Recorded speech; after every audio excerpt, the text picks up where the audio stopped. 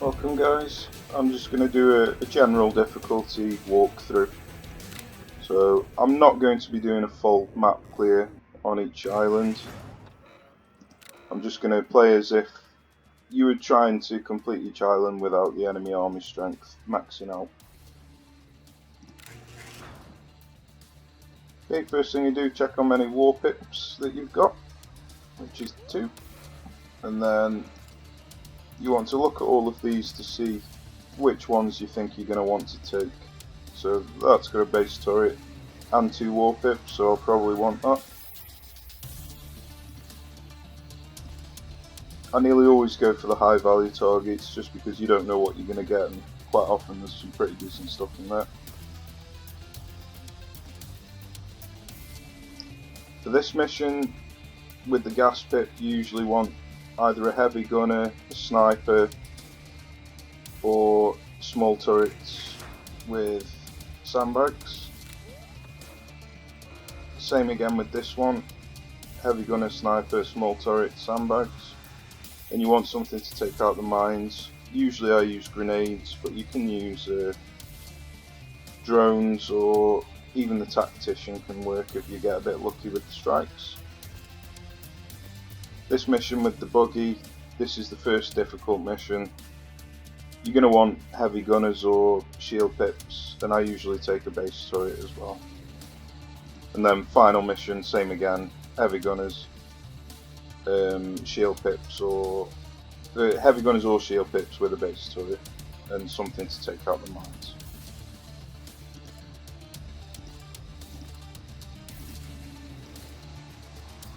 Okay, so I think I'm going to go there, there.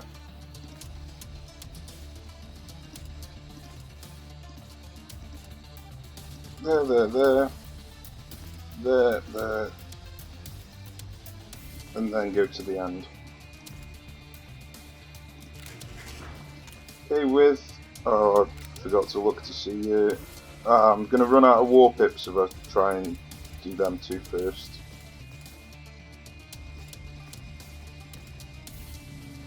So, you could try and use these instead, or possibly even a tactician with a pipsqueak, so I'll try that.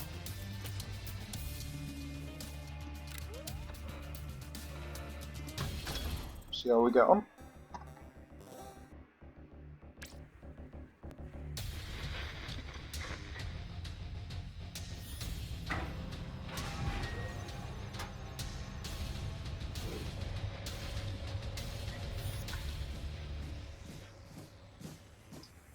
So when you're using pipsqueaks, obviously you want to max out your veterancy first, but because you get 3 charges, I always make sure I've got 3 slots that I can use.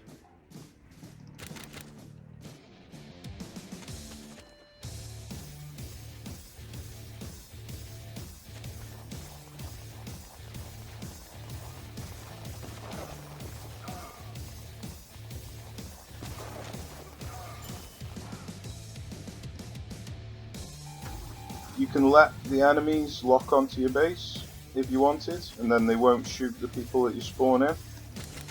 So if you're starting to get overwhelmed, that is a good thing that you can do.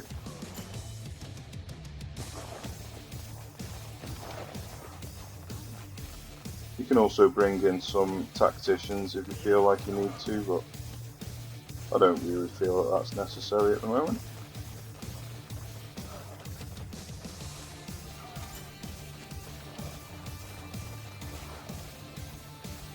You know, because there's quite a few here, I'm going to let them all shoot my base first before I bring in the next group. Okay, I missed one unfortunately. Now I'm going to bring in some tacticians just to try and ease the flow a bit.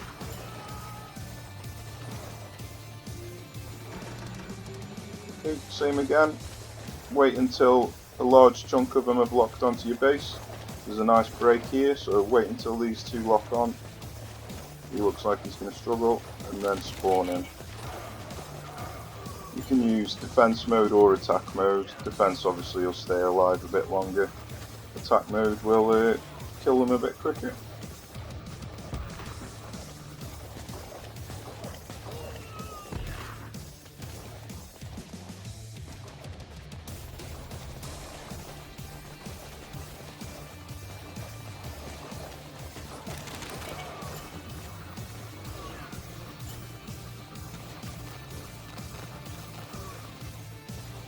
Here we've managed to break out of the base. We're getting close to max veterancy. It doesn't matter if you lose some base health because we don't have the airstrikes anymore to worry about.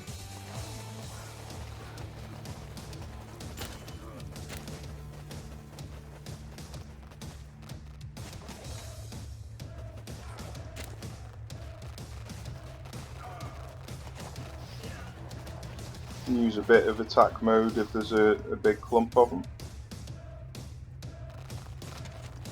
I would usually try and save the attack and defense mode for when you get close to the enemy base though.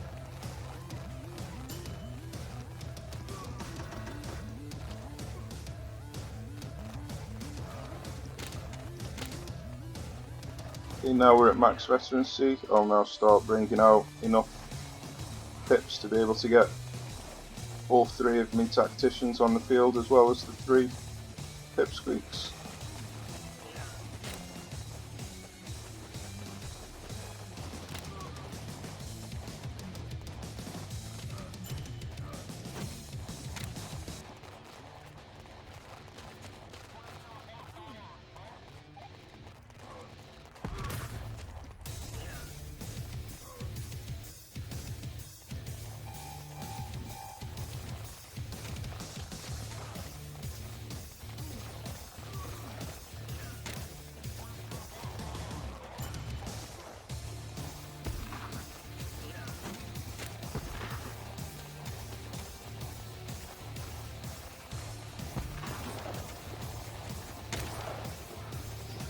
Now that I've got full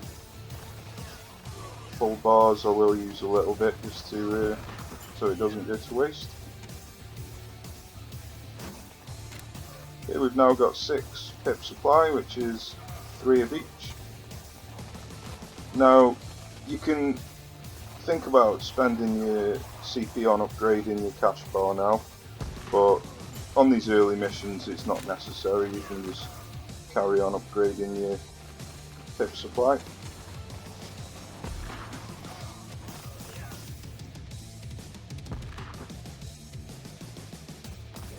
And then once you start shooting the enemy base, I usually hold down defense mode, so any units spawning in are going to have a difficult time killing you.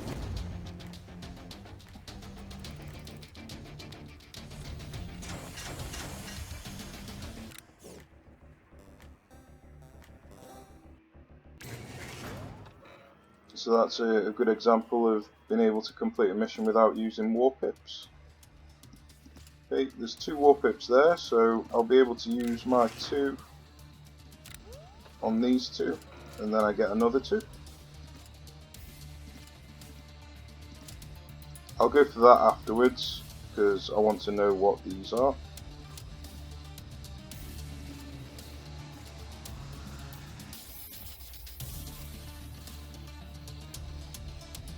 Or I might do that one and that one to guarantee another 2 Warpips. We'll see how we get on.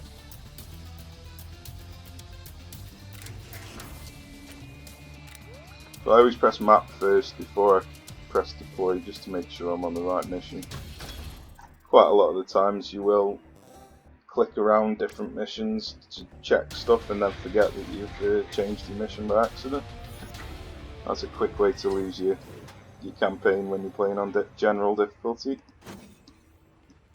Okay, now I'm only using Warpips. I will focus just on pip supply, not on veterancy, because the veterancy doesn't really help much, where getting extra Warpips on the field helps a lot. First thing I do is trade out an emergency supply so I get a bit of extra cash.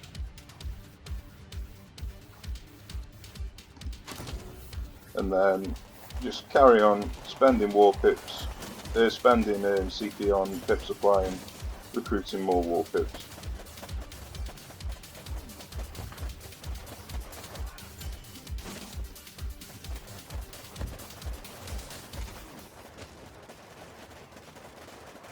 once you start to run out of cash, you can save up your CP to spend on veterancy if you wanted, or you can just spend it on cash if you wanted to get more and more Warpips out. It's up to you really.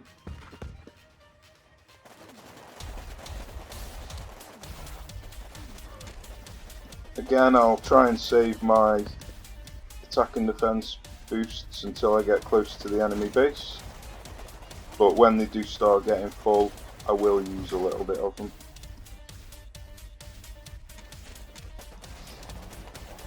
Especially if there's a large clump of enemies like there.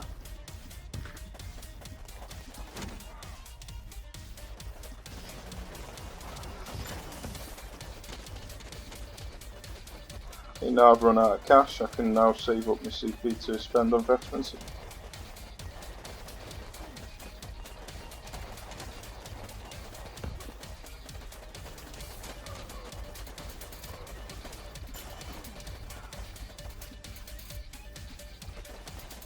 The good thing with spending your money, your CP on supply first, is you can trade out that supply for emergency cash if things go wrong.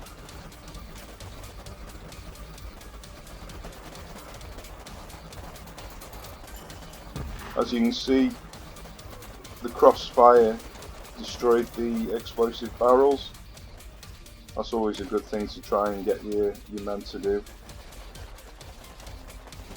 Again, this explosive barrel's about to go, but that's not really important.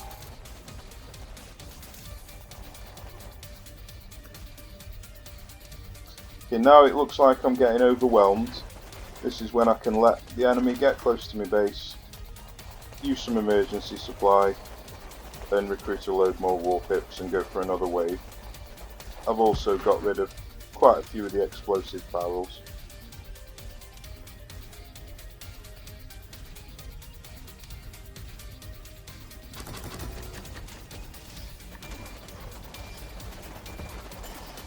You can use your attack mode now to kill them really quickly.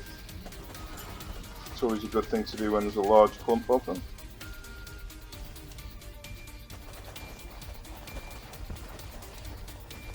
Okay, now there's an explosive barrel there. I might use defense mode, although I am standing next to one as well, so I probably won't bother.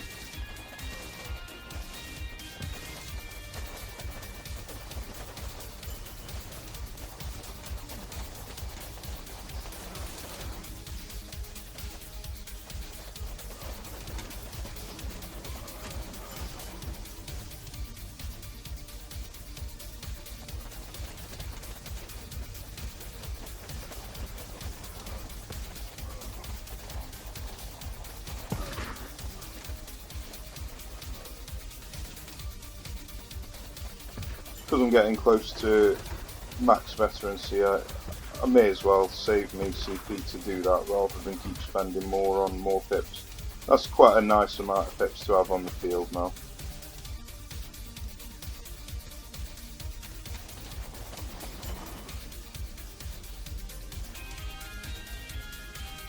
And then when the first pip starts to shoot the enemy base is when I hold down defense mode.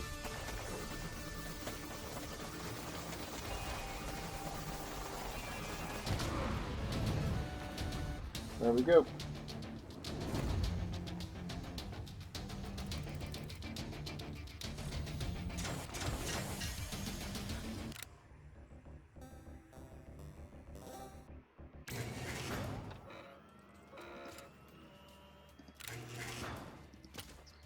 This mission can be quite difficult.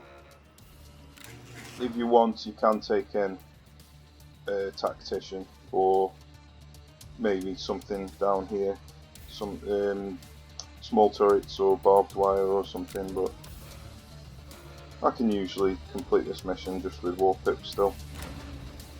Okay, in terms of Warbucks and what you spend it on in the upgrades, there's two different ways people go. If you're going to go for full island clearances, you're going to have a lot of Warbucks. You may as well spend it on barracks. But if you're going to be completing the game or attempting to complete the game without maxing this out, you're going to have quite you're not going to have many war books to spend at all, really. And so I try and prioritise specific things that you know you're going to need at the end of the game. At the end of the game, these are not important at all, really. They can be if you're still using Warpips, but most of the time at the end of the game you're going to be using vehicles and support weaponry. So I will usually, when I'm not doing full map clearances, go for recruitment centre first, taking this base water cooling base upgrade as well, so that's really good. And then I will usually take one academy and then start working on the vehicle upgrades, and then potentially go into these engineering upgrades as well. You can also, if you wanted, take these 2 arms dealer upgrades in the second island to try and buy some pretty decent equipment ready for the final mission. The final mission's a lot easier if you have the right equipment. So first thing I do, recruitment centre. Get this when I know I'm going to be using the base turrets, and then switch over to academy, vehicle bay, or the arms dealer. Like I say, if you're doing full map clearances, you will go for the barracks first. Okay, off we go.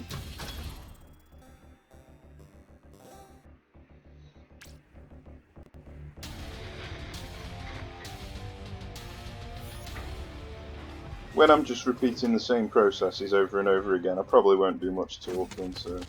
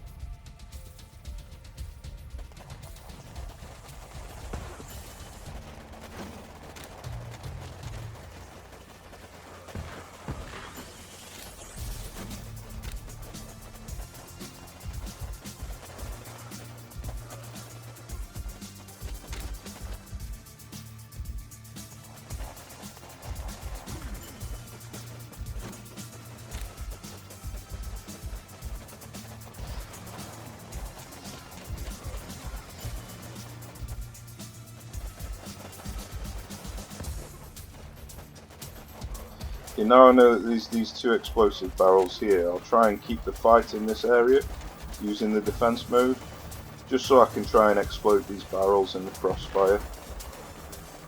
There we go.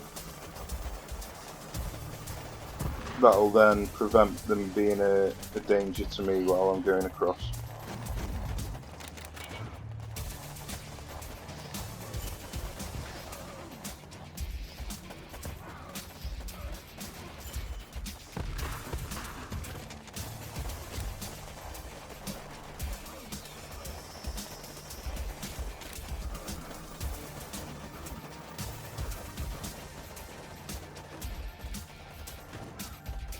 Okay, I'm getting to the point now where I'm about to get overrun. I've run out of cash a little bit. So now I'll just let them advance to my base. All of the explosive barrels are now out of the way. I can use some emergency supply like I did on the last mission and send out a big pump again.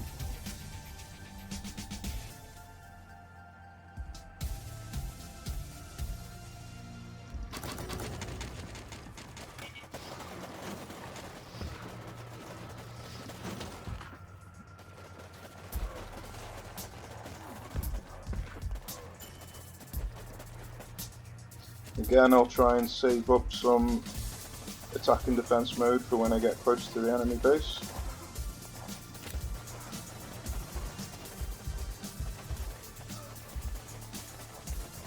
maybe use a little bit when there's a big clump.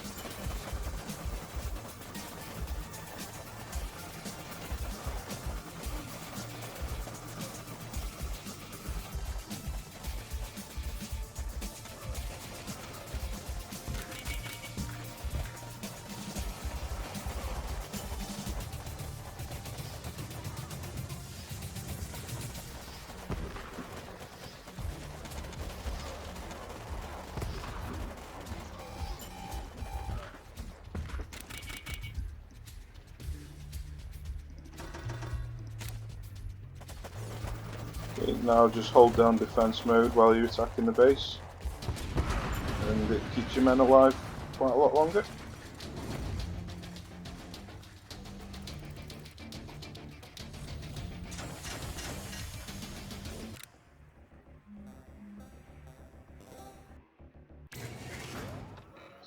Okay, so as I mentioned before, I could go to here to get the 2 Warpips, because I've got 2 Warpips, or I could risk taking this to see what it gives me. Now, depending on what I've got, I've only got 1 base turret. I'm going to be using that on this mission. None of these give any base turrets, which is a shame. I've got quite a few of these.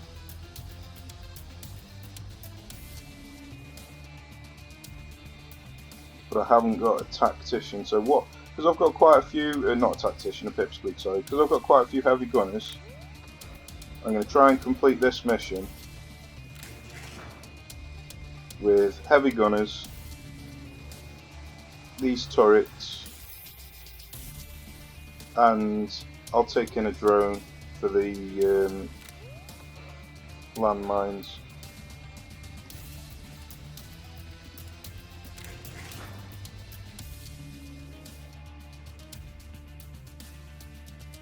Might take in the tactician as well, actually.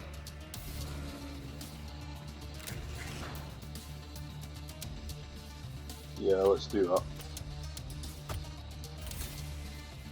I think I'll just use the tactician for the landmines. See what map it is. As you can see there, I'd accidentally selected the wrong one again, so it's always good to go on the map. So it's only got 1 bridge, so the tactician will be able to destroy them mines quite easily. So that's what I'm going to try with this mission. I've not quite got enough to unlock my first recruitment centre. I've completely forgotten to check this. So I always buy base turrets on this when I see them. I've completely forgot to check it until now. Even if it costs Warbucks, I will still buy base turrets because they're really, really useful. During the game they don't cost any cash, so you can build up a lot of cash, makes a lot of missions a lot easier when you've got a base turret along with it. Same rule applies for pipsqueaks. If you take pipsqueaks, it makes life a lot easier.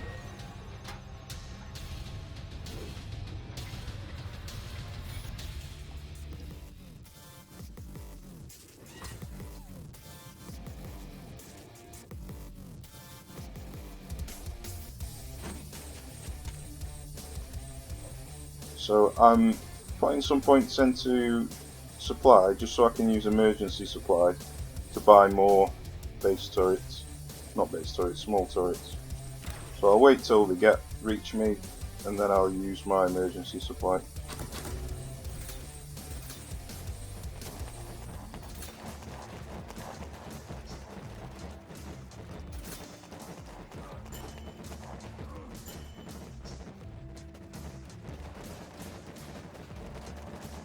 Okay, the next thing I want to do is bring out a tactician to try and explode some of these mines.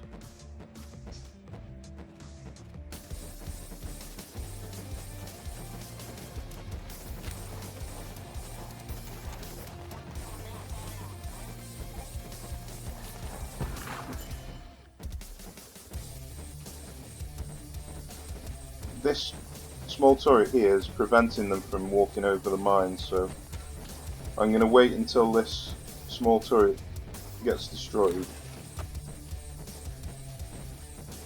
and then use tacticians to get rid of these mines.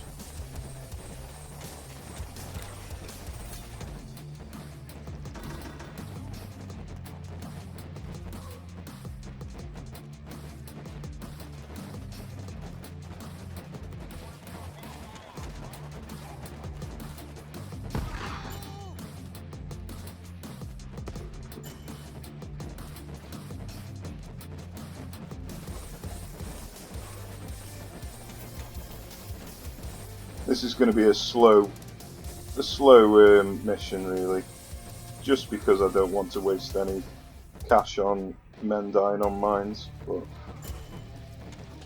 it's the most efficient way to do it.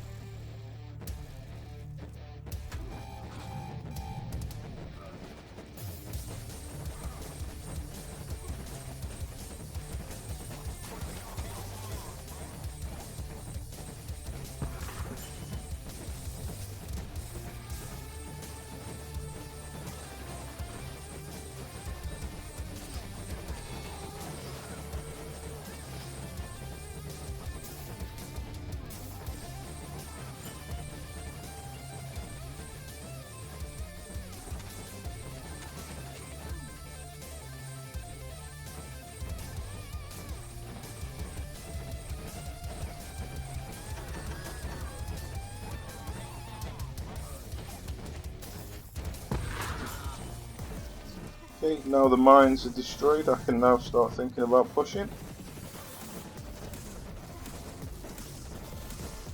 So I'll carry on with my turret advance. Turrets are really good. I know a lot of people say that they're crap, but they're really not, they're amazing. You can even use the attack and defense mode with them to make them even better.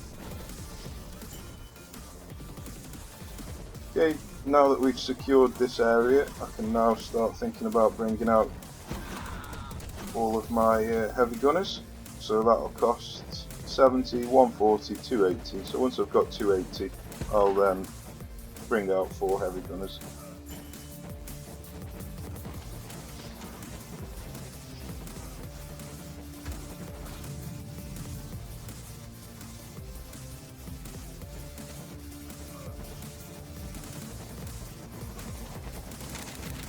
Okay. So now I will save my money to put some turrets down on the other side of the map.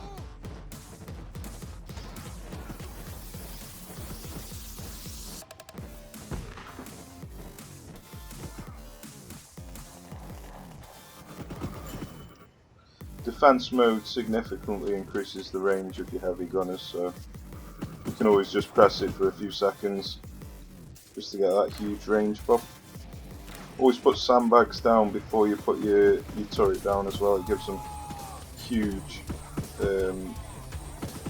meat shield type thing.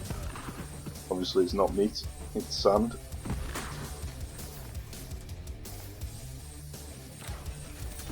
Okay, I can now, if I wanted, spend some money on these, spend some CP, sorry, on these.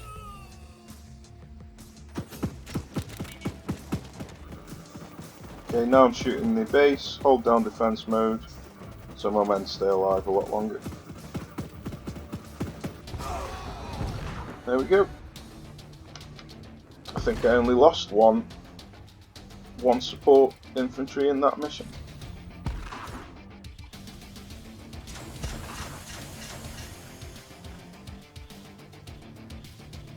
Okay, lots of snipers. I don't really use snipers that much, so that's not great for me, but gunfire rockets is great. A couple of heavy gunners is good.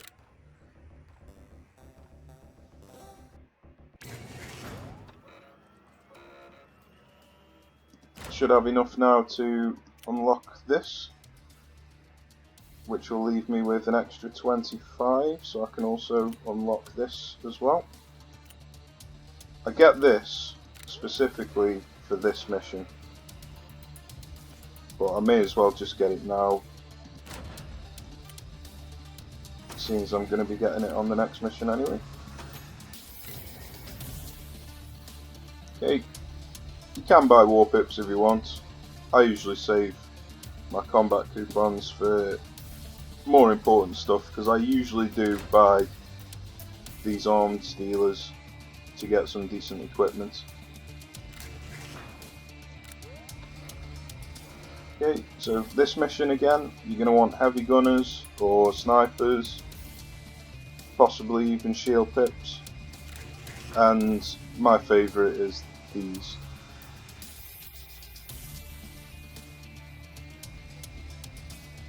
Okay, so because I've got a lot of snipers, I might take in a sniper. You still need something to destroy the enemy base with though, so you're going to need either a Warpip or a heavy gunner. I think I'll take a Warpip, take these two, and then it's a toss up between these. I'll take the sniper because I don't really use them on many missions, so I may as well use it here. This is good to use for the heavy gunner and also the shield pips, so I won't use this on this mission. Okay, make sure I'm on the right mission. Off we go. I'm going to do the same thing as last mission, spend my emergency, or use my emergency supply on my pips so I can get a load of base turrets or small turrets down.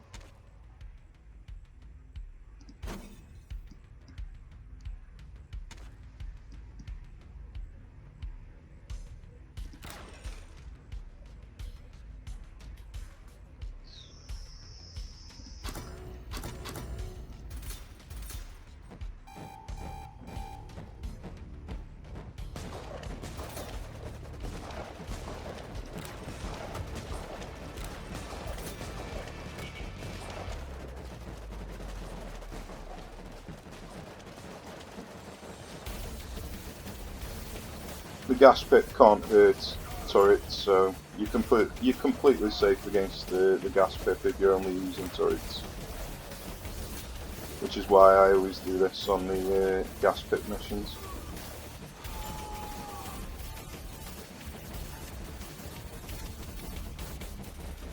You can use attack mode just to increase your accuracy.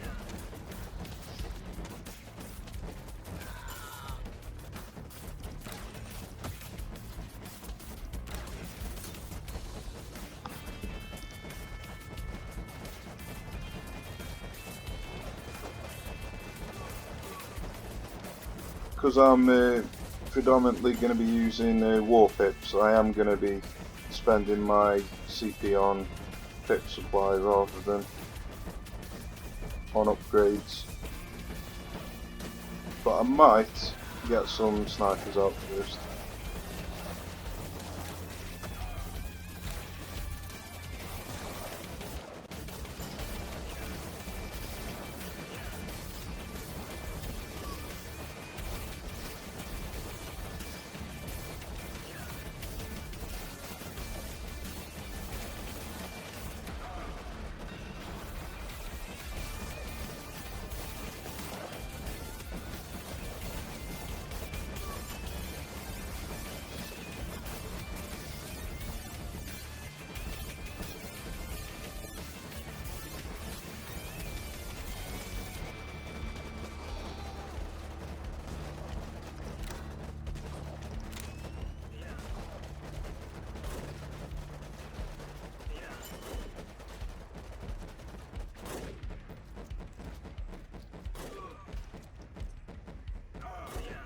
I never put these turrets down unless I can put a sandbag in front.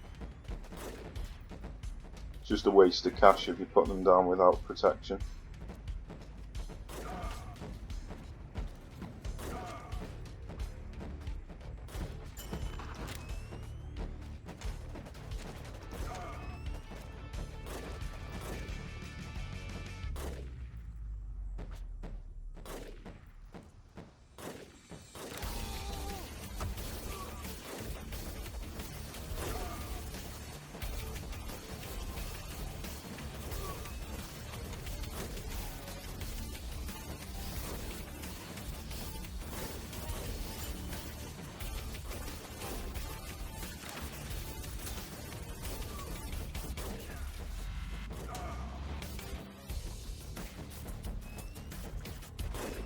Now, just to speed things up, I'm going to upgrade my cash button, get some cash out. It's not a bad idea to do that, because it always gives you a bit of security for if things go wrong. Getting 150 for each CP is really good. Okay, now I can start thinking about pushing across. I might wait until I've done this, and then possibly even this far as well. It'll be a lot easier.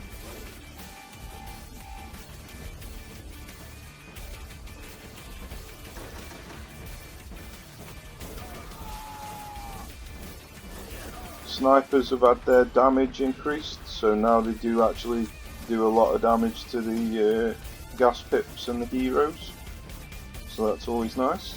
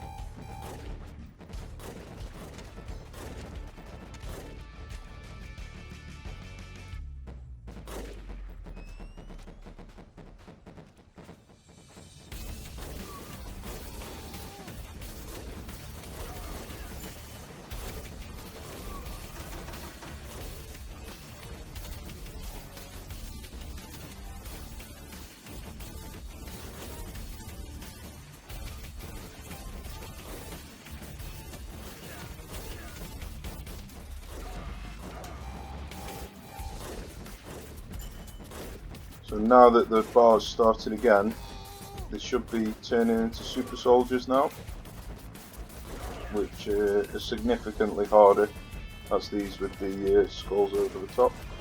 The worst part about them is they get a range increase.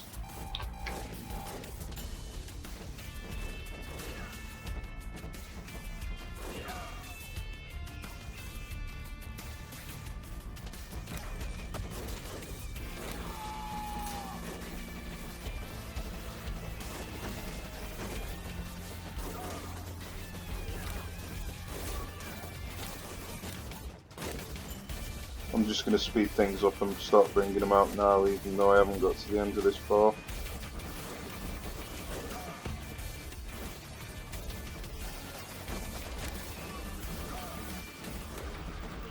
Using defense mode increases the range of the snipers as well, so it's always a good thing to use if your snipers aren't keeping up with you.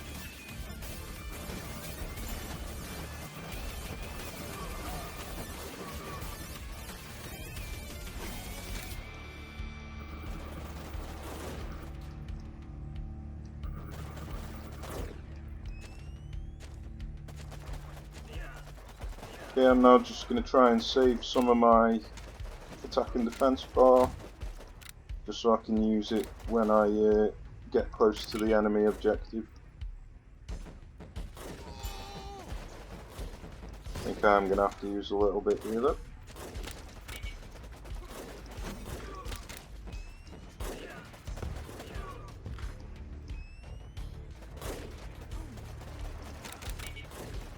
Can be quite tough getting past this bridge because there's no cover on it, so sometimes you will need to use some attack bar just to get past the bridge, which is what I'm going to do now.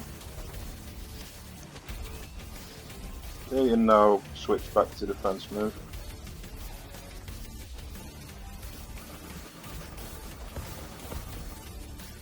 Wait until your first guy shoots the objective, and then you can hold down defense mode indefinitely there.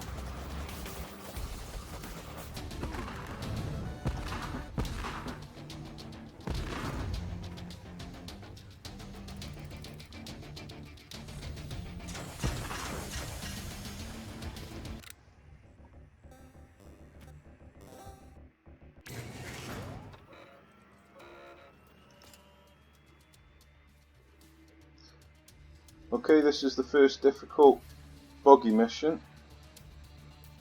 So like I said before, you're going to want to take the base turret with this upgraded. You could also take this as well if you wanted, just to give that extra range. It's not completely necessary, but it's not a bad idea. Check the arms dealer, see if there's any base turrets, which there aren't. Okay, check that I'm on the right map, which I am.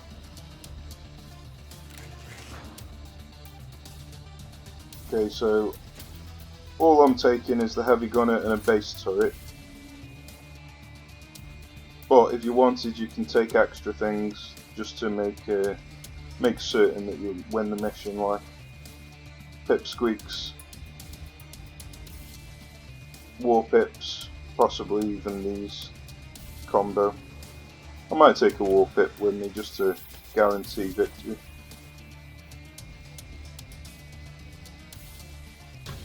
And this is going to be the first example of how to use the base turret properly.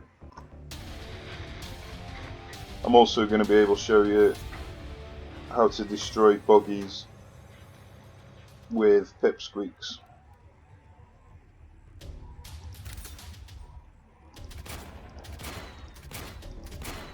If you can shoot these explosive barrels, then I recommend trying, but you don't want to waste your heat on these really.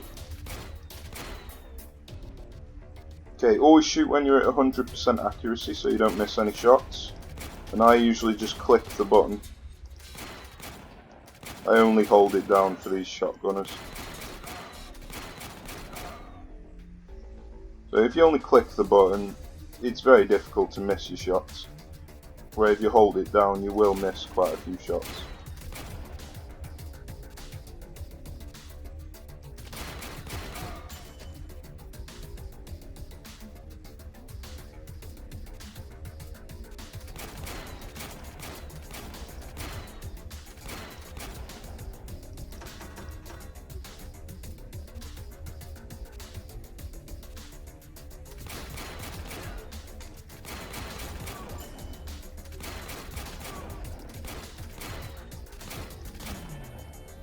Shotgunners take 4 shots, most other infantry take 2.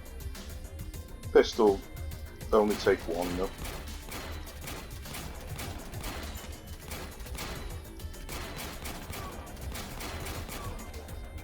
Okay, now you can see a buggy coming in. I'll be able to show you how the pipsqueaks can kill them without getting shot in return. Wait until the buggies target the base, and then they lock onto it and they won't shoot your pipsqueaks. It's a bad example that they spawned right in the line of fire, but if they weren't in the line of fire then they wouldn't have been targeted. Okay, I always try and kill the snipers with your base turret. They do the most damage and they're easy to kill.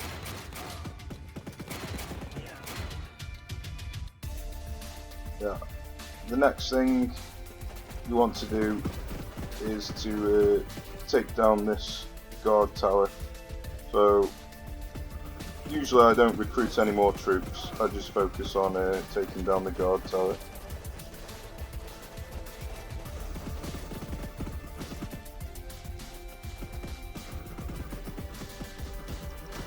You can use Q and E for these, so that's Q, that's E.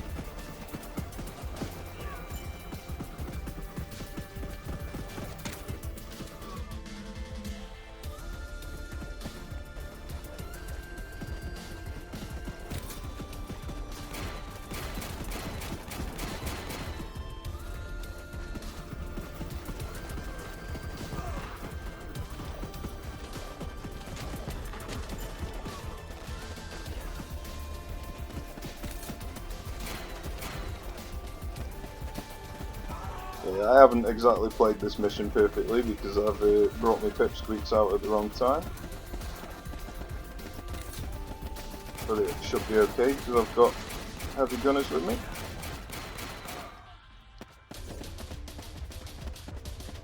Okay, because there's a big clump of them, I'm going to wait till they all target my base before I spawn in my guys. And then they won't shoot the men that are spawning in then.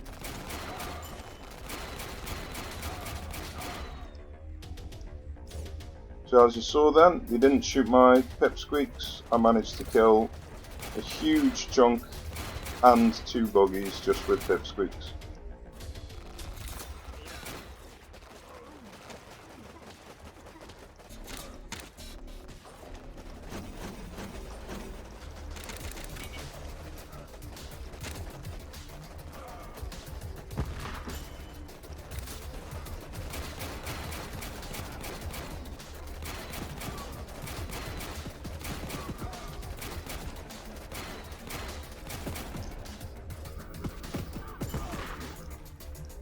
Unfortunately, one of my heavy gunners died to that explosion there.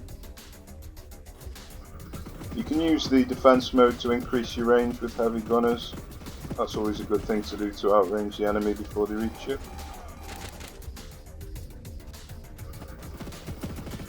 It also makes them survive a lot longer under heavy fire like the buggies.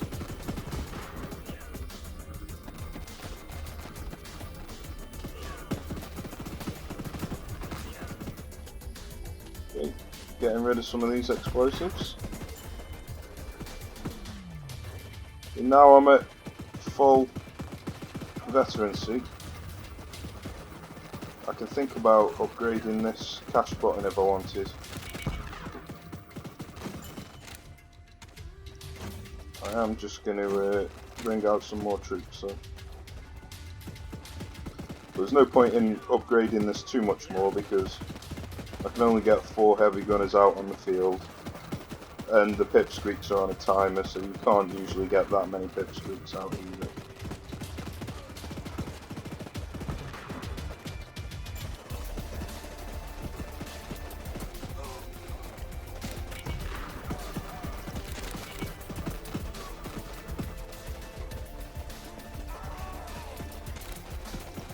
Okay, when I reach this green part of the bar is when things are going to get a lot easier.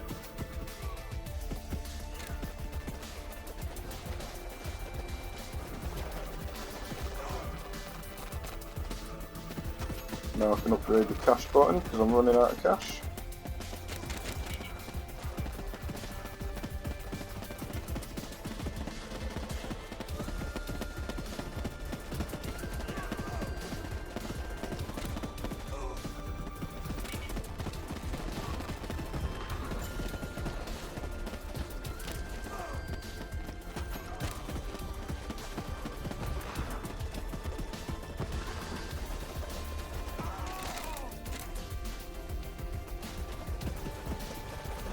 What I could do now is let all of these lock onto my base if I wanted.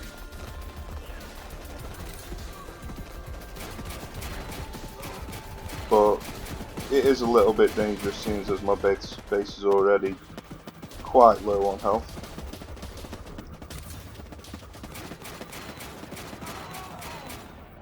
But I am going to let the buggies lock on.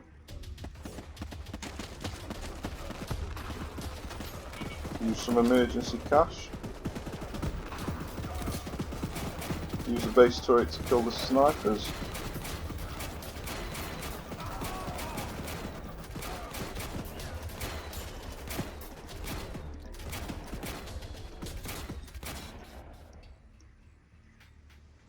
Okay, now that we've reached the green part of the bar, we're now able to try and push the enemy to the end.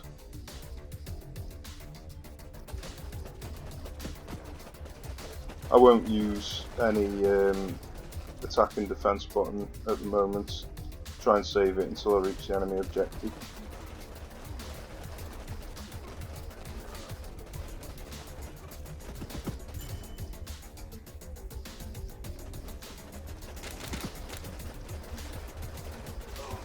Well, unfortunately, I'm kind of forced into it because my heavy gunners aren't surviving.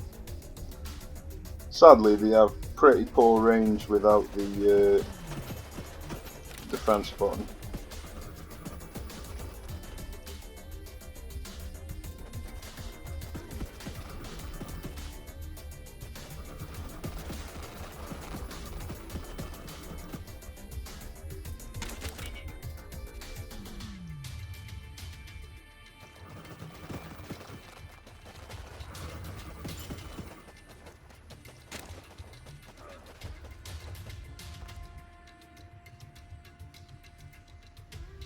Wait until the first guy shoots the base and then hold down defense. I might let these catch up actually.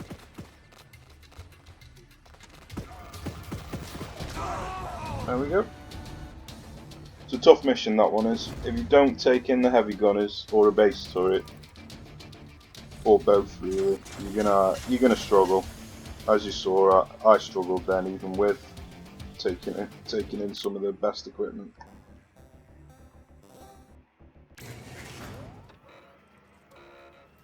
Okay, so now it's possible to just go to the final mission and just get to the next island, but you might want to just use the last little bit of your bar before you reach super soldiers. So I think that's what I'll do. I'll probably be able to get 2 more missions out of this. So have a little look to see what the best rewards are. I like Dumbfire, Heavy Gunner, got some sandbags there to protect these turrets, and a hidden item, so I reckon that's going to be one of them. Another turret, Heavy Gunner, a couple of tacticians, that'll probably be the other. So yeah, them two are the 2 missions that I'm going to complete before I move on. Check my arms dealer, see if there's any base turrets, which there aren't. Okay, I now carry on spending my warbucks on recruitment centre, ready for the second island. Make sure I'm on the right mission. As this enemy strength bar fills up, the enemy do get stronger. So although this is the worst part once it reaches max with super soldiers, they still do get stronger as this fills up. So this mission might be a bit more difficult than if you took it as your 3rd mission. So normally on the 3rd mission you can just use Warpips, but because we're quite far through to the island, you might want to take something additional to it. Because they've got these, tacticians are pretty good at taking these out, also heavy gunners.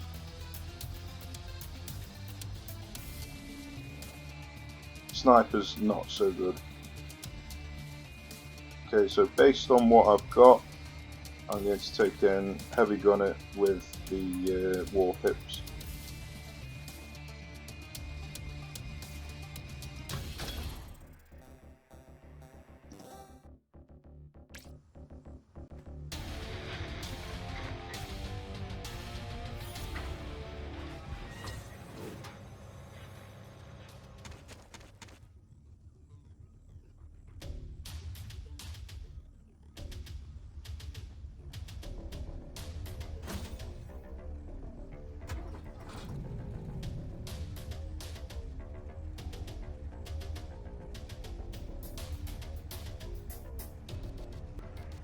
I'm going to actually let all these lock onto my base, just so they're not shooting me, just to get that little bit of extra, less damage taken to my men basically. So let them all shoot your base so they're locked on, and then they won't shoot your men. Just saves a little bit of cash. So the next thing I want to do is take out this turret, of course. Now, you can outrange a turret, the guard tower I should say, if you use defense mode, so I think that's what I'm going to try and do. Wait until I've got enough defense mode to try and kill it.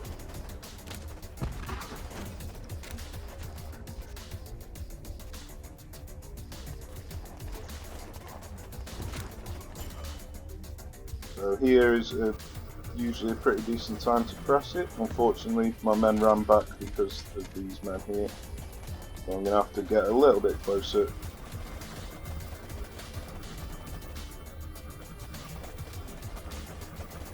This is just simply to take out the guard tower without taking any extra casualties. There's a chance I might not have needed to take the heavy gunner in with me on this mission.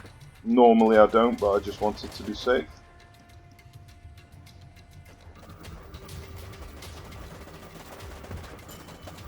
Okay, I'm using defense mode here because I want to try and get this explosive barrel in my crossfire, just so I can get it out of the way.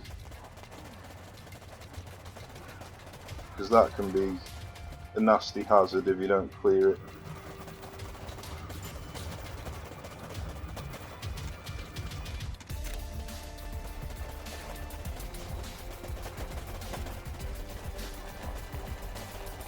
Okay, it looks like I've managed to get rid of that one. This one's not quite so bad, but if we can get it destroyed then that's not a bad thing.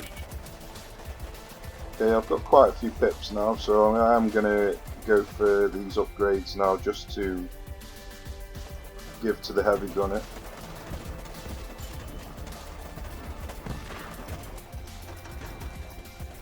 And then I'm going to start recruiting some heavy gunners now instead of the Warpips. As you can see, it looks like I might not have even needed to even bring the heavy gunner with me. But when you've only got one life, it is better to be safe than sorry.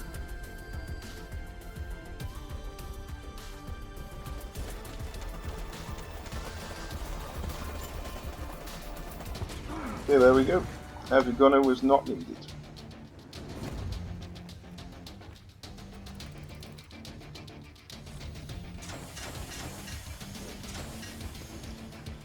Not particularly great, an oil barrel, but it might get used, it might be useful at some point.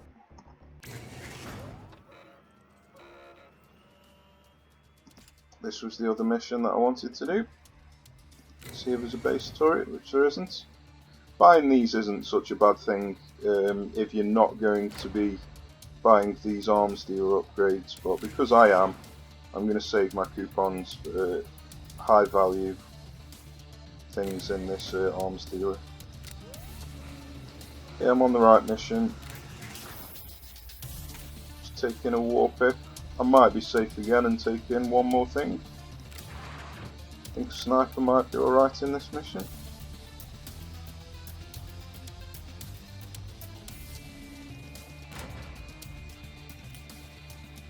To be honest, I don't even think I need it. I'm going to take the risk.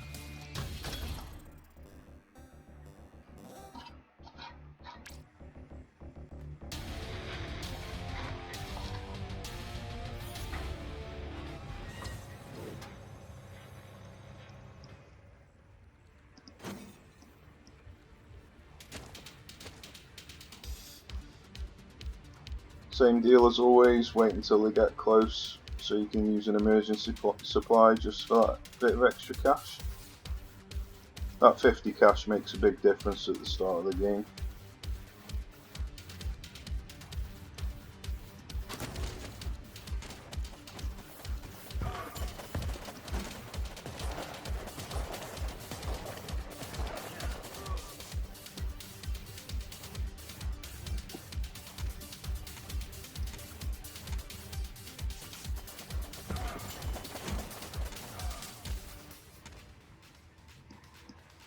As you can see, there's quite a lot more troops because I've waited until towards the end of the island to play this mission.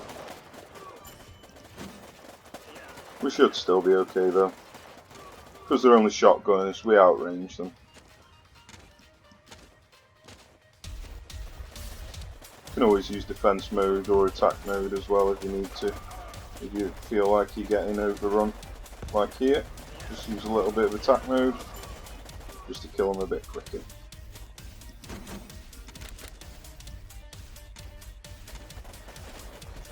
Okay, I've managed to get this in my crossfire, which is good. I didn't need to waste any defense mode on it.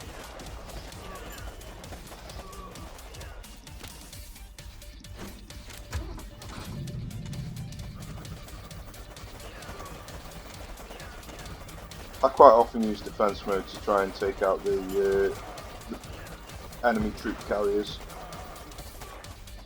Just gives your men such huge range boosts that you can kill them from much further away. It's especially good when they're trying to retreat away from you.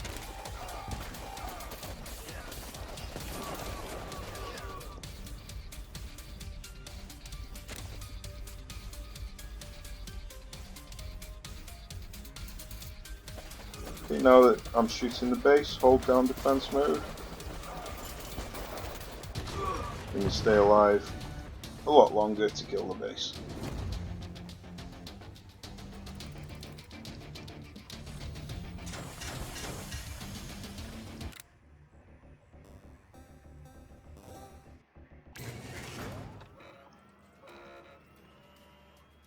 Okay, now that it's almost filled, you can now go on to the final mission to complete it without being into what I call skull mode. You can take this if you want now, but it's not entirely necessary.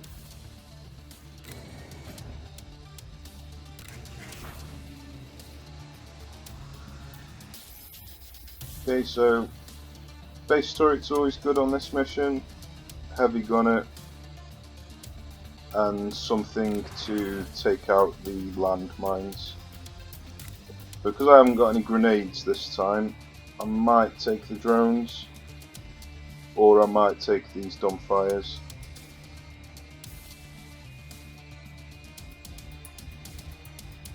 I think I'm going to go for the drones. Well, it's always good to save a drone for if you're doing a howitzer mission, so I'm going to take the dumbfires. Also, you can just try and use these tacticians. It's not a bad idea. I might take them as well. Okay, so it's mainly going to be the heavy gunner completing this mission. I'm going to take in some tacticians to support the heavy gunner. And I think that should be enough. Dogs are always good to take out the heroes, but there's only one hero on this mission, so it's a bit of a waste taking in dogs just for this. You'll be able to kill them with the heavy gunner. And also if they are walking over the mines when you detonate a mine, that's also another good way to kill the heroes. I'm going to take this in for the heavy gunners, and I think that should be enough.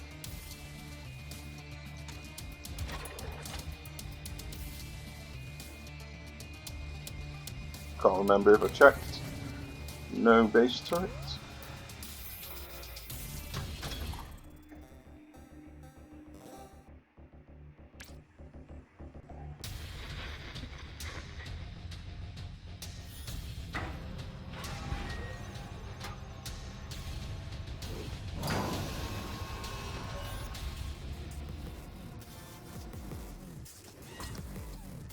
Okay, first thing I want to do is try and take out some of these mines.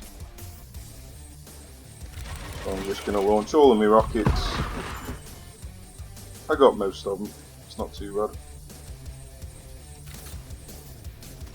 The range on the base turret would have been good to take out these explosive barrels.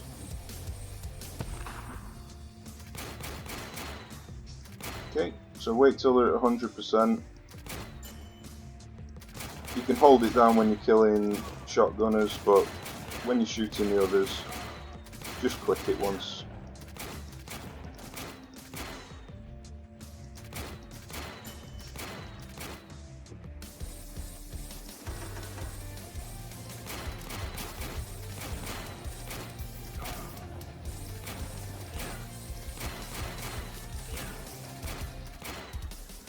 Main thing is try not to miss any shots. That's the most important thing with the ace turret.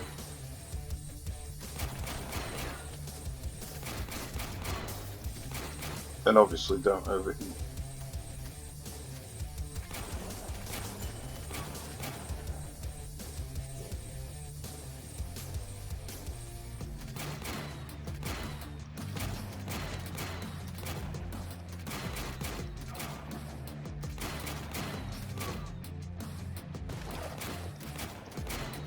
Okay, so now I'm getting overwhelmed a little bit. I can now deploy some of my troops. Heroes out, so try and get the hero. That's unfortunate.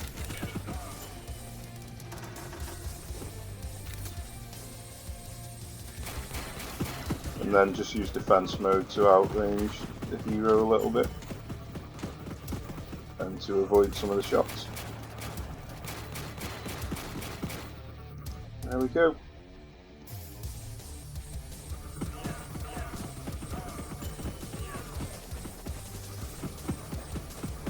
Okay, because I'm using high expensive troops on this, I might upgrade my cash button early. I've only got 7 pip slots required as well for these because I haven't taken any war pips. So the cash button's not a bad one to do. I'm going to use the health just to keep them alive a bit longer.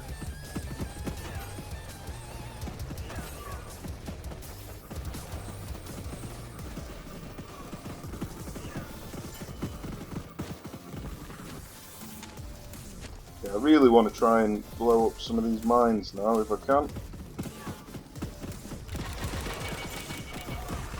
That was unfortunate, but there we go. See if I can get a tactician out to get them. Doesn't look like I'm going to. This is another good reason that using the cash button's a good idea for if things go wrong, like you don't destroy the mines. You can end up wasting a lot of cash having your men walk over them.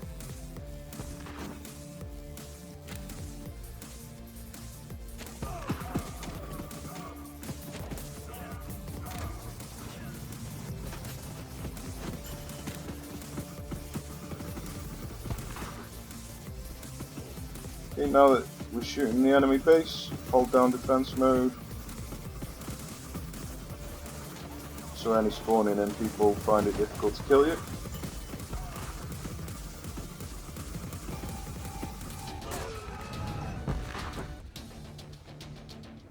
First island complete.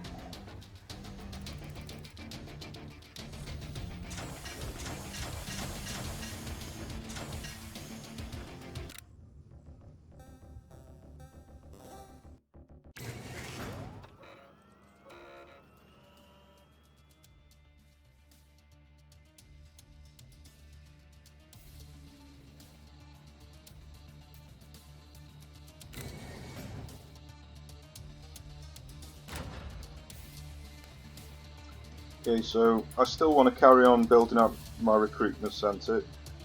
Now this is for on the missions when you get rushed down by buggies and jeeps. You're going to want to have enough pip supply so you can use emergency cash for if things go wrong. Also means that you don't have to spend your CP on unlocking these at the beginning of the game, so you can focus on getting your veterancy up instead of wasting it on unlocking pip supply. So that's the other main reason that I go for this first. So what I'll do is I'll get all of these and then I'm going to unlock the arms dealer next so I can get some decent equipment.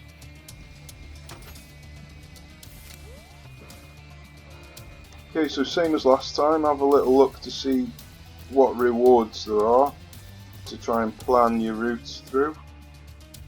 That's a nice one there. Unfortunately these two are not so great.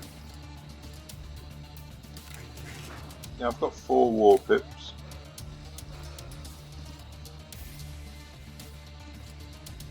Obviously LRV is really nice, small turret and something there. Pumas are not the best, but they are really good on howitzer missions because the howitzer can't shoot them. If you only deploy one unit, the howitzer doesn't shoot at all. So to take on howitzer missions, if you take a Puma as well as some turrets, the howitzer just doesn't shoot at all.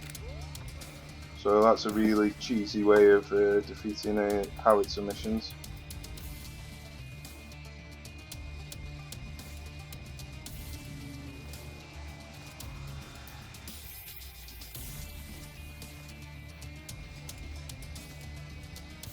Okay, so I think I'm going to go there, there, and then I will do that and possibly come back and do that, and I might even go for this one as well. So I might actually engage the skulls for this one just so I can get the extra rewards. That's what I recommend on Island 2. It does make the second island boss a little bit harder in skull mode, but it's worth it for these extra resources.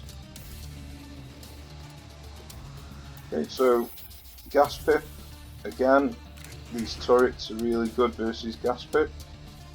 Sniper's really good, and heavy gun is really good, so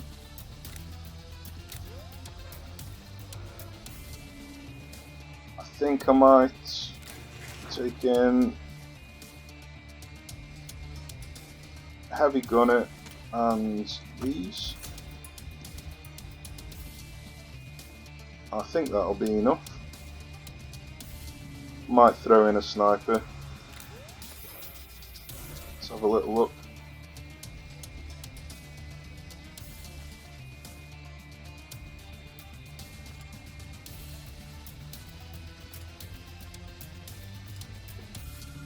I'm not going to be using the sniper on any of these missions.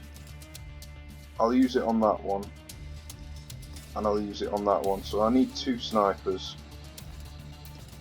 I've got 5, so I may as well bring one in on this mission. Make sure I've got the right mission selected, which I have. Base turret, no. Off we go.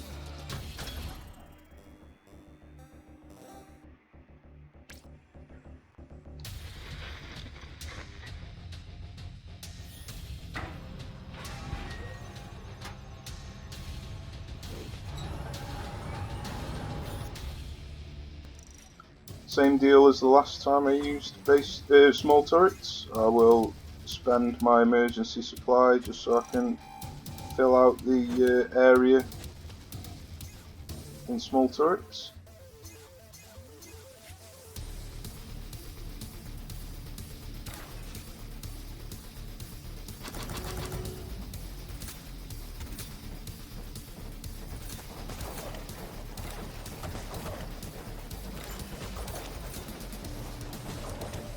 And then, although I've used all of my pips, it means that I'm not wasting any cash on anything, so you get these back. Every 2 minutes you get one of these back, so not that big a deal. If you look at this bar, it's a good way to try and time where you want to do your push, so that's where I'm going to try and do my push. So I've got loads of time to get these slots back before I reach that bar. During this time I can unlock my sniper and just get some snipers out for a bit of extra support.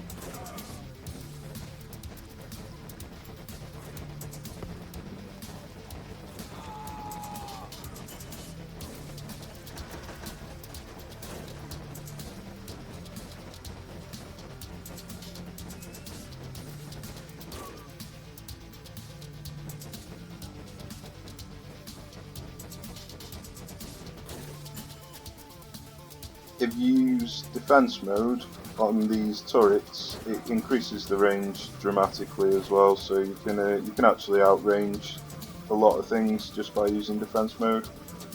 It's a bit of a waste, but I'm going to be spending a lot of time on this mission where I'm not doing anything, so I may as well use this defense mode for something.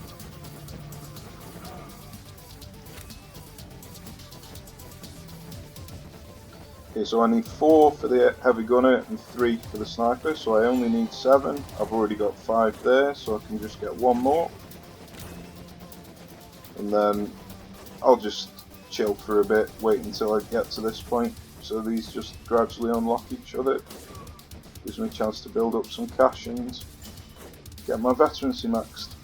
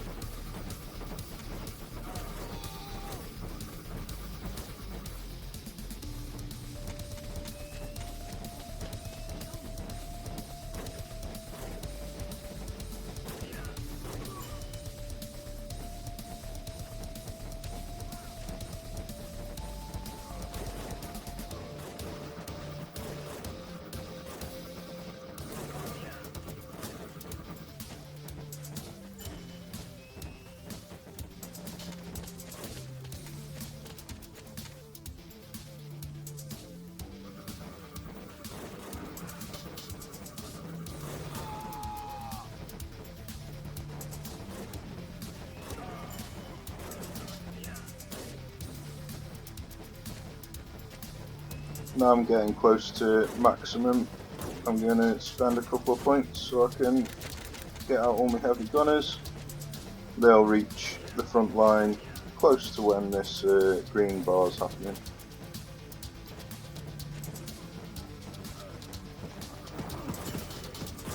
Use defense mode just to get rid of this gas pip, increase your range.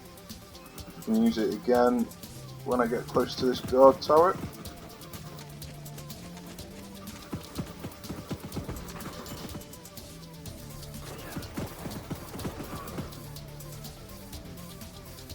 Defense mode's really important for these heavy gunners. They have got terrible range without it. You only need to click it for a second though to get that extra range.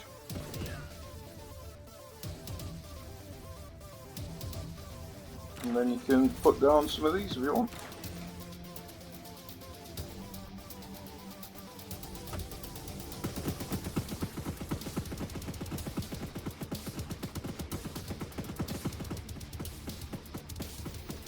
Hold down defense mode. There we go. I'm not sure if I lost a single troop or small turret during that. I know it's a bit boring, but if you want to be efficient, then that's the way to go.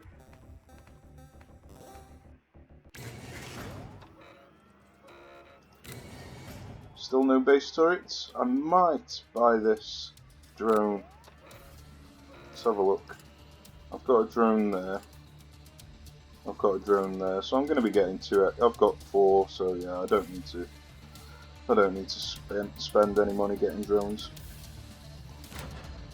Again, I'm going to wait until I've got this, and then go into arms dealer. Okay, I'm going to do similar thing as last mission.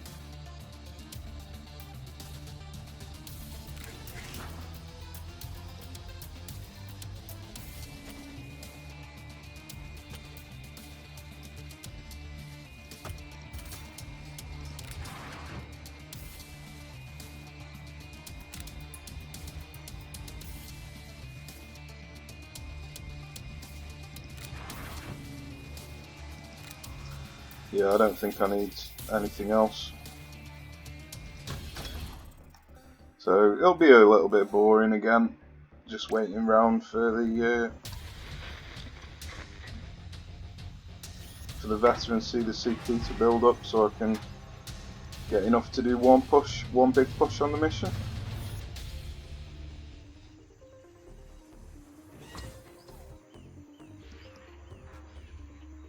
Okay, so I can only actually get 3 down on this mission. And there's an explosive barrel there, so it's not the best for the small turret, this map isn't. I probably only need to use 2 emergency supply.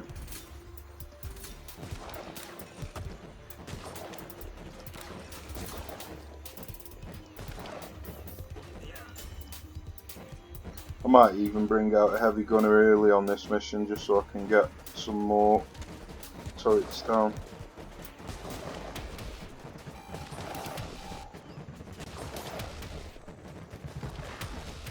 There's the explosive barrel I was talking about.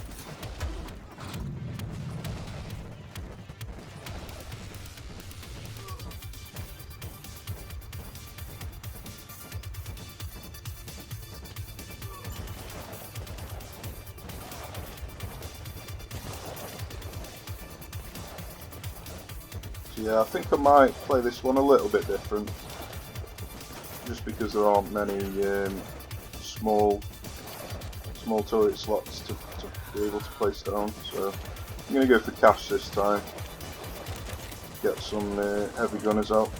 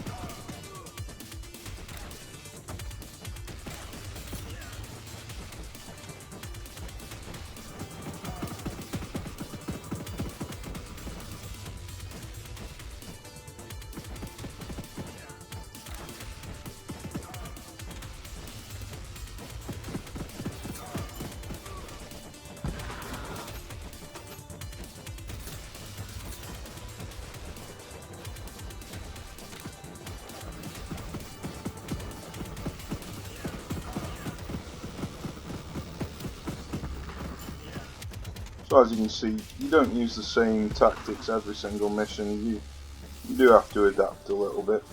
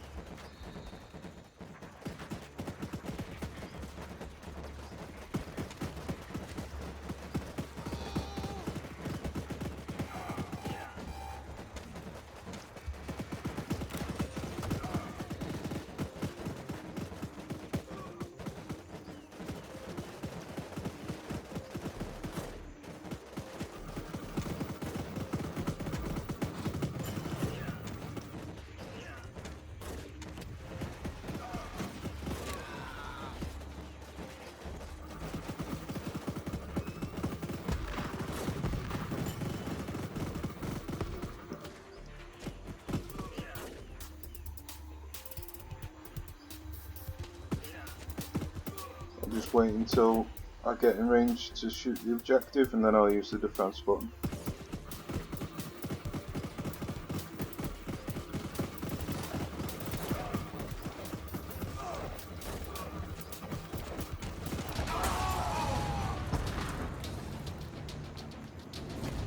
Well, at least it made that mission go a bit quicker anyway. Even if I did lose a few more men.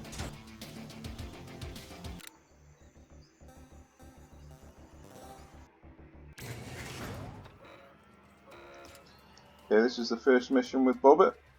Can be quite difficult if he catches you off guard or if you're not equipped properly, but it can be quite easy as long as you take in dogs, and heavy gun is pretty good against him. I've never actually tried the sniper against him since the sniper's been buffed, so I might even try and use a sniper against him in this mission. So these two again.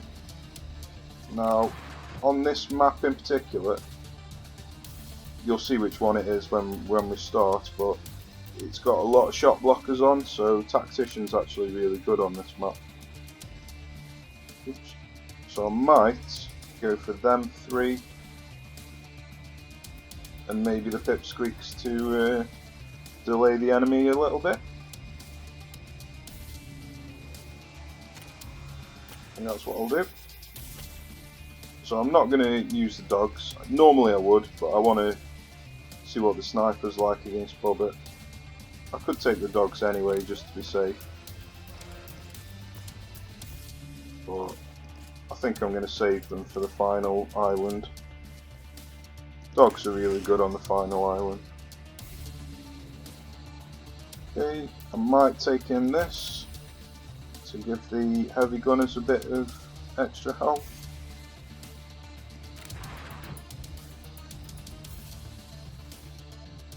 Grooves can be quite tough to deal with, but I think the heavy gunners will be okay. I don't think anything else is really necessary. I don't think many come out on this mission. If I do get overrun, you can just wait until it targets your base, and then once it starts shooting your base, deploy your men then, and it won't shoot you. Okay, off we go.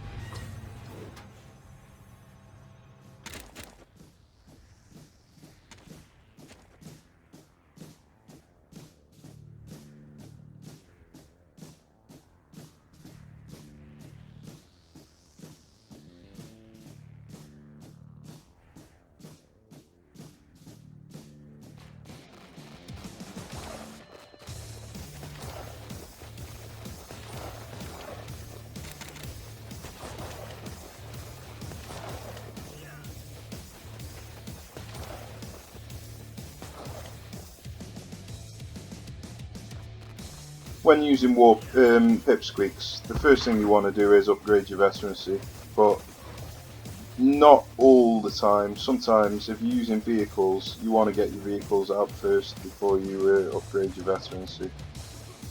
So you don't always follow the same rules every single time. So like here, with this vehicle, there are a lot of shot blockers, so I am going to bring in a tactician just to get round some of these shot blockers.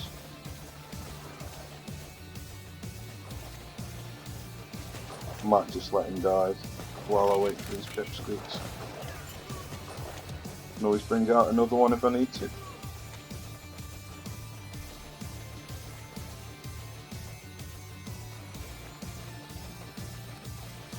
can be a real pain, this mission can, with all these vehicles.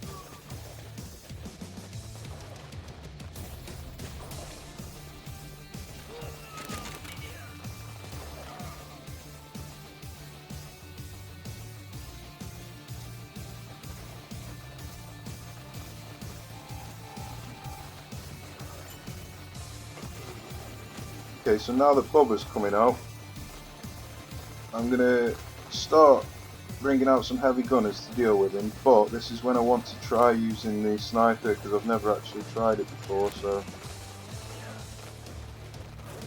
I'll get one sniper and a few heavy gunners.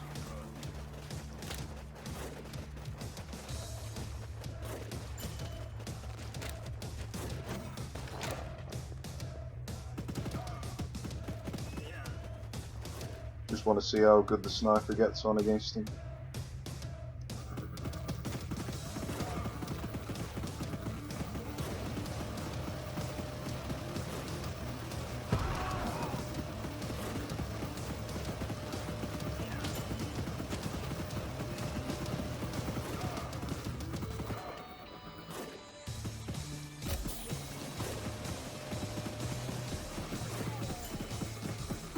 So sniper is pretty decent against him, because them heavy gunners were just shooting this vehicle. So again on this mission, like the tactician, because all of these shot blockers, the snipers ignore shot blockers, so tactician and sniper are good choices on this particular map.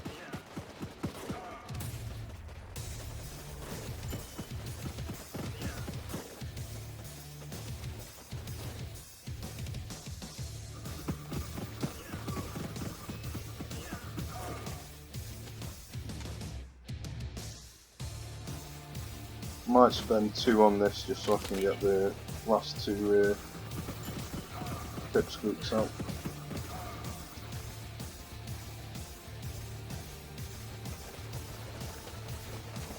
Looks like we had a Jeep that was stuck earlier.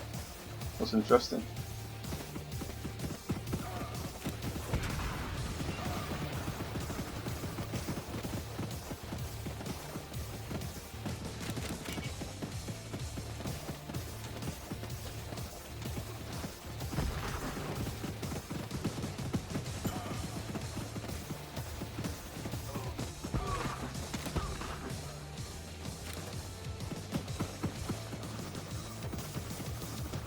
Looks like one of them explosions took out my sniper.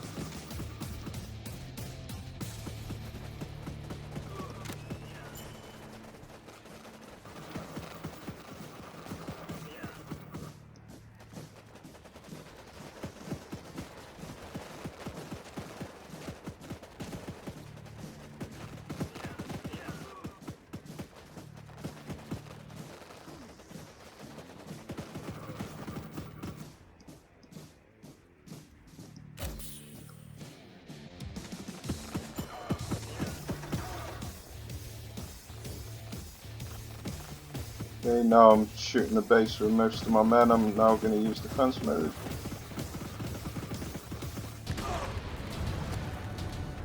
go. That was probably a bit easier than it normally would have been because I think the grooves got stuck early on in the mission.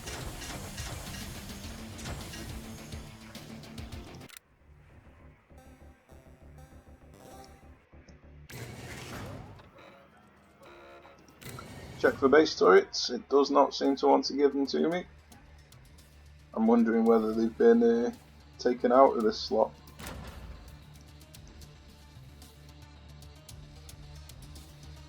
I still want to get this before I go on to my arms dealer. I could just go straight into arms dealer now, but I like to have that maxed out.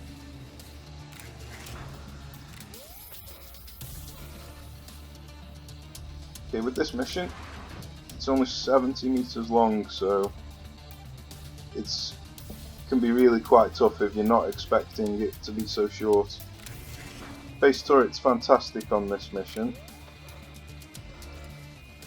but I want to use the base turret for these two high value targets, so I'm going to try and complete this mission without the base turret. Shield pip is particularly good.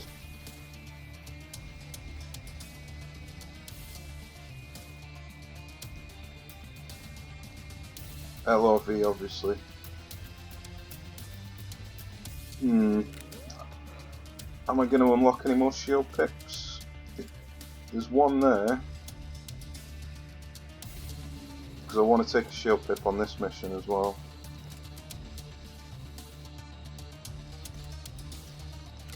Yeah, I'll try and do it without the base turret. That should be enough, I think.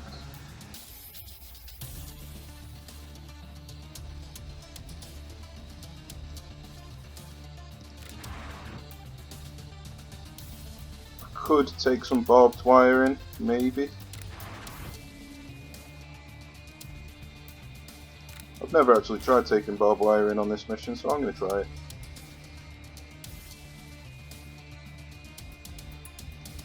See how we get on.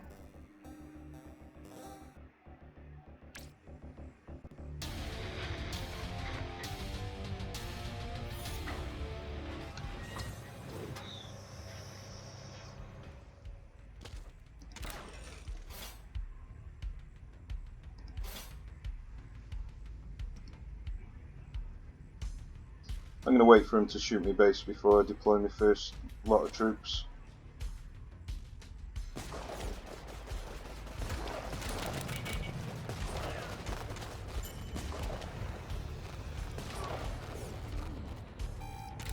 Bring out a shield pip.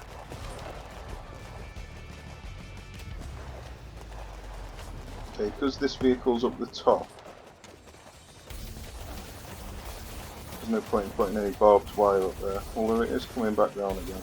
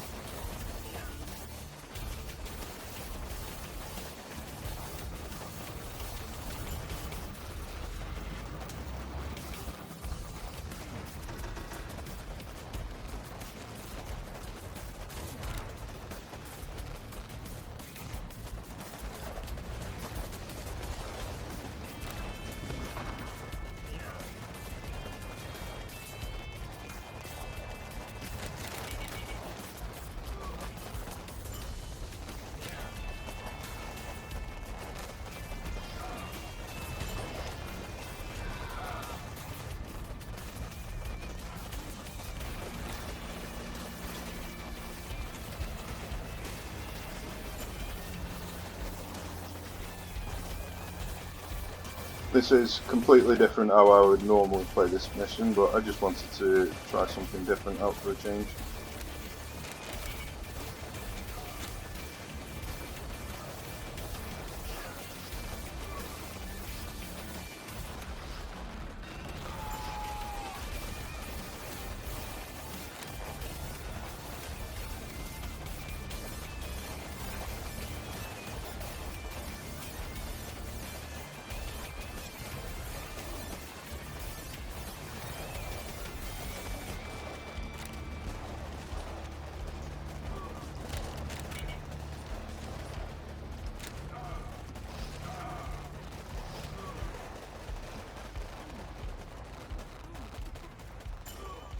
Tactician would have been lovely on this mission, but unfortunately I didn't have any. Usually I have tons of tacticians, but you just haven't seemed to be dropping quite as much.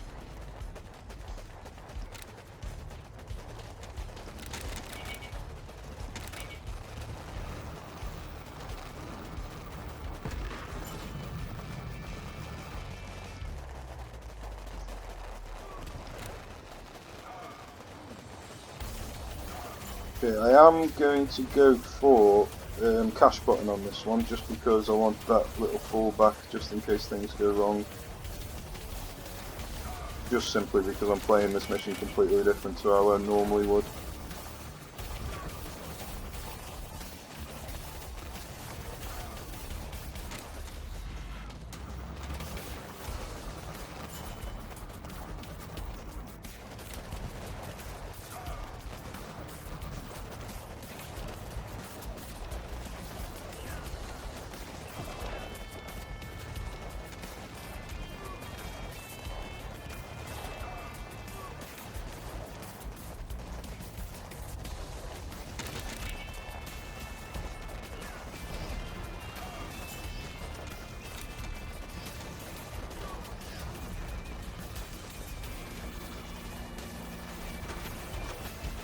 When I'm upgrading my cash button, I always leave one medal left just in case I need to actually buy one.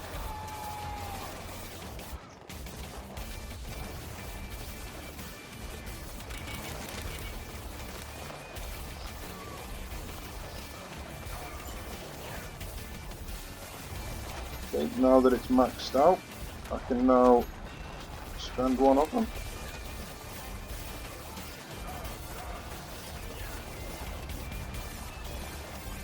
And then I can start spending some points on pip supply.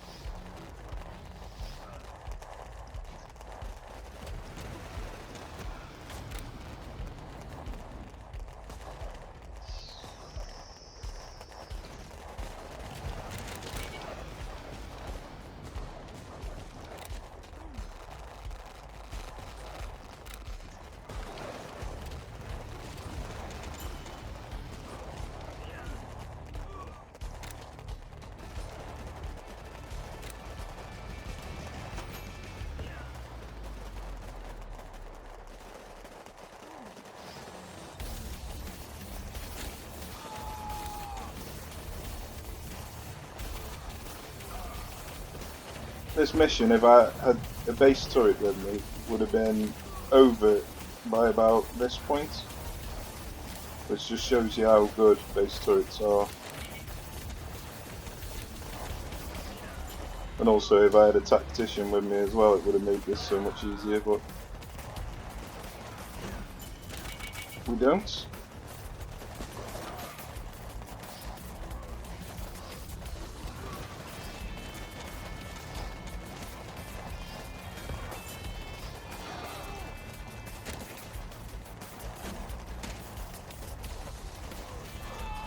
Without shield pips, I'm not sure if this would have been possible. This tactic.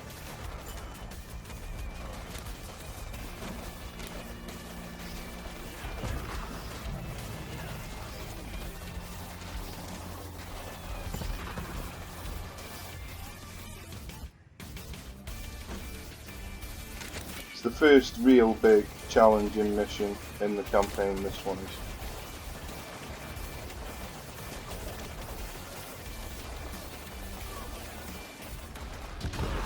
So there we go, even with the wrong equipment it's still possible to win.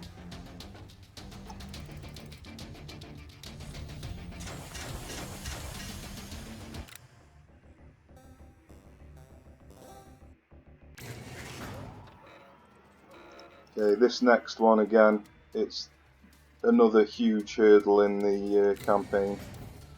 Well, I've finally got a base turret I can buy. That would have been useful in the last mission.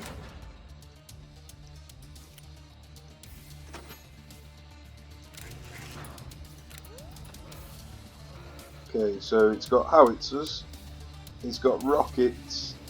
Them two combined are just awful. One on their own's bad enough, but combined it's awful. Jeeps can be really bad, and RPG. So this mission is really tough. So what I'm going to try is using these combo with the Puma, what I was talking about earlier. So I'm going to take some drones along with me anyway, but I'm going to try not to use them on the howitzer and see how I get on. So I'll take some pipsqueaks just to delay them a little bit, and then I'll try and use this tactic.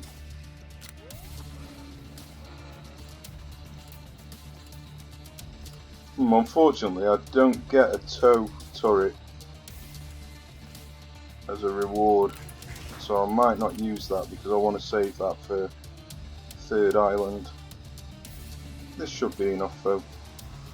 Might take a warpip just in case I need it. I have got a lot of them.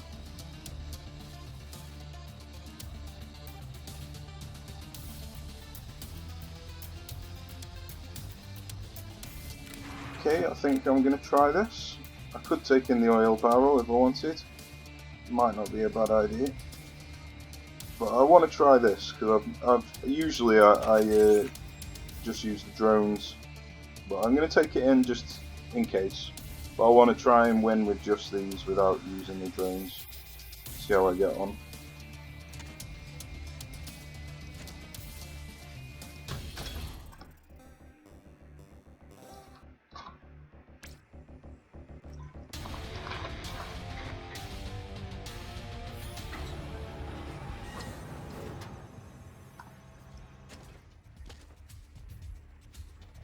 So the first thing you want to do is unlock your Puma. I'm going to try and take this out with the Puma. So I need 3 slots for the Puma, so I can use 3 loads of emergency cash.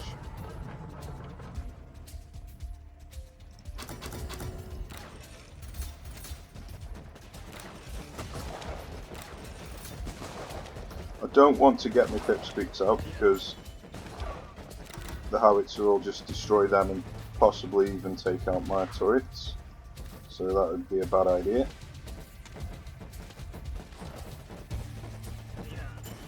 But with just a Puma, the howitzer doesn't shoot and it doesn't count these turrets as enemies, so it just won't shoot at all.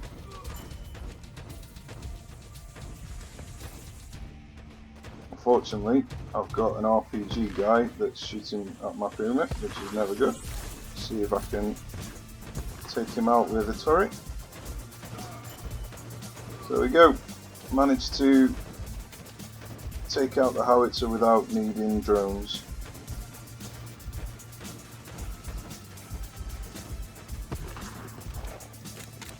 Now that howitzer is down, I can now take out some pipsqueaks.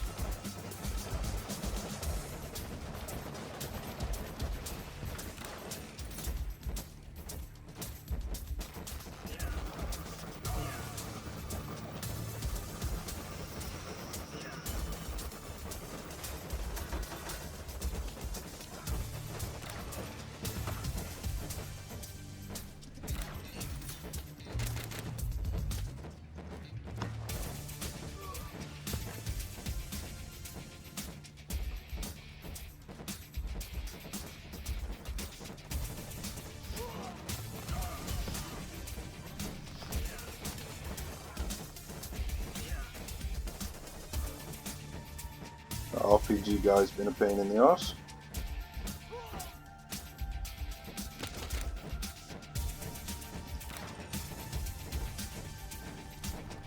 Really, I want this explosive barrel destroyed. See if I can get it in the crossfire.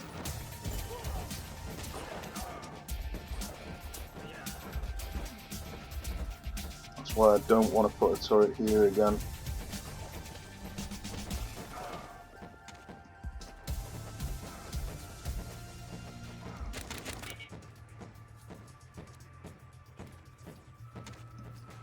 Might use some drones now. I only wanted to not use them just to show how taking out a howitzer is not so difficult without drones, as long as you take in turrets and a pyramid.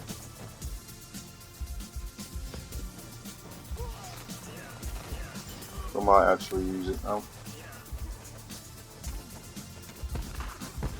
That's unfortunate, timed it just wrong.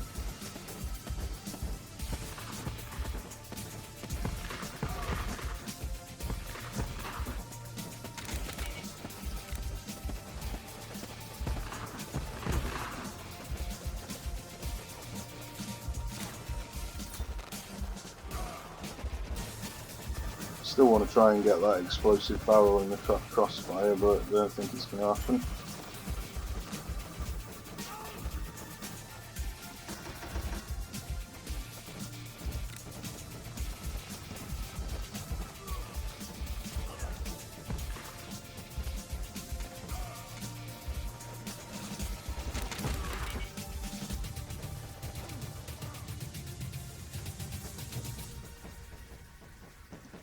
Might use these just to take out this turret.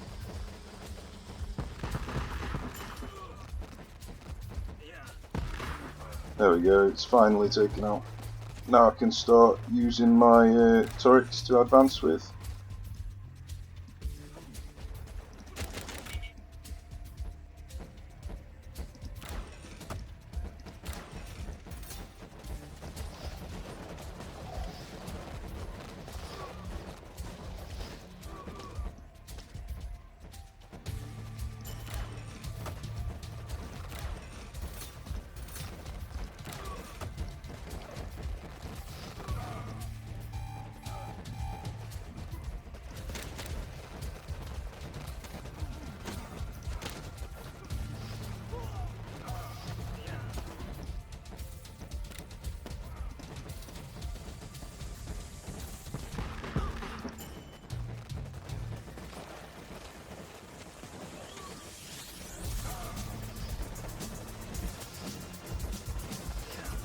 Now I might just save my CPs to use for the cash button, just in case I need them.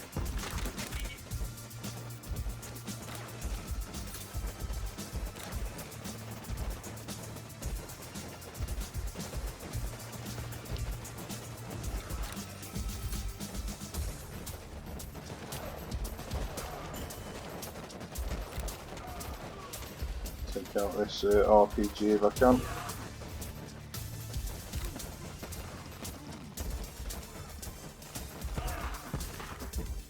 I thought I sent 3 then, but clearly I didn't. That's unfortunate. Just can't seem to get him.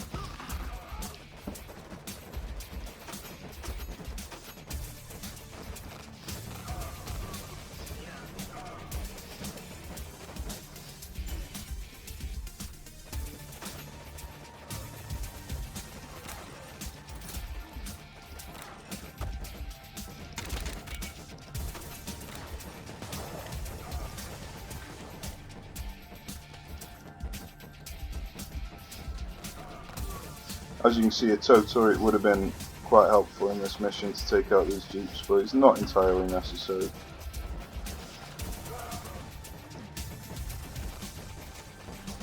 Might start bringing my own Pumas out now.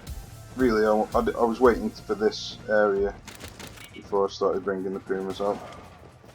Okay, so I'm going to need 3, 6 for the Pumas, 2 more for the 3 pipsqueaks.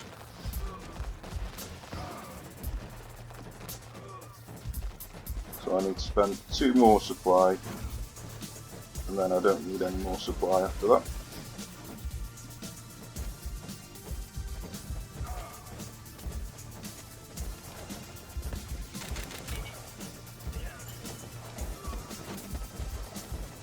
There we go, time to bring the Pumas out. That's unfortunate, bad timing.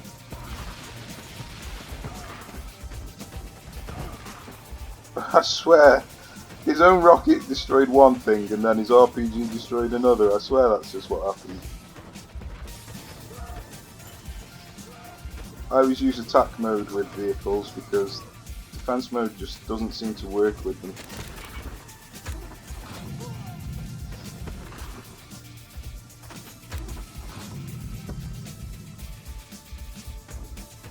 It's alright if you're just using one vehicle and you're using defense mode just to give it that bit of extra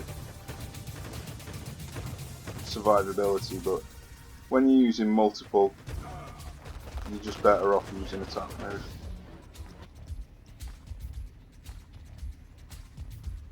Apart from like here when you're shooting the base, now is actually a decent time to use defense mode, same as always.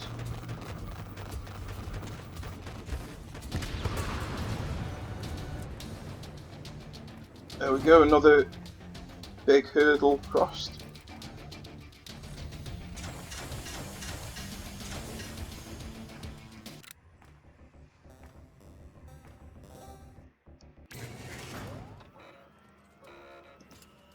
This mission's not quite as difficult as the previous two.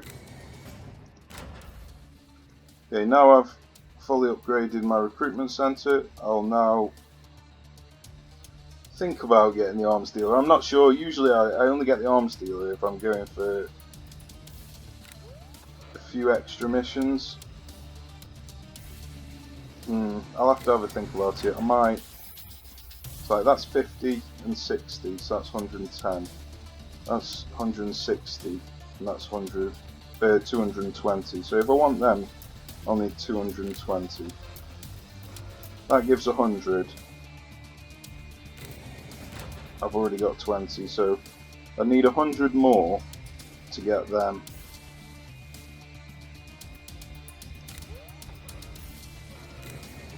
Yeah, tough decision. I might just get the arms dealer on Island 3 this time.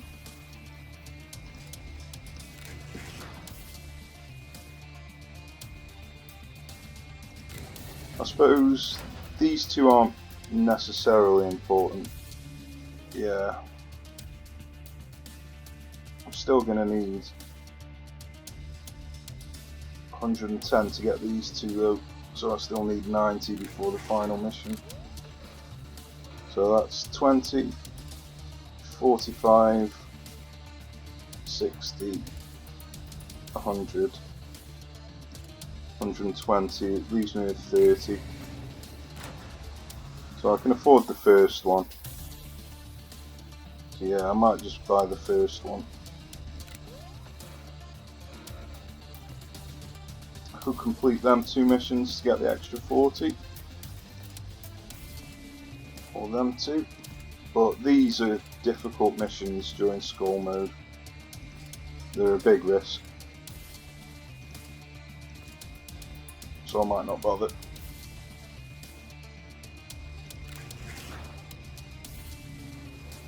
Okay, for this mission, you don't really need that much. That should be enough really. And then something to take out the mines.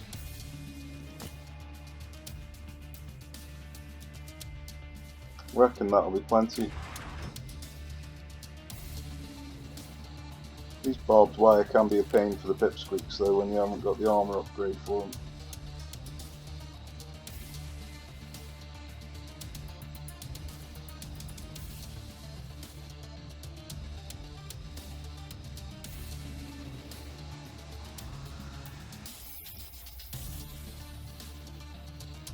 I think that should be enough.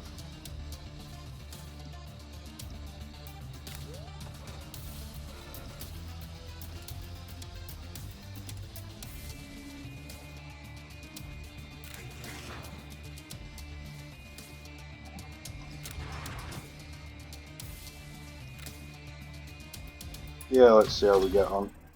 What's the worst that can happen?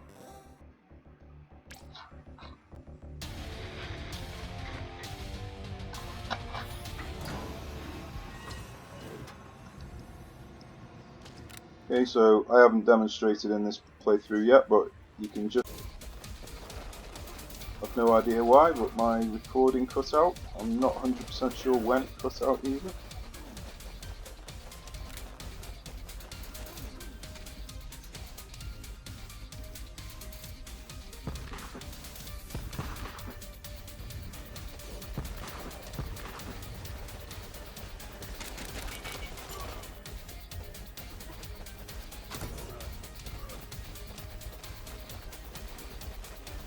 So at the moment I'm just trying to defend using as little cash as possible while I try and fill out my veterancy and then maybe get some cash boost. I might just go straight for pips. It's always safer to get cash boosts though.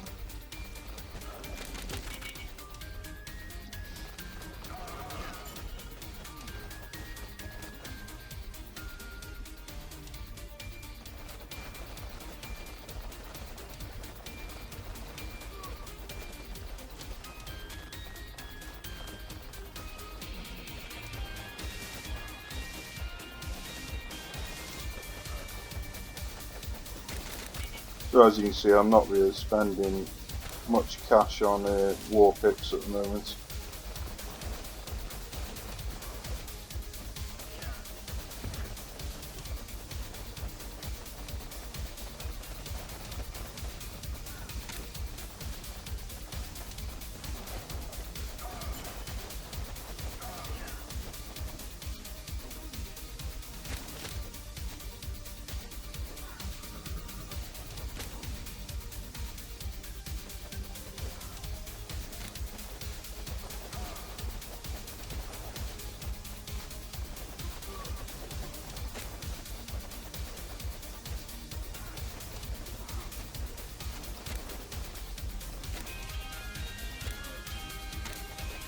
These guard towers are a real pain in the arse.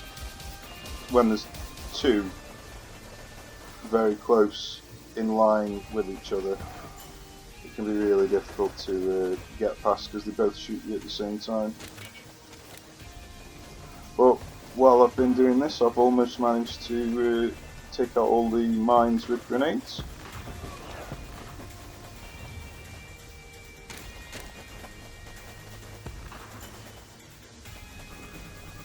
And all the guard towers are, or almost both the guard towers are down. There we go. Okay, we're now in a good position. We've got full veterancy. We've got a lot of cash. Most of the mines are down. It's just these explosives now that are a problem.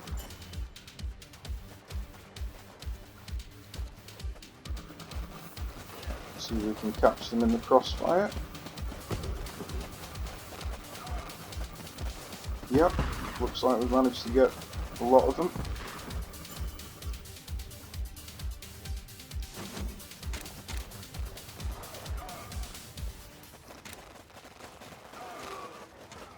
Doesn't look like we're going to be able to get these last two though. So that's going to be a problem. There's one.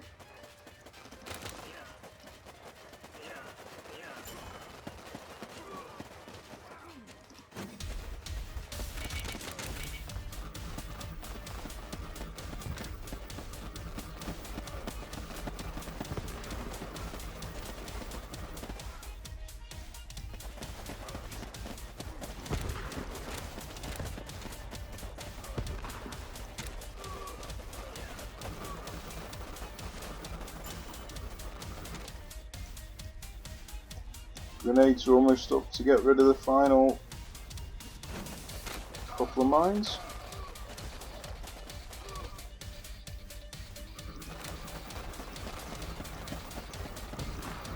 And then you can start using the grenades for the actual intended purpose now, which is covering you advance.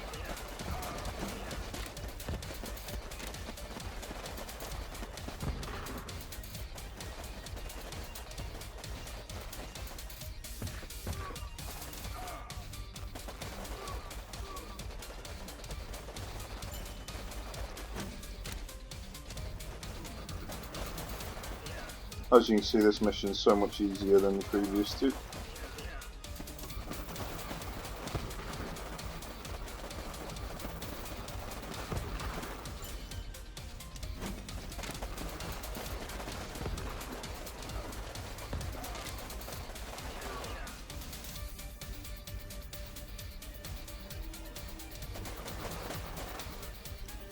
try and save a little bit of defense mode for destroying the base.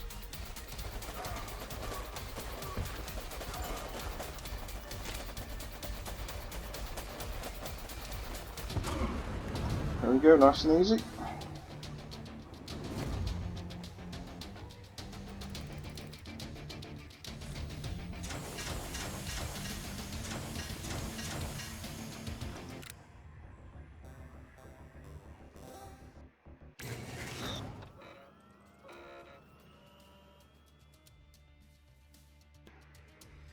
This mission's very, very difficult. Very difficult.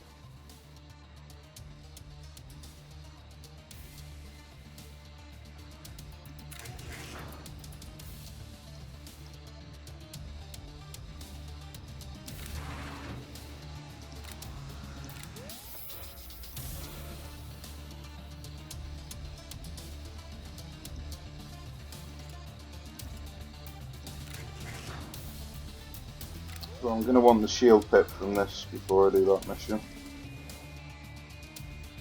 On this one it's got the howitzer, so again I can use a Puma. I can use a small turret. If I wanted I could use this, but I'm saving it for the next island. So them two. I'm going to take in this in case I get buggy rushed.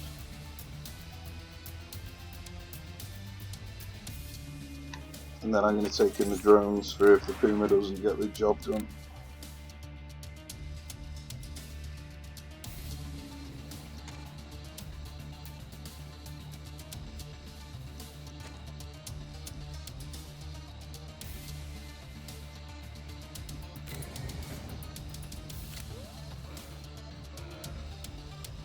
I think that's enough for this mission.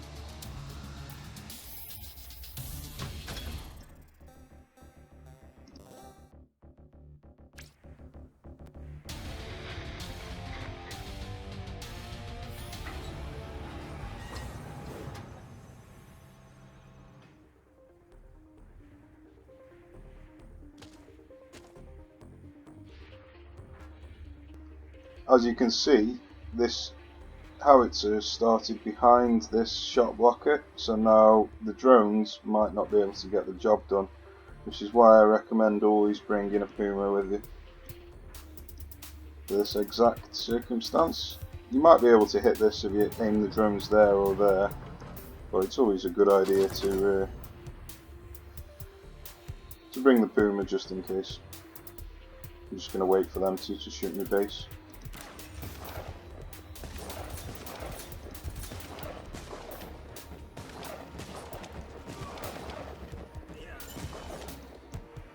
Yeah, I've now got enough to get the Puma out. Hopefully it'll be able to get the job done.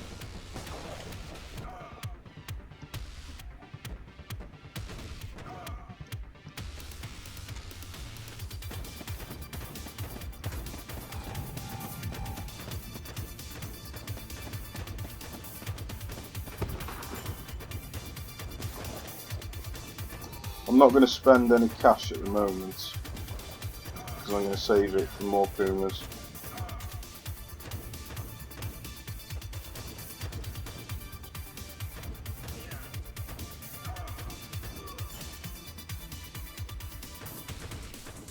That's unfortunate. I don't know what he was shooting at, probably that lamppost. That is unfortunate.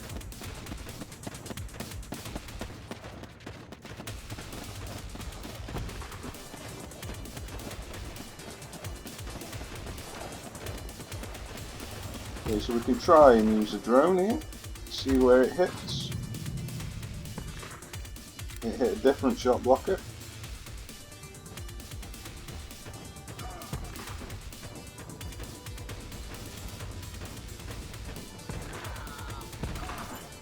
So I think that might hit just there.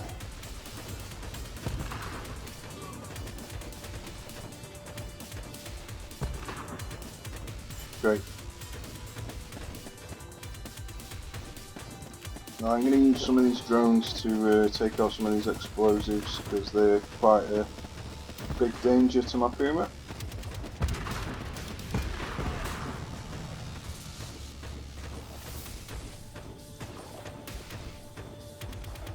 Don't want to risk taking this one out just in case.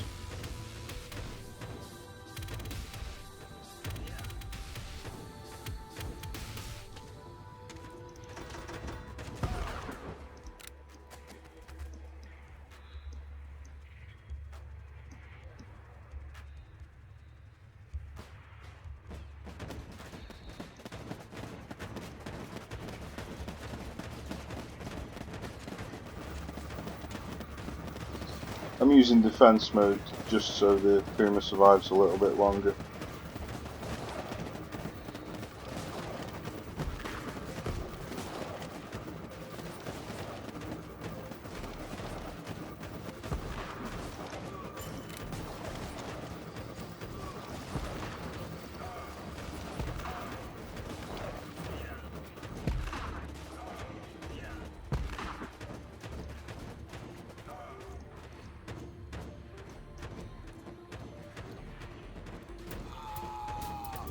Now that the howitzer's down, I might start laying some of these small turrets down.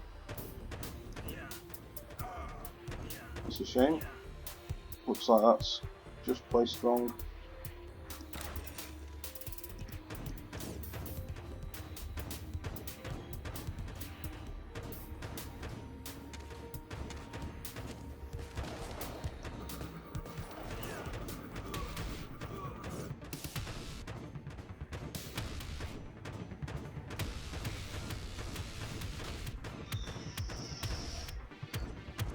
So as you can see, Pumas do have quite a lot of worth to them. They're not as good as LRVs and tanks, but they still have their role that they do perform particularly well at.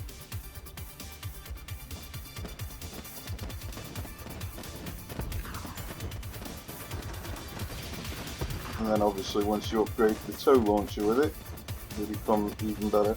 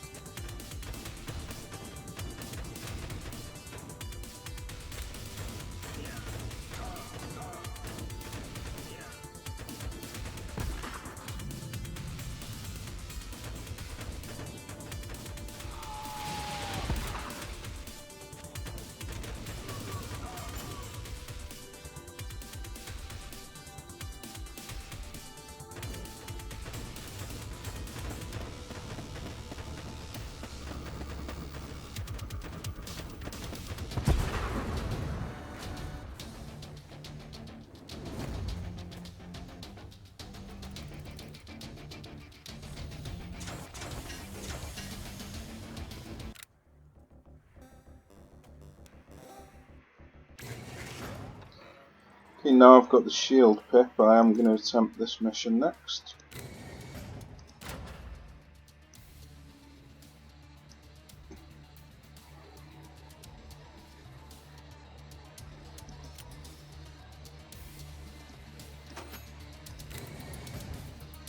With this slot that I've just bought, I'm aiming to look for pump jacks. That's the only thing I'm going to spend my combat coupons on in this slot is pump jacks.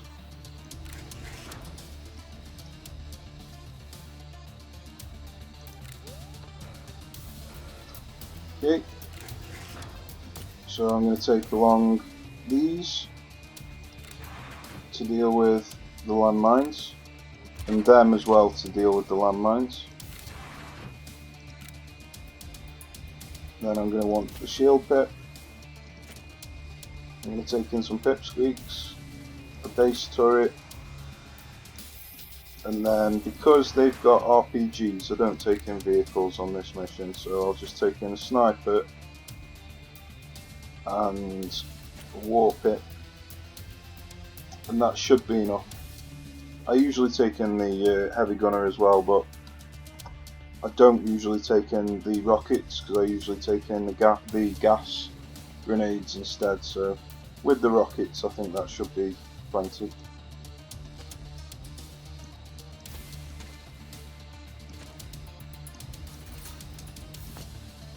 Okay, I think that's enough. Could take in that for the shield pips, which I think I am going to.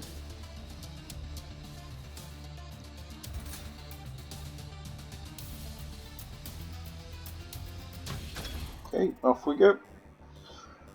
This is definitely the hardest mission on the island.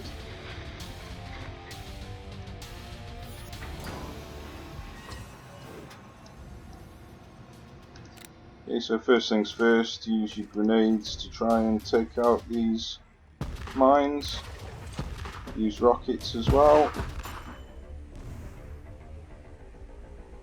Use your base turret to try and take out that.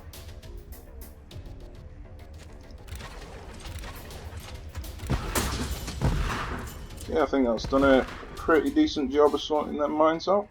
I think I can see one there.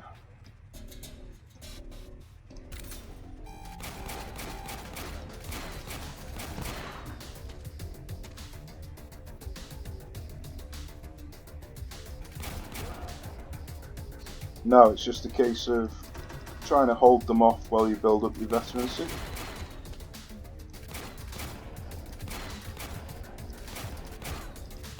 And save up some cash.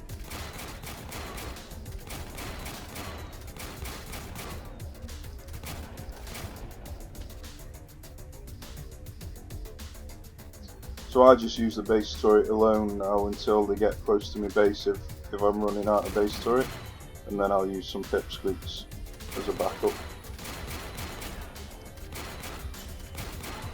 Well, the base turret's incredible when you've got the water-cooled turret upgrade out.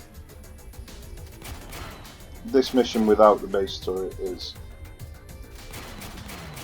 so much harder.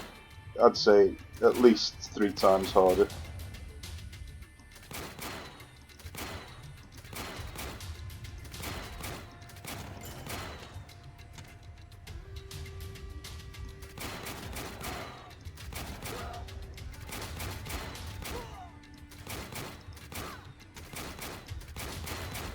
So I might use my dumbfire rockets to try and get rid of some of these explosives next.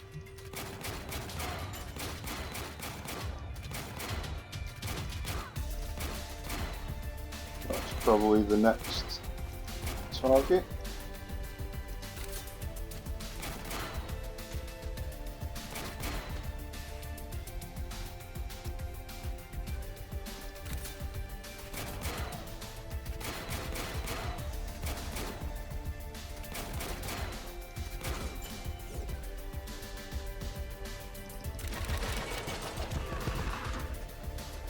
Just dodged all of them.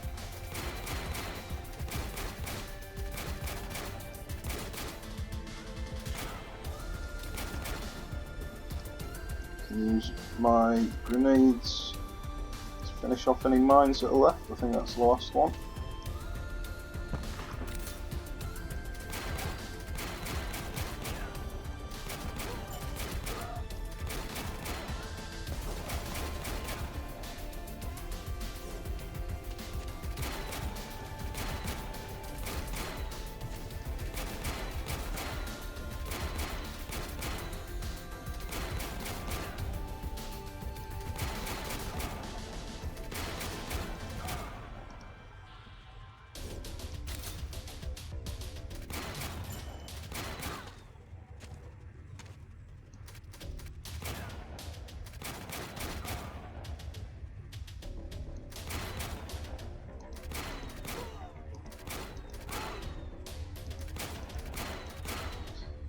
So as you can see, it is a little bit boring.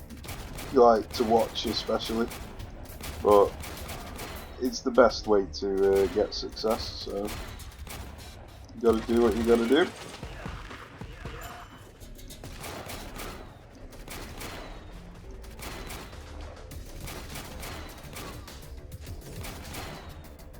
Still haven't managed to take out any of these explosive barrels, unfortunately.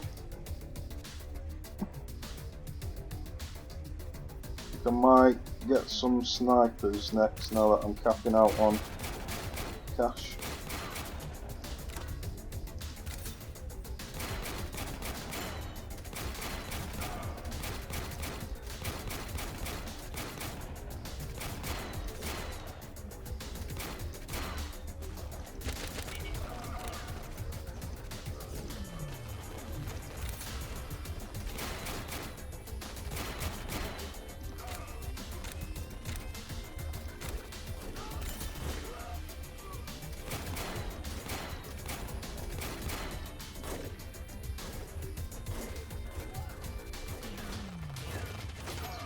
May as well upgrade my cash button because it's always good to have in emergencies.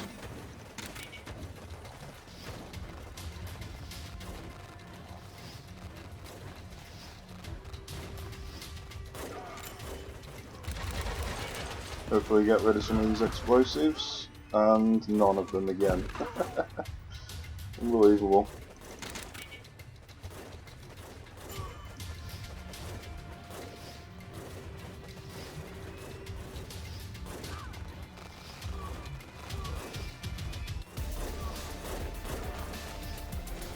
When facing against snipers, enemy sharpshooters, I don't use the defense button, I use the attack button. Because unless you're using heavy gunners, because they'll just simply outrange you.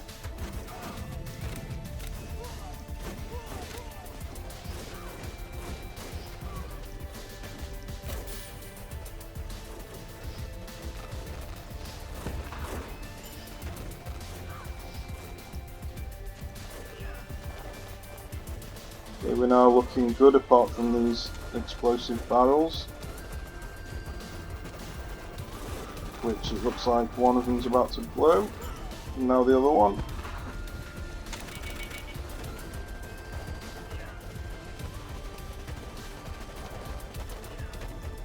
That health upgrade on them shield pips was amazing. They survived 2 heavy barrels and an RPG.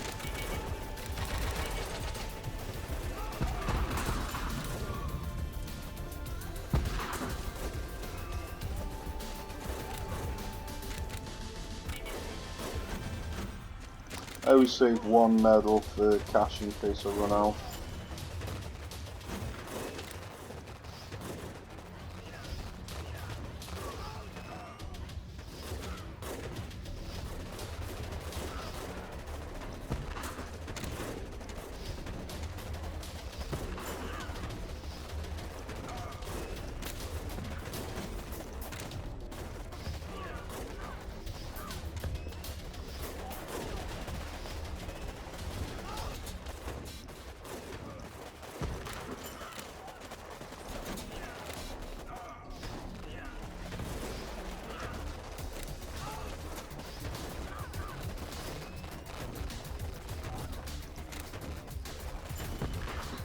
Right now I'll use that medal for the cash, and then save 1 more again for the next load of cash.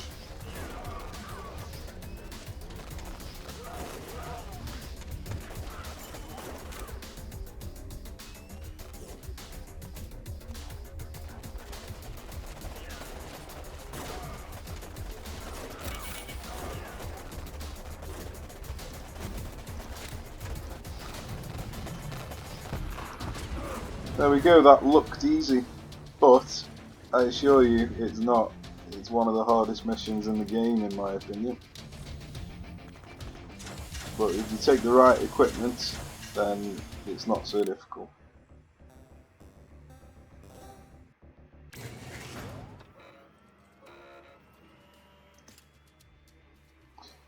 Okay, so I'm going to do this mission even though it's going to activate the skulls, just because I want the extra rewards.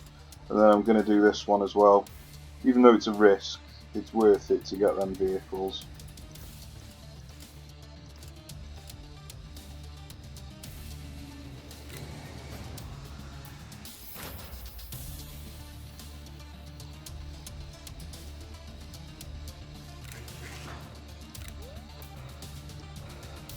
Okay, so that's going to give me 40, that's going to give me 20, which will let me get that or one of these, whichever you want, but I'd say always get this one. But, now that I'm thinking about it, if I get an IC7, which is what you want for the boss, really, you want an IC7 to take out the howitzer, and you want this so you've got 2 shots with it. It's not as important as the final mission, because you can use drones if you're lucky, or airstrikes.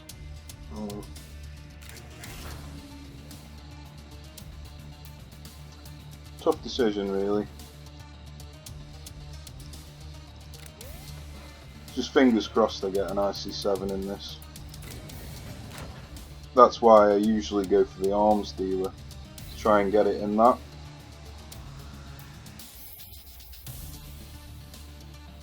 So I have got enough for the arms dealer and that, because that's 110. I'm on 50. So yeah, I have got enough. So I think that's what I'm going to do. I am going to buy it. Sadly, it was an airstrike and not an IC7.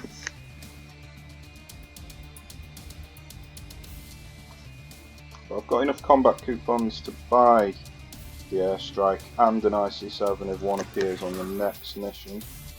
But I've already got 2.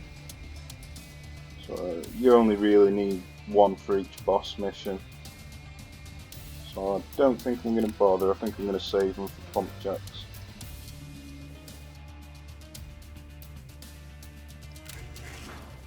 Okay. So what do I need for this mission? Sniper, heavy gunner maybe, Warpip, pipsqueak. I've got 5 of these.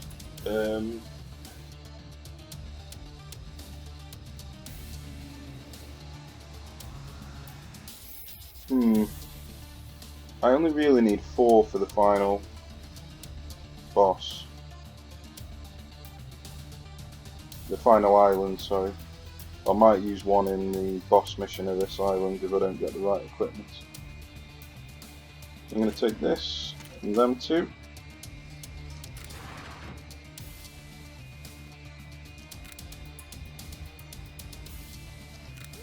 And then the base turret. Just making sure I'm on the right mission.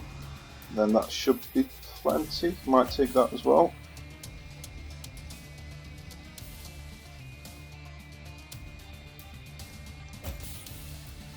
Yep, that should be plenty for this mission.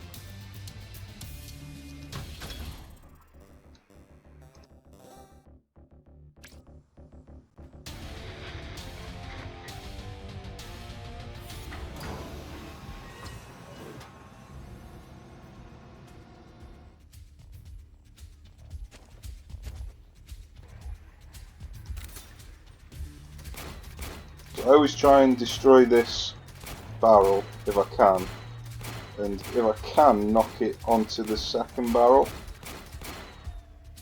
it might be close enough. There we go. That way you've got rid of 2 dangers. It can be quite difficult to hit that barrel if you haven't got the range upgrade for the turret. So that's one reason why the range upgrade's good, just for a bit of barrel exploding.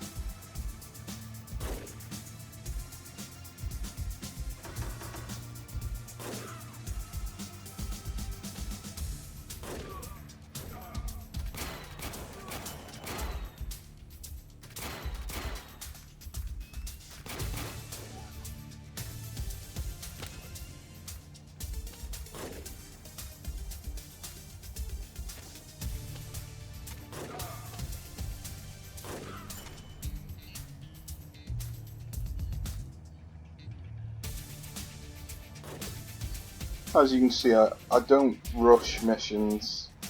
I always take my time and just play them methodically. You could easily start pumping out Warpips and heavy gunners and stuff, trying to rush the mission, but it's just not necessary. If you can hold out until you've got max veterancy, you're gonna get a lot better results than if you just try and rush a mission down, especially if you've got the base turret. The snipers are the best addition with the base turret. Obviously they're vulnerable to vehicles, so you wouldn't take them on a vehicle mission like the jeeps or the buggies. If you did, you could just bring along the tow turret, but tow turrets are in pretty short supply, so I just wouldn't recommend bringing snipers if they've got buggies or jeeps.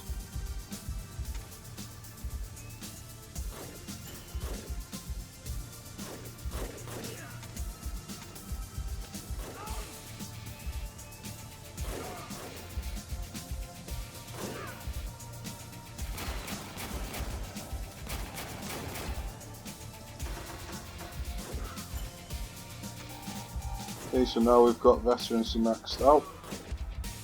You can either start pushing now or try and get your cash button maxed out as well for even more security.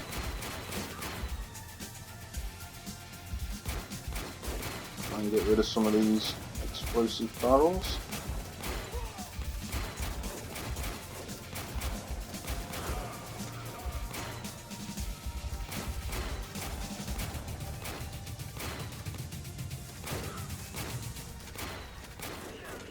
There we go, one more down. Might trigger this, but I don't think it's quite close enough, no.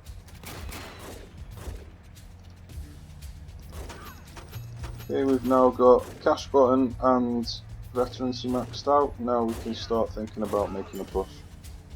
I'm going to wait till I've got one more slot so I can get all 4 of my heavy gunners out. And they are 70, 140, 280, so I can afford all them.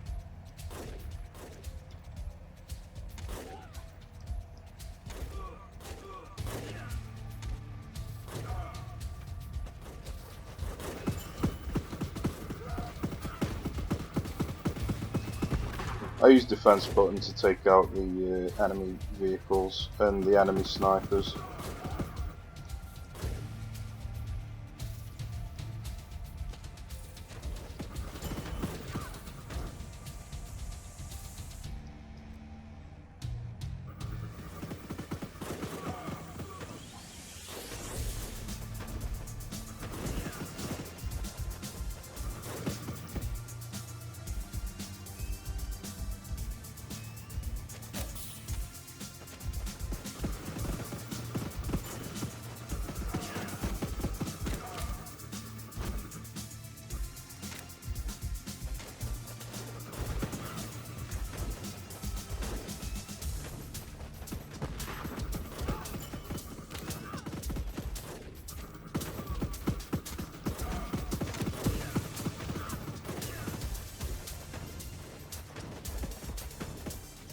Hopefully this explosive barrel doesn't catch me off guard. Might use the attack button just to try and get past it.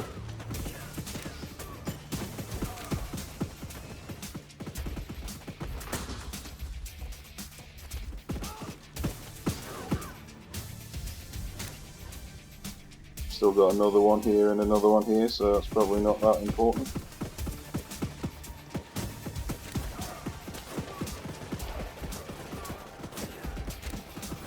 Then use a bit of defense if you've got any left.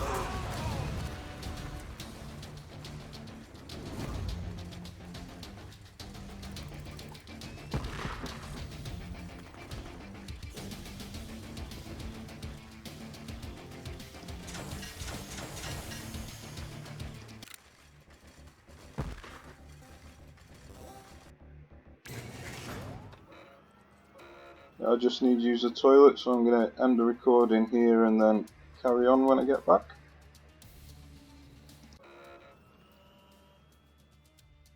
So at this point, you can try and complete some more missions to get extra rewards and extra warbucks. It's dangerous when you've only got one life. Some of these missions, them four in particular, are really tough. You might end up using more resources than you get, so the only real thing that you get from them is the warbucks for upgrades. This one though, this might be worth it with all the vehicles, so I'm going to do this one, but it is tough. It's got rockets, crews, landmines.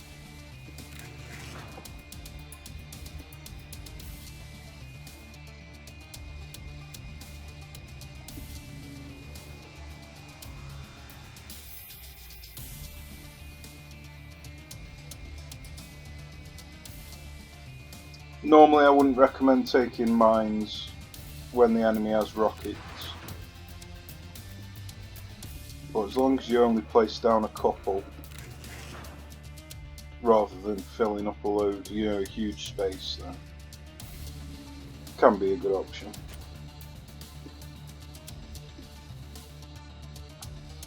I'm going to... tough decision. Yeah, I'm going to take them two and then take some mines. And then something to destroy the mines. I think air drones will do the trick.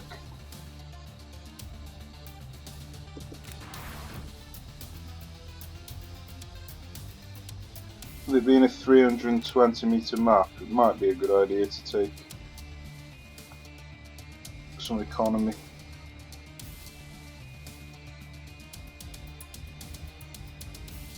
But I think that'll be alright as it is.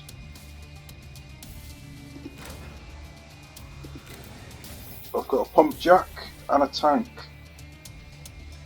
It's not the IC7 that I was after, unfortunately. I will get the pump jack.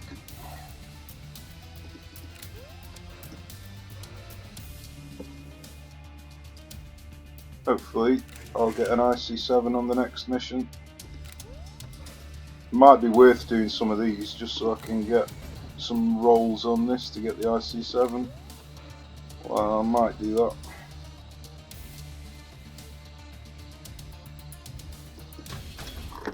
I'll do for now though.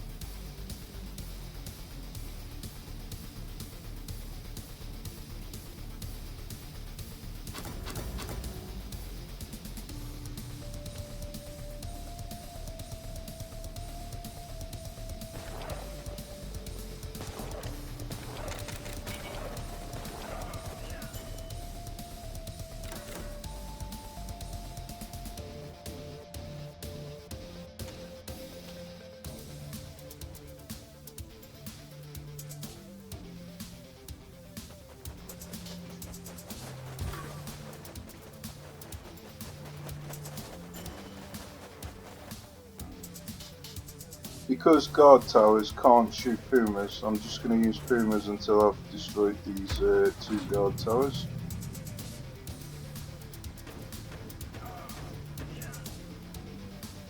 And then I'm just going to use the drones to clear a path through these mines.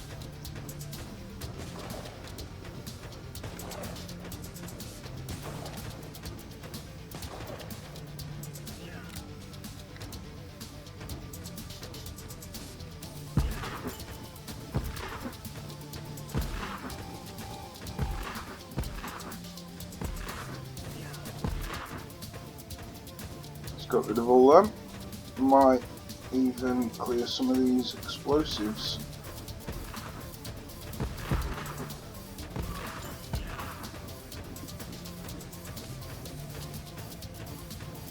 And then I might use a few more drones just to get rid of this turret.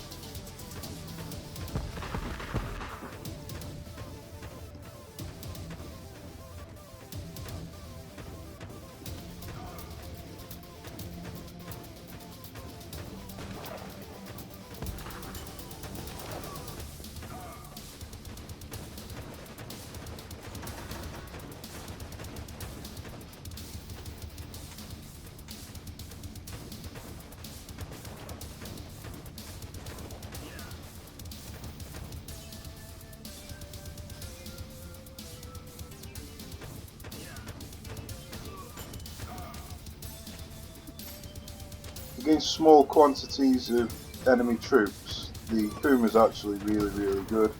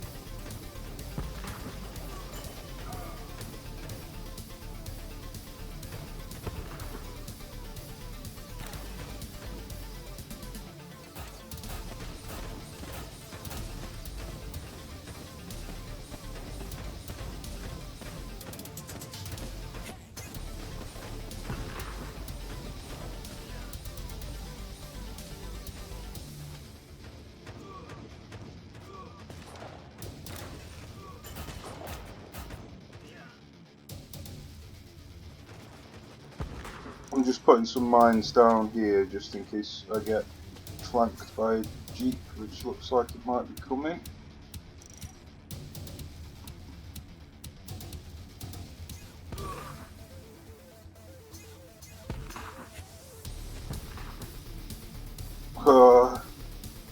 I was lucky that I'd left them two just there.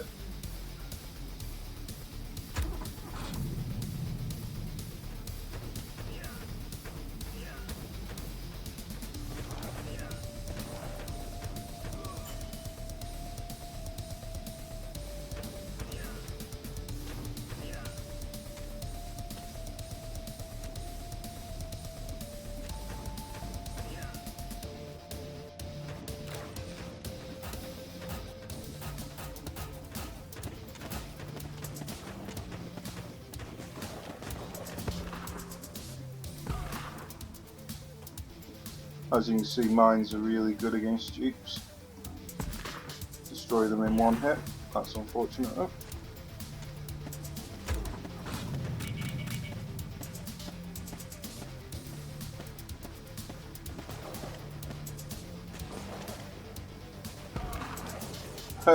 These are at a Mexican standoff, that's a shame.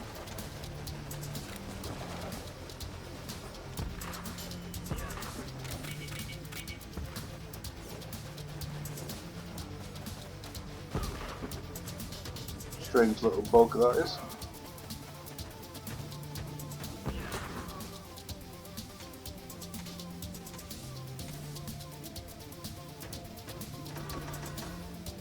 Okay, now we've got enough pip supply for both Pumas, and they shoot toes because they've got max veterancy.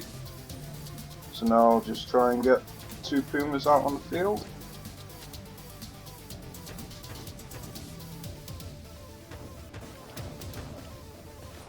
I'll just spend the extra one because obviously I've got this Warpip here.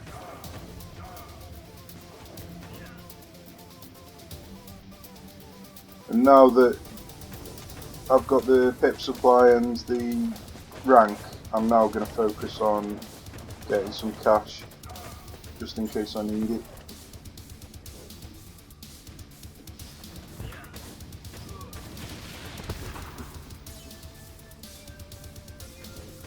although it's looking like during this section there isn't going to be much resistance.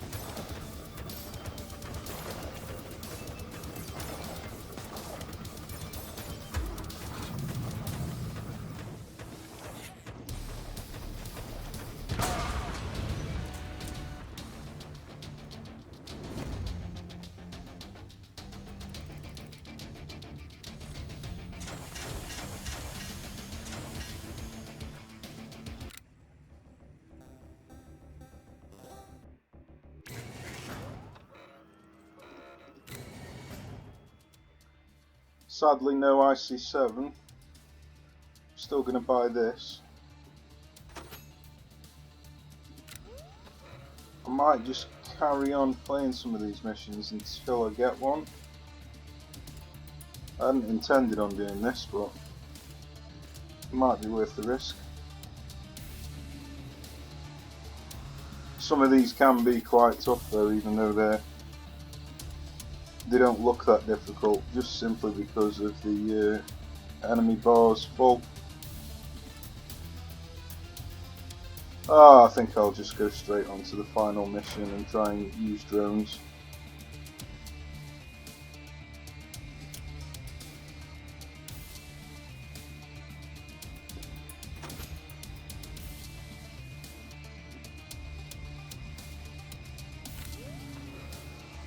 Okay.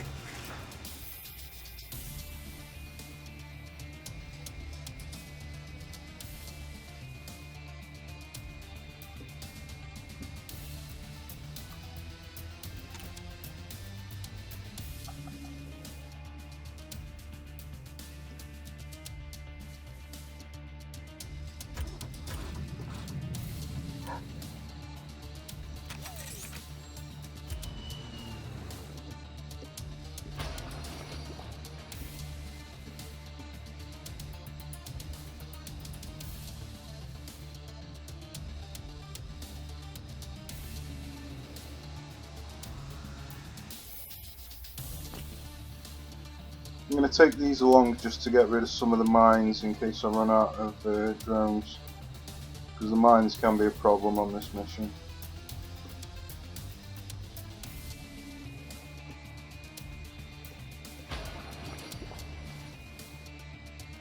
I reckon that'll be enough then.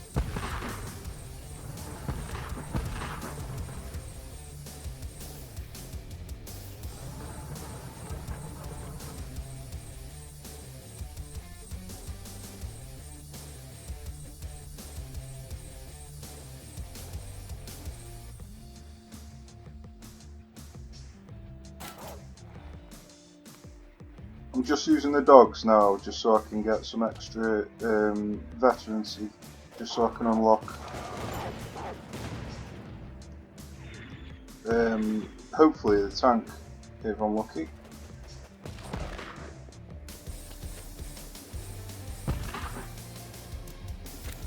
Might send out a Warpip. So if I had the IC7 now, I could just aim it there and take out both of these, but with drones they hit this, so they can be quite difficult to aim.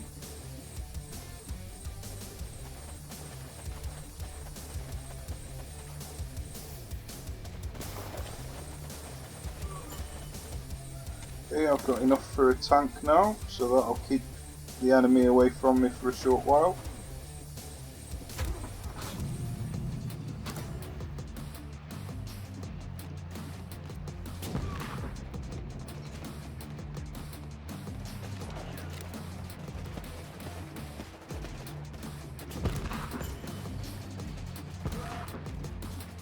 Okay, I'm just going to try and get rid of some of these now.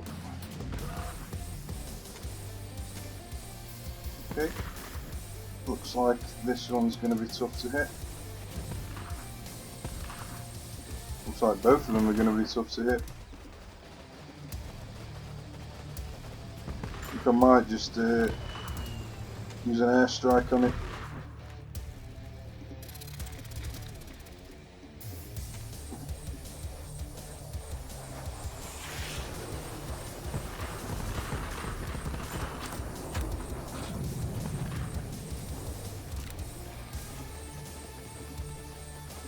I was a bit lucky in the sense that both howitzers were here, so an airstrike would hit both of them. Because quite often you get one there and one over here, so it would require 2 airstrikes. But as you can see, them drones were not working at all.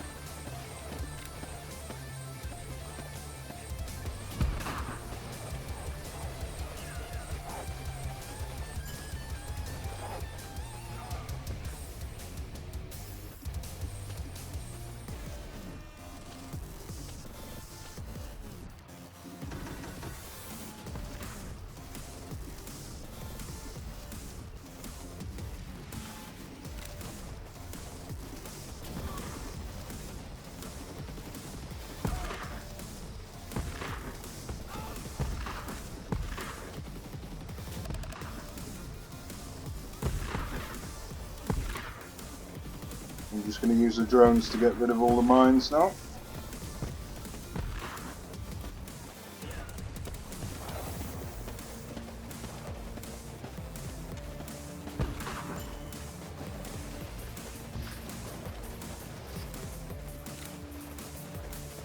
Using drones on RPG guys is always good as well, so as you can see they do a lot of damage to your tanks.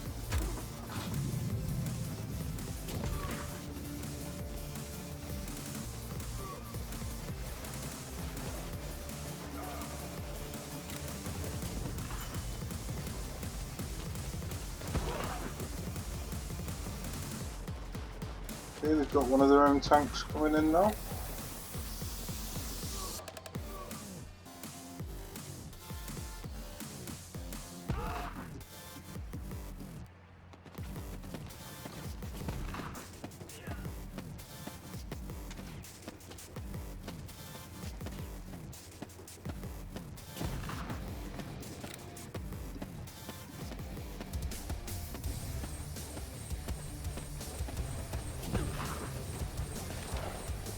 It's unfortunate, just timed that wrong.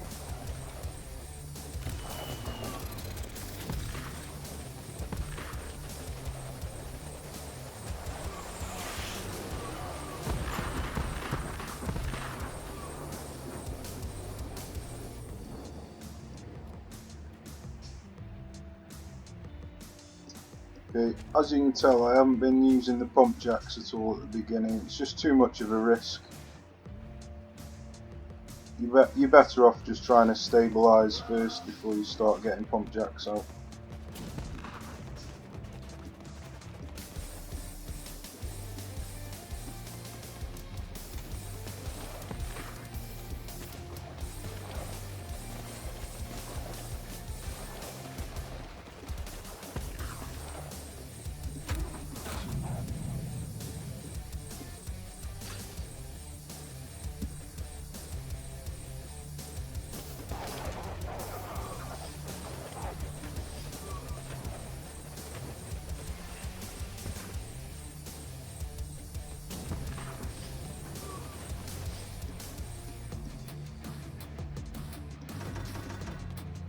Now I've got enough for 2 tanks. I'll now spend any extra cash that I get on pump jacks. And any extra CP that I get on the cash button. Upgrading the cash button.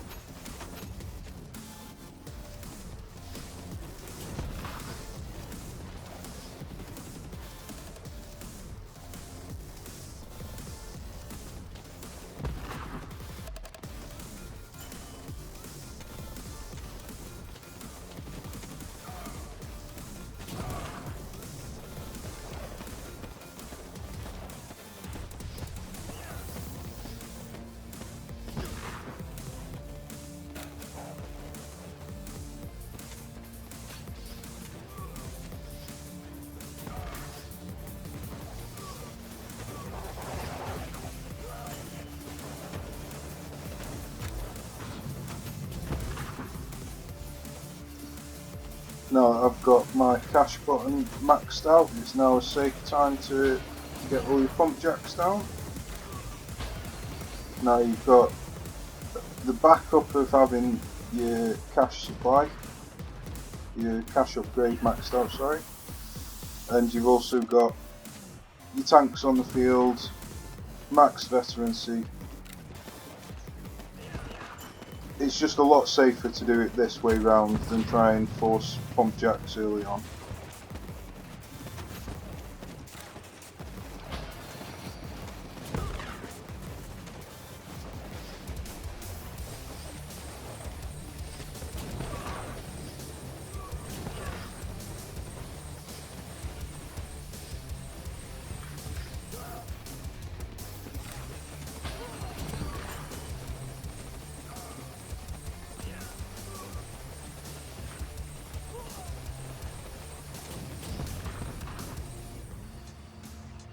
Now we're in a good position.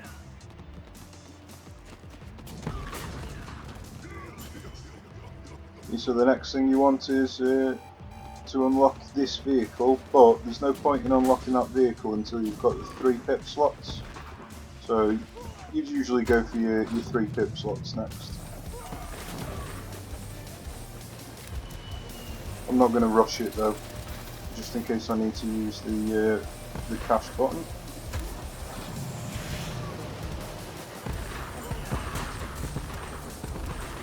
As you can see, the airstrike is fantastic.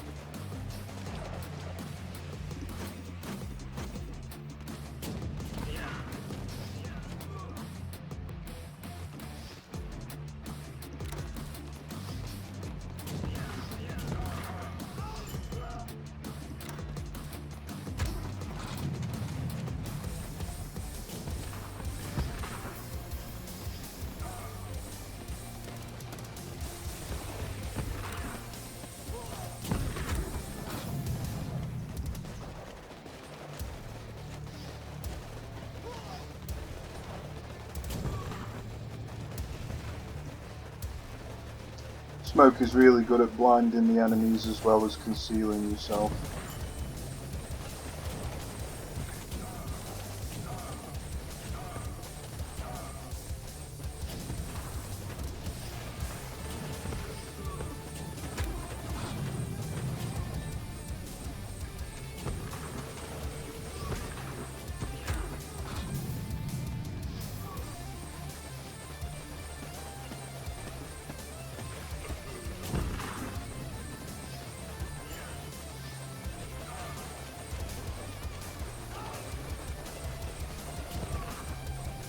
The next 3 CP are going to go on the 3 more supply so I can get the final vehicle out.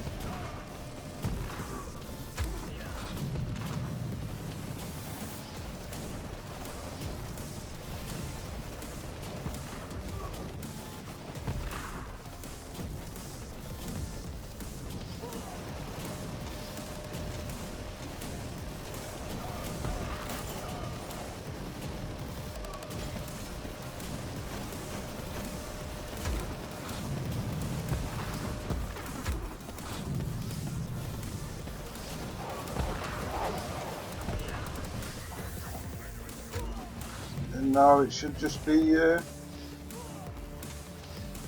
bit of a cakewalk. It's unlikely that I'm going to run out of cash. I've got all 4 of my vehicles.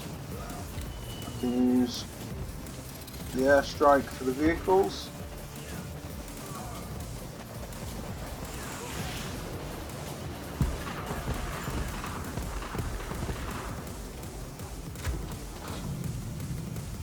I've got dogs in case I need them for the enemy hero.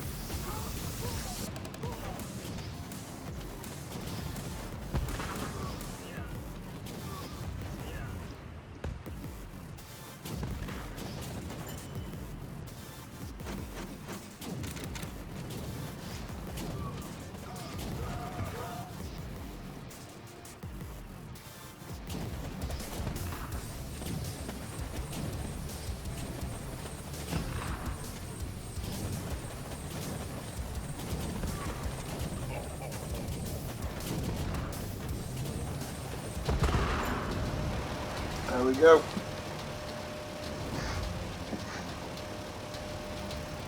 So I was a bit lucky with the howitzer placements because I didn't have the IC7. But other than that, it all went pretty smooth.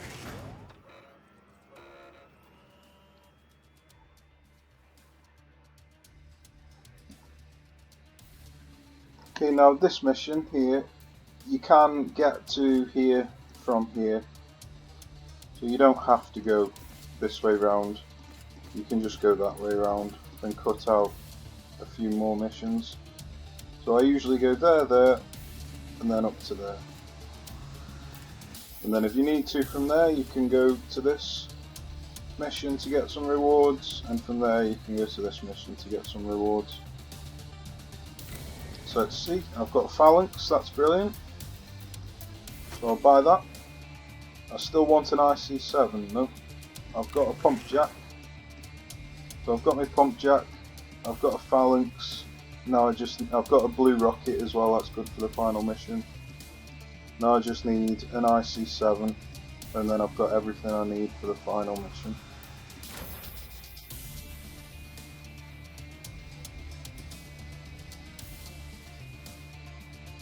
Okay, so now the warbucks can be spent on any of these really. Again, I haven't upgraded the barracks at all, I just don't feel like they're necessary. You're going to be relying mainly on vehicles towards the end of the game, so as long as you can get past the first 1.5 islands, you don't need these at all.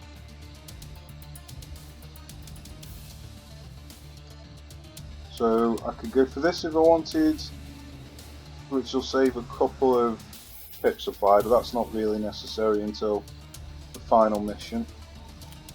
This can be pretty good if you're taking in turrets, which I have got one of, but again that's not massively important. This is always pretty good. I'm going to get this for now, and then I might get this, but I'm not going to use it quite yet, and I might get this. We'll see how it goes. We'll see what stuff we get in here. I might save these warbucks to actually buy stuff.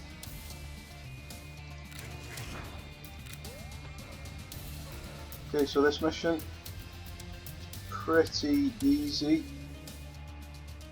You want something to take care of the landmines, obviously. Take some dogs to deal with Tanya, and then I usually take a puma. Obviously, I'm going to want pumas for any howitzer missions. So I've got one there, so I want a puma for that howitzer mission, but other than that, I get 2 for a reward there and 1 there, so yeah, I can afford to take in a puma. Taking the Warpips just in case. Oops. And that should be enough. Now I just need something to deal with the mines. So I could take in some drones to deal with the mines, and I think that's plenty.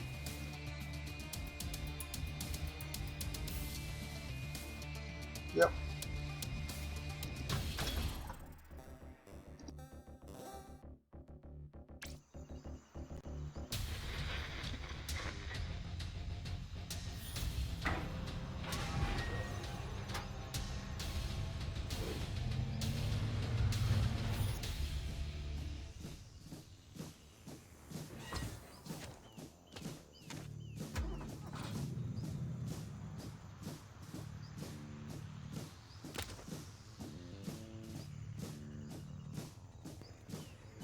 I just want enough veterancy to get my puma out really.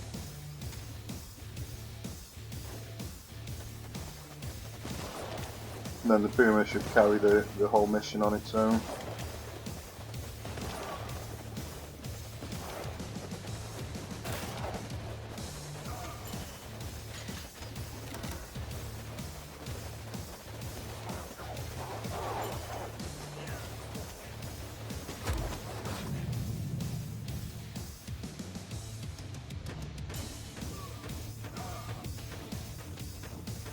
As you can see, the Puma is fantastic against infantry.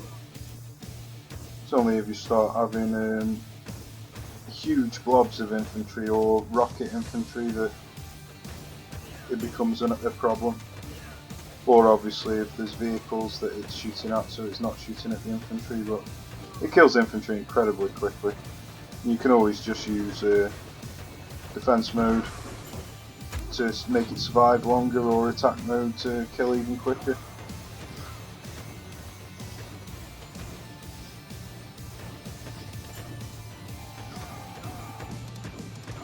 Okay, I'll use defense mode now that the hero's out.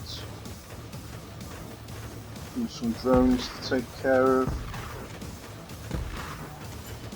them.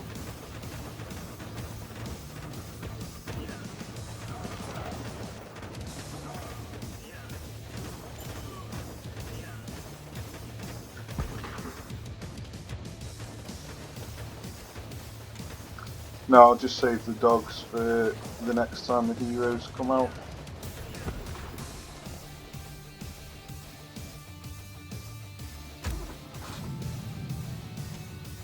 Produce some drones here just to thin them out.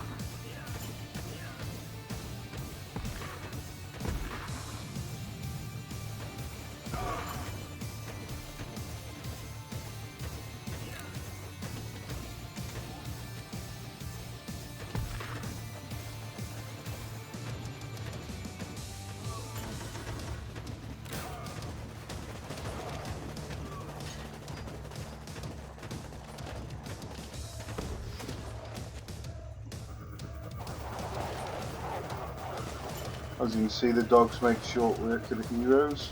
If you use defense mode, they move quicker and they avoid enemy fire, so you get home and you get the extra cash.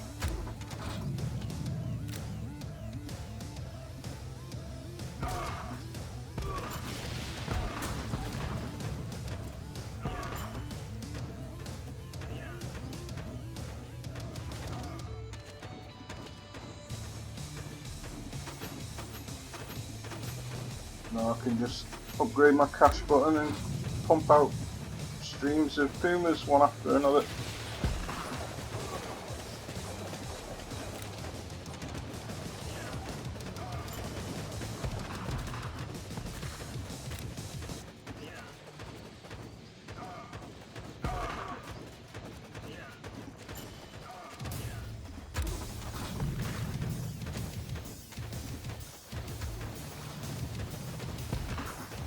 Unfortunately, I'm having a bit of a stalemate with that guy there.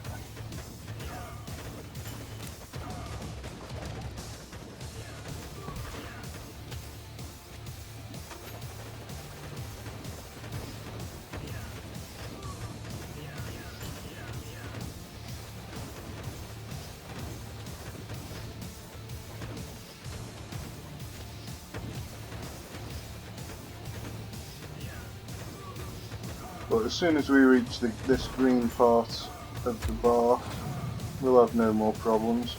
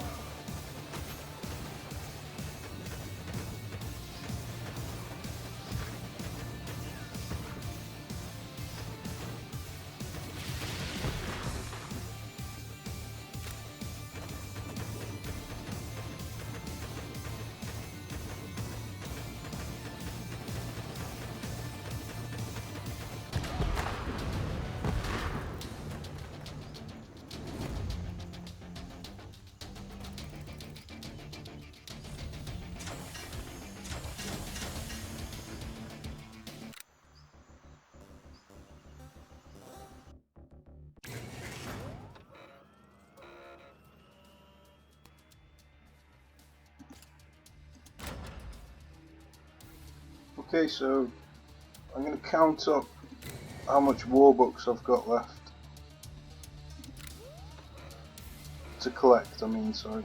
So I've got 15, 30, 60, 80. I've got 75, so that's 155. So I'm going to want this. So that's 60, 80, 130, and I had 155.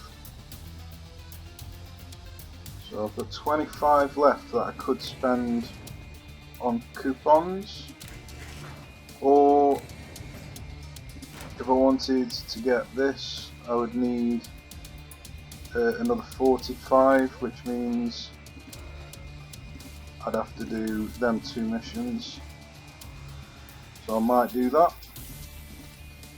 This is a really difficult mission, especially during skulls. So do not go into this mission unprepared. It's probably the hardest mission on the island, apart from the final boss. So I think that's what I'm going to do.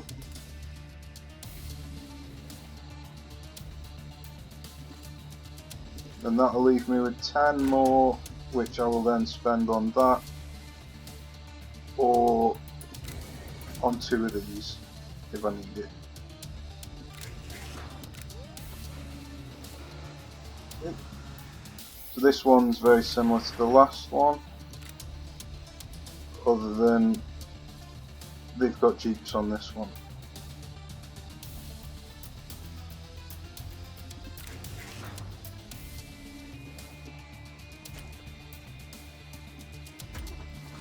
So I'll take in the same things.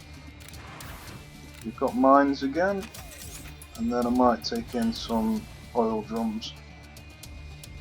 I could take in some mines if I wanted.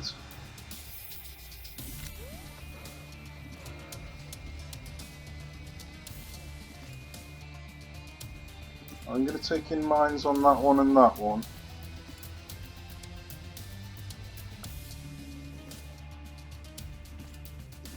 I'm going to get 2 mines on there, yeah. I think I should be alright.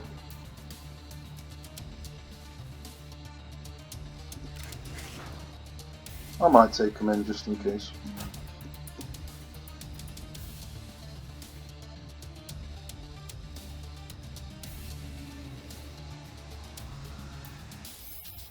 I think that's all that's needed. I could possibly take in a heavy gunner.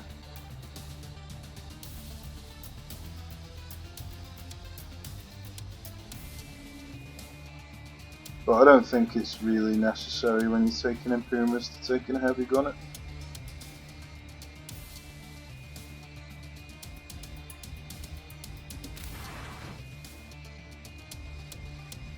Yeah, I think that should be okay.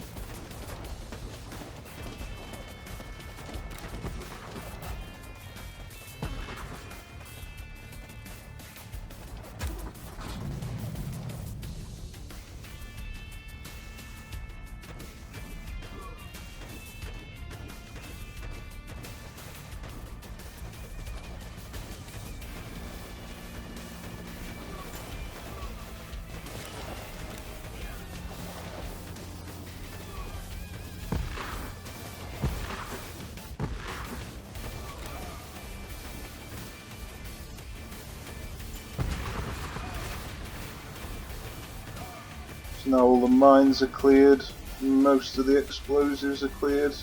Got a pretty clear straight run now.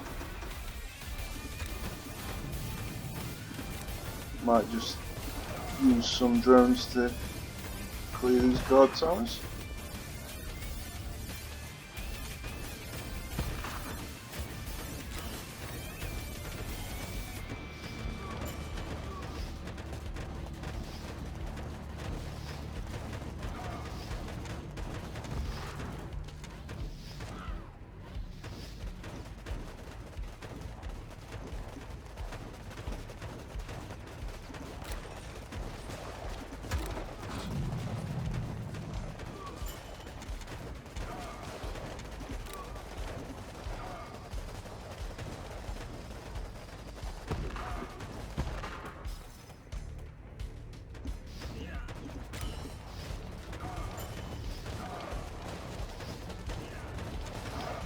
I'm trying not to use the dogs for the hero at the moment because I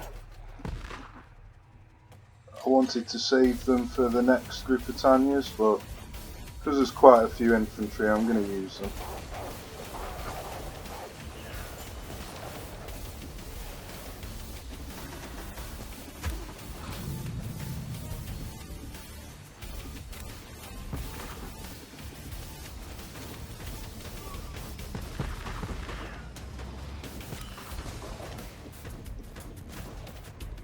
Yeah, you can always use mines to try and take out the heroes if you wanted.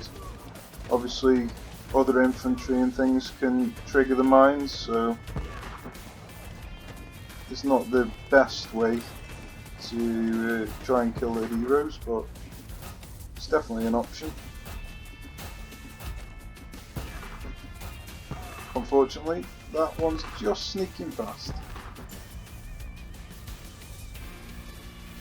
Once the hero's targeted the base, I can use the old tactic of shooting them once the hero's locked on.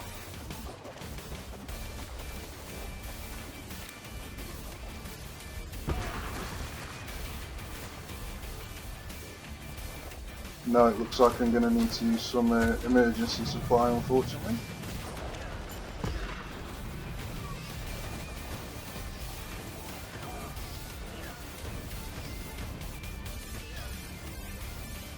Wasn't entirely necessary, but it'll make life a bit easier.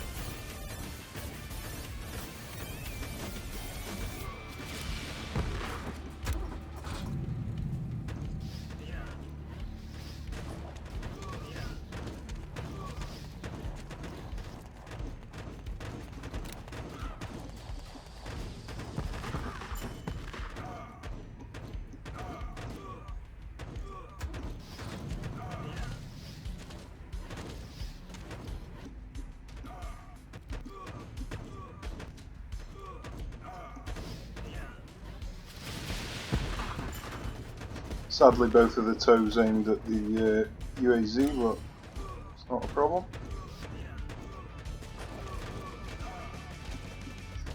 Okay, I'm now going to use my next bunch of CP on upgrading the cash button.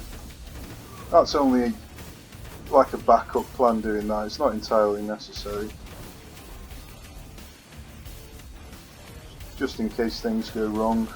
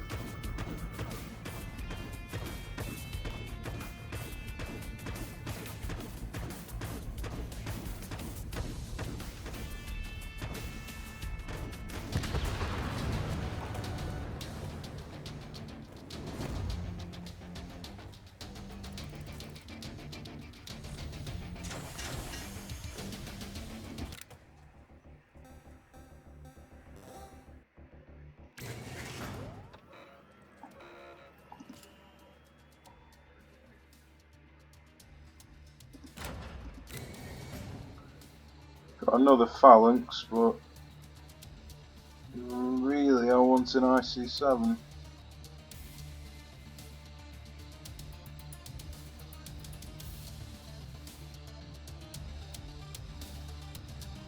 Go on, I'll buy it because they are amazing.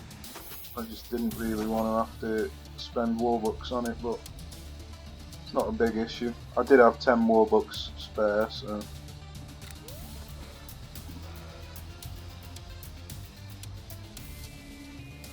Okay, on this mission, this one's quite a difficult one. I recommend taking in some anti-tank stuff, anti-vehicle, so either tow or mines, because they've got rockets. Mines are not particularly the best, so I recommend taking in the tow turret first, and then the mines as a secondary option. Okay, I've got tows, so because I'm taking in a tow turret, I recommend buying this to make them cheaper.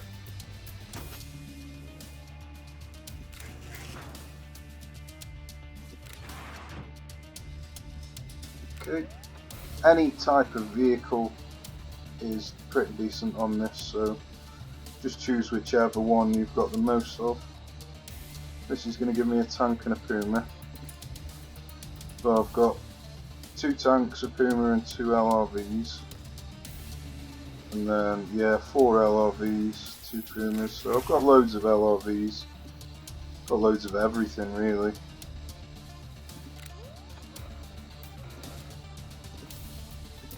So that's going to give me 2 tanks. I've already got 4, so I'm on 6. That's 1, 2, 3. 4 if I want it, 5. Possibly 6. So I'm not going to take a tank on this one. I think should be alright with an LRV or a Puma.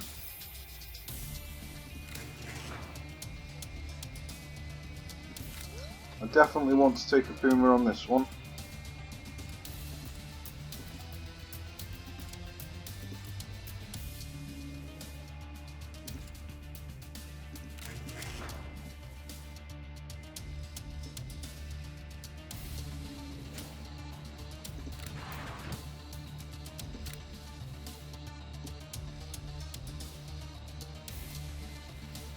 I think I'm gonna take both actually, seeing as I've got loads of the LRVs. Take my tow turret. I always take a sandbag every time you take a turret.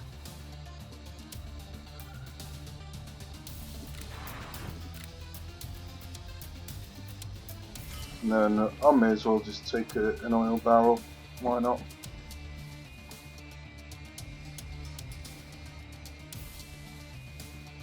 That should be plenty.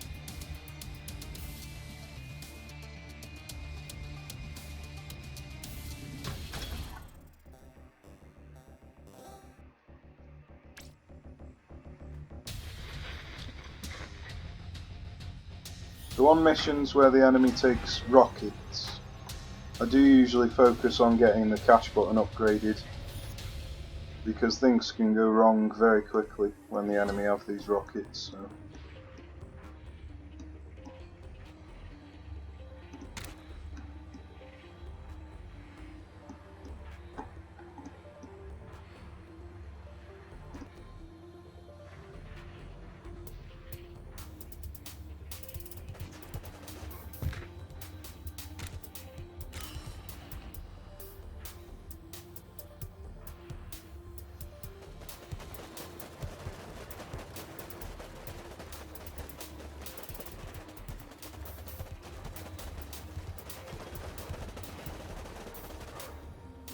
Sadly I didn't get my CP, but I'll just have to wait until... I'll wait until they all lock onto the base before I deploy more stuff.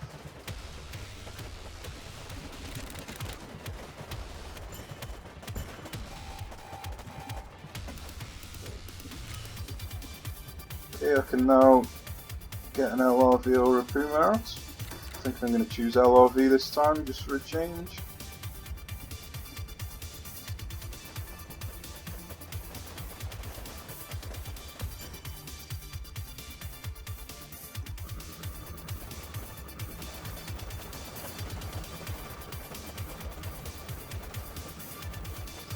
trying to stay where I am just so I can get this exploded, even though it might cost me a couple of Warpips. It might save me in the future.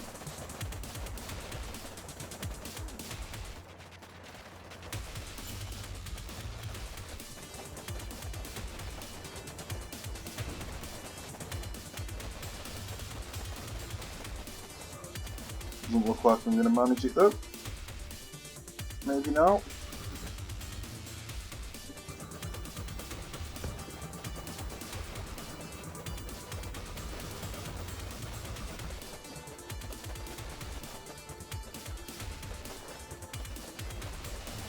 There we go.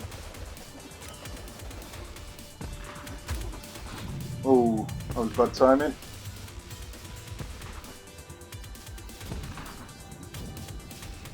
Okay. So now I am going to upgrade this first before I do the cash button, but then I'm going to do the cash button after that. You can use defense mode for your tow turrets if they aren't in range.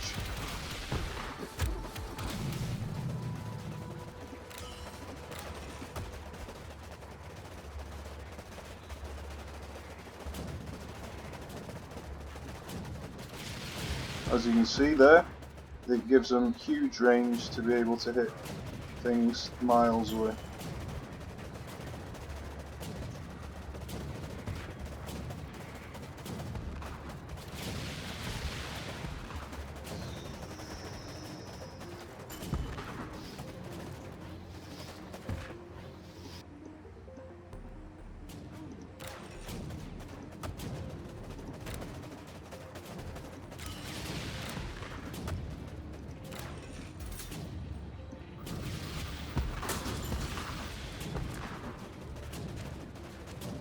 As you can see, tow turrets are just fantastic. Combining with the defense button really does give them ridiculous range.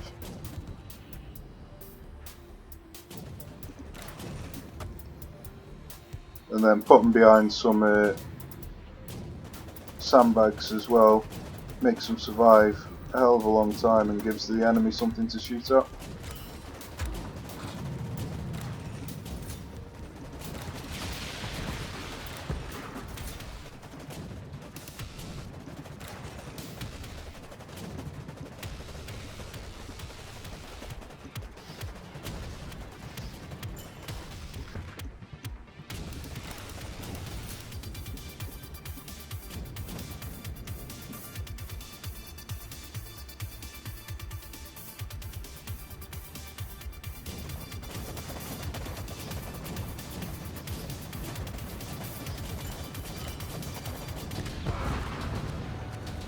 There we go, that was quite easy with tow turrets. Without them it's a lot more difficult.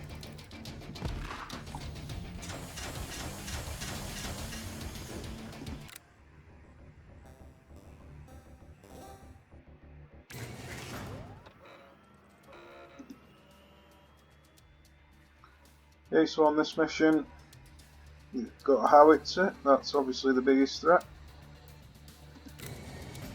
Sadly, still no IC7.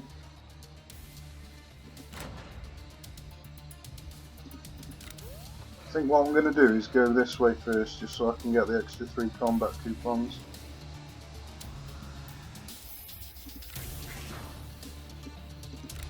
Okay, you get Tanya rushed on this mission, as well as obviously they've got jeeps and buggies. So mines are always a great one for this mission. Dogs always.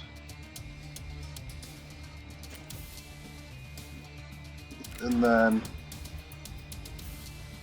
I think I might take a tank with me as well for a change. I don't usually use a tank on this mission, but why not?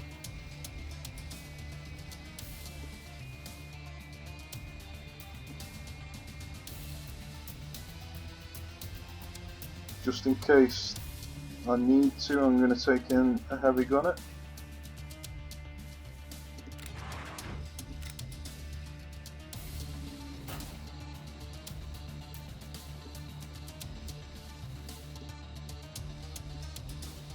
And then I may as well take this just in case.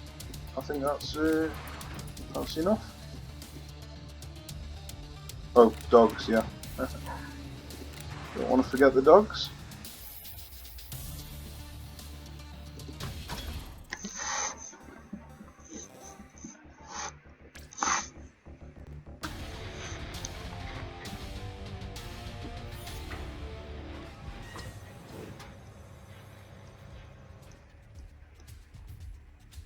Okay, you'll see lots of things spawning in right at the beginning.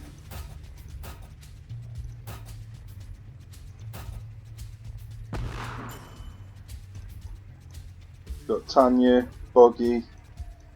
I thought Jeeps came as well, but doesn't appear as if Jeeps are coming. If you can't hit them with the mines, then you can always just deploy some troops. I thought she was just going to sneak past it. Okay, I'm not going to deploy any ordinary troops because I just want to get tanks out to destroy these.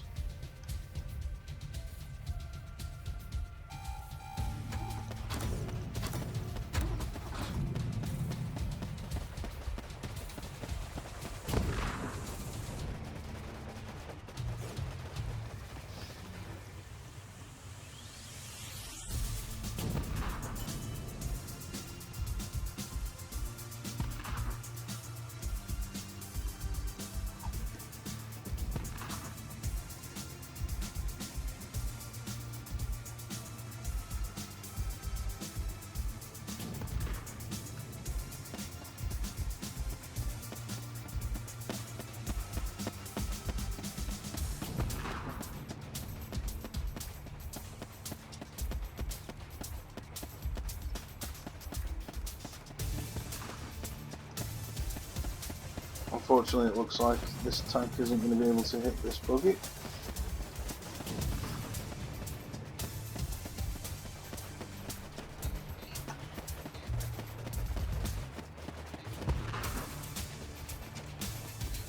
Tanks aren't particularly amazing at dealing loads of damage, but they survive a hell of a long time.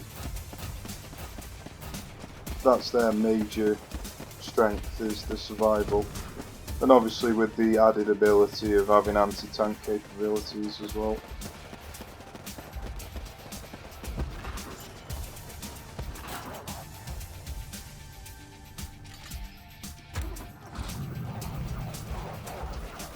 Oh, that dog decided he didn't want to kill Tanya.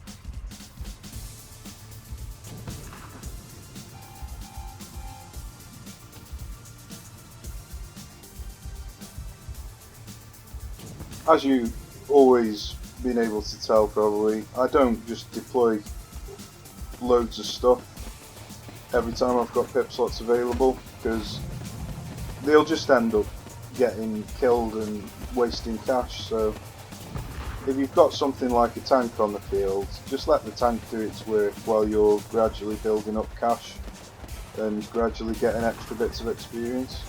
You don't always need to fill out all your pip slots. It's not always the best idea.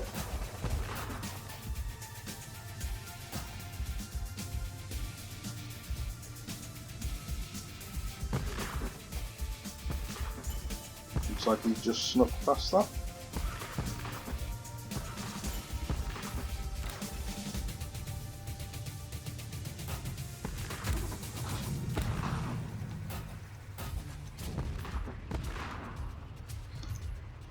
Mines are fantastic as well.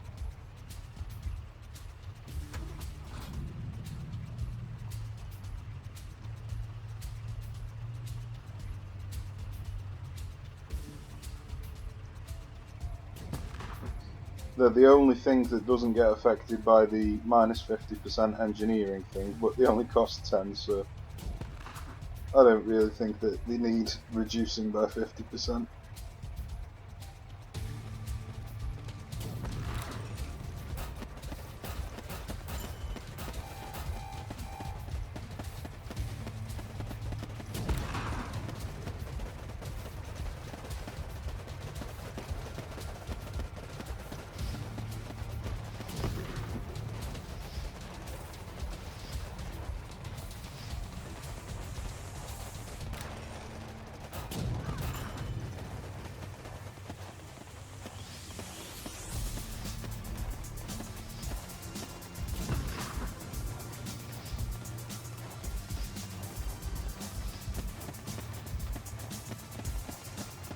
Obviously people complain about tanks being crap, but as you saw there was a load of things shooting at the tank. 2 Tanyas, Jeep, buggies, troops, and it survived for ages. So I completely disagree with people who think that tanks are crap.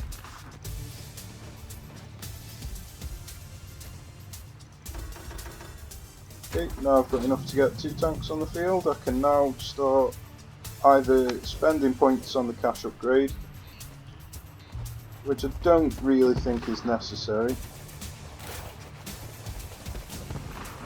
but I think I'm going to do it anyway. As usual, it's better to be safe than sorry.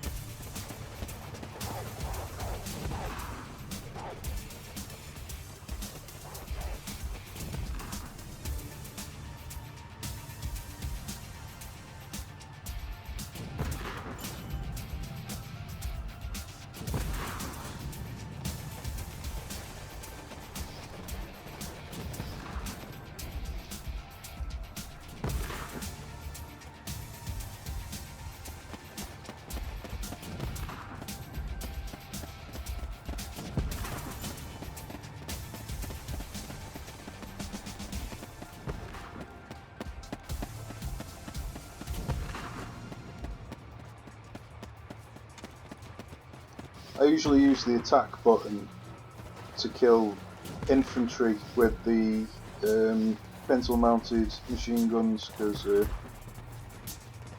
doesn't seem to have much effect on the main cannon, but it does have a big effect on the machine guns. So that's when I use the attack button with tanks, when I'm trying to kill extra infantry.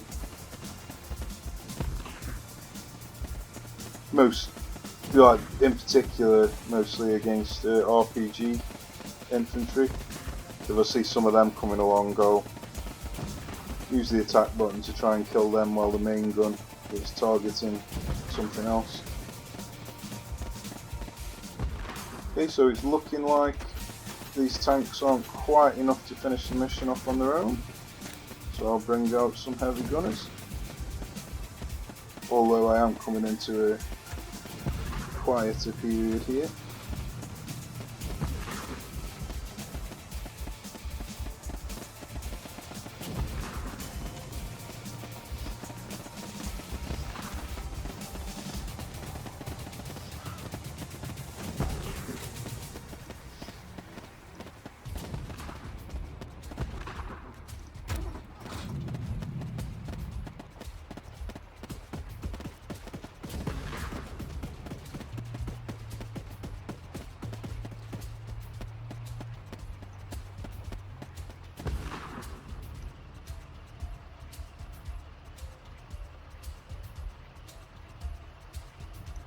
Bring out some dogs just in case some spawn as I'm shooting the enemy base.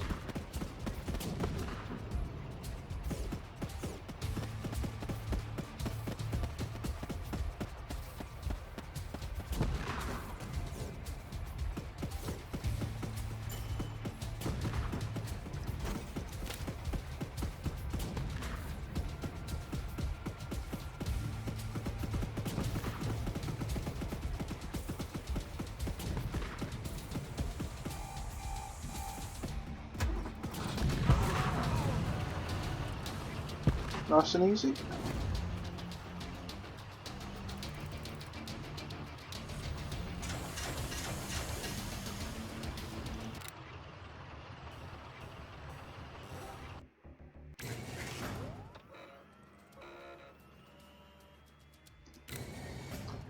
Still no IC7. Not having much luck at all.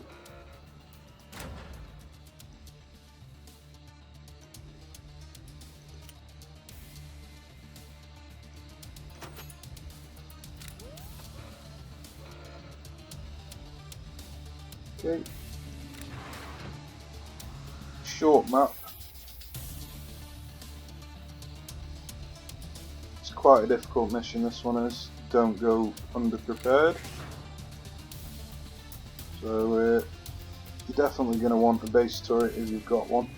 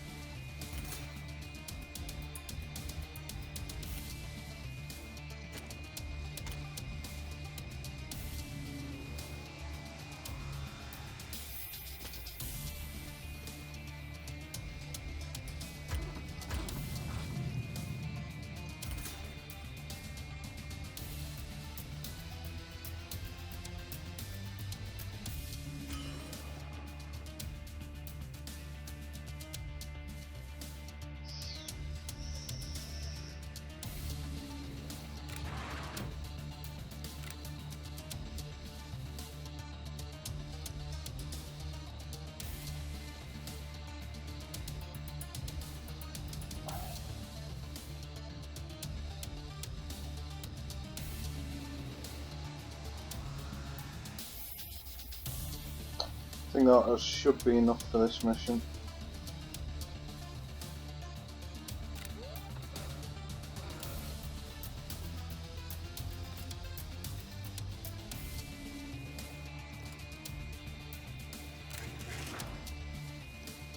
Yeah, I think that should be enough. Got 3 dogs. I'm going to use one on there and one on there. I might take some dogs with me. Make sure I've got the right mission selected. Yeah, off we go.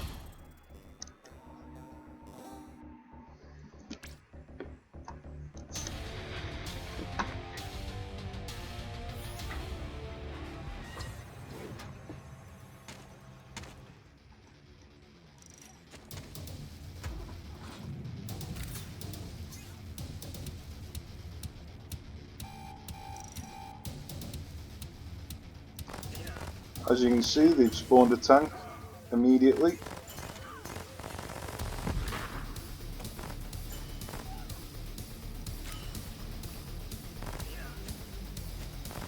It is possible to deal with tanks without a phalanx, but obviously a phalanx makes it much easier.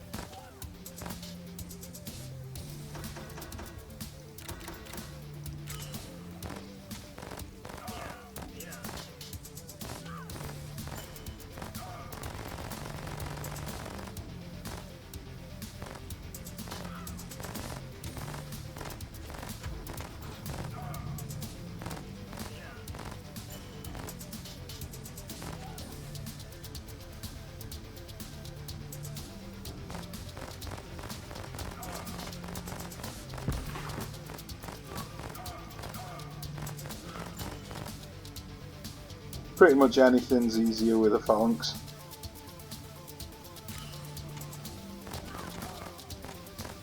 It's the reason why I buy the arms dealer upgrades, is to get the IC7s and the phalanx.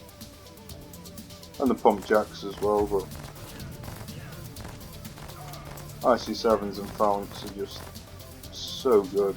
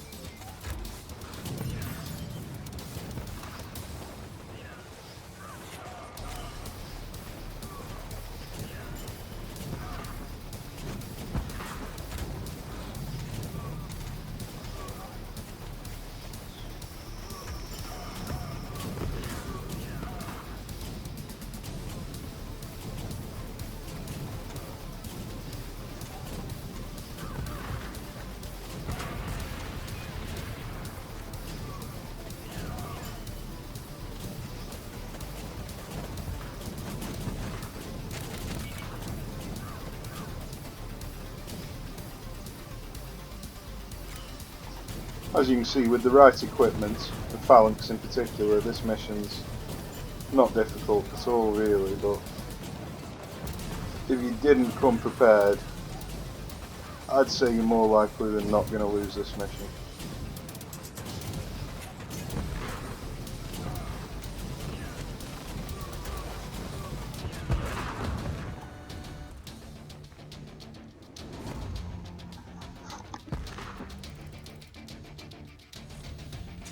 So hopefully I will get an IC7, and we got one.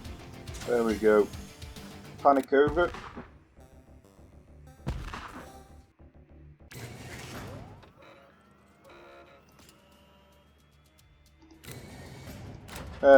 And then we get one on sale as well, that's just typical. Well, seeing as it's on sale, can't say no to that. Okay, so as you can see now, if I would have spent 60, 130, 180 on these, I would have had considerably less stuff on these, which these are important, really important. These do not help you so much when you get to the third mission, the third island. And these, although they're really nice, again, they're not as important as having pip slots, having the vehicle upgrades. These are not massively important, so I suppose you could take these instead of these. But, I don't know. These in particular, most important. These are the second most important. This as well in particular, you've got to take that. And this for when you've got IC7s. But taking these arms dealers so you can get the IC7s and the phalanx, I place that at a higher priority than taking these barracks upgrades. I suppose it's just different ways of playing, but I prefer this way. It's a lot safer.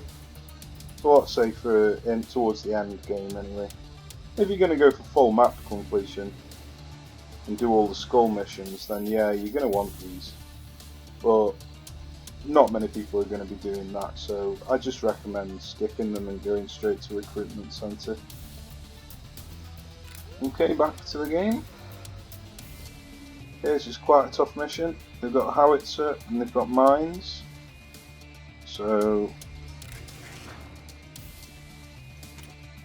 I'm going to want to take on the howitzer, I'm going to want a Puma. It gives me a tank as a reward, so I can take a tank in as well. Suppose I may as well take an LRV.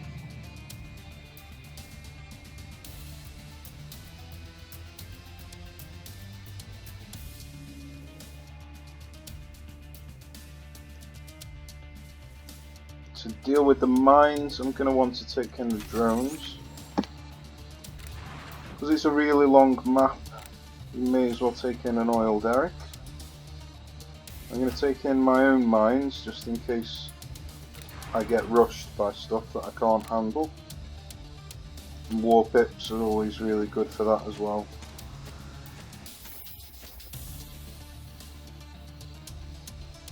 I reckon that is good enough.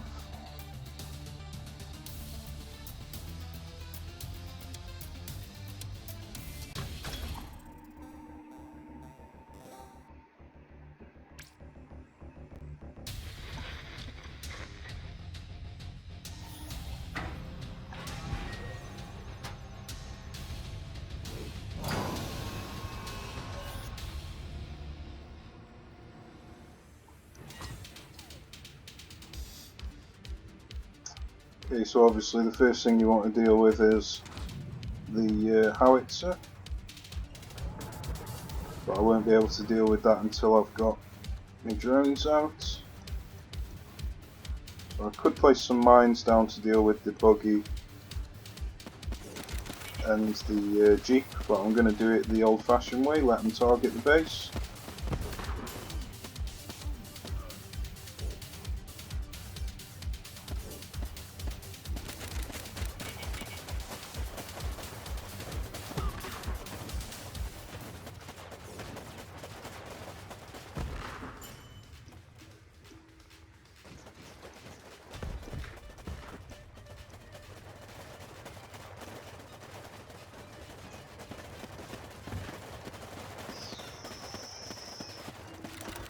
now got enough to get a tank out, so that'll be the next thing I do.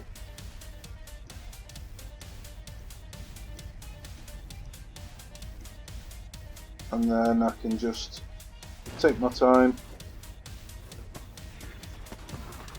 dealing with these guard towers and mines, and obviously this howitzer.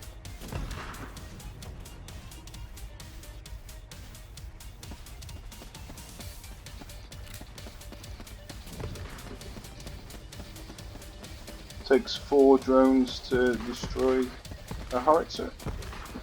That's that problem dealt with.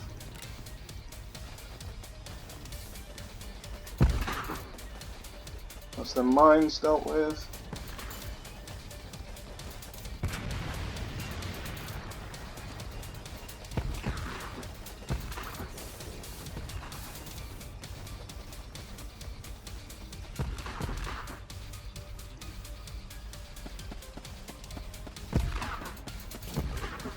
And then there's just that one mine there. I might just be able to sneak it. There we go, sorted. All the problems dealt with.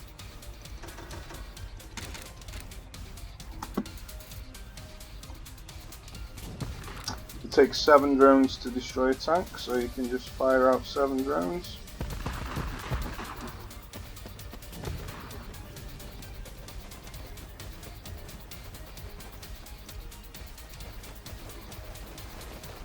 Now you may as well build up your economy while you've got the chance.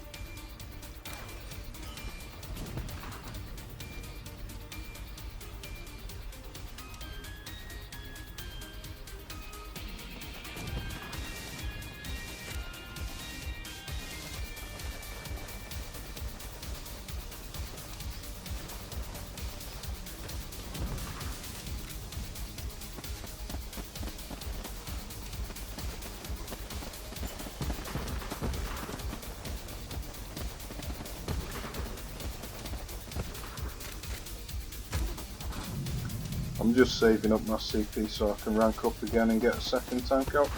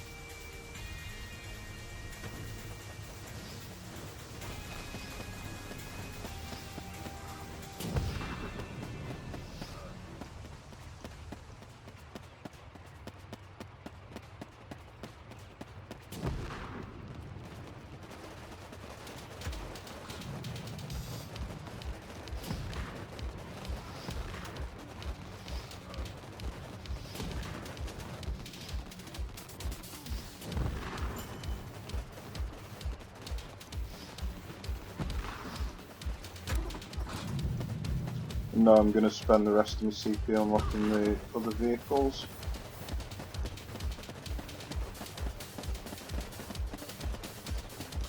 Could just get some pipsqueaks out in the meantime, but I'm not going to bother.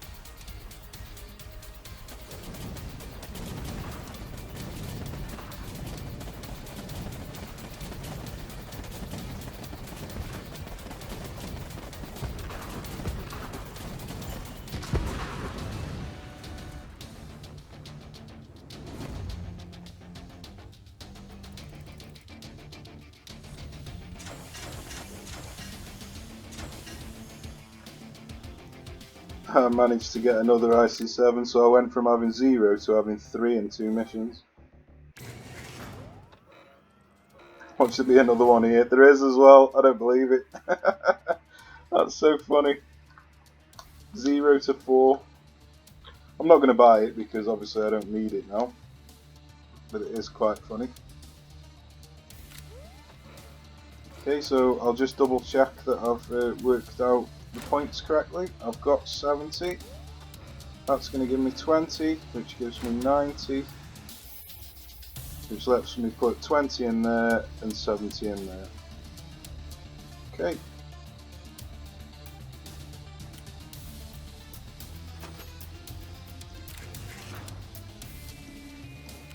Make sure I'm on the right mission, which I am.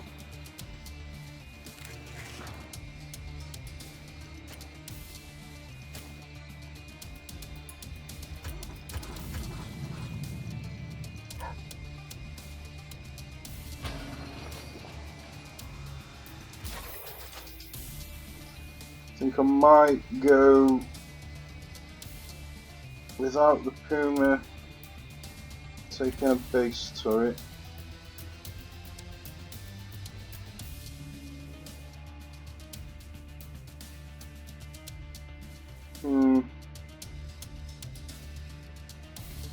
And then I'll take the pipsqueaks out and take an airstrike, why not? I think that should be good enough.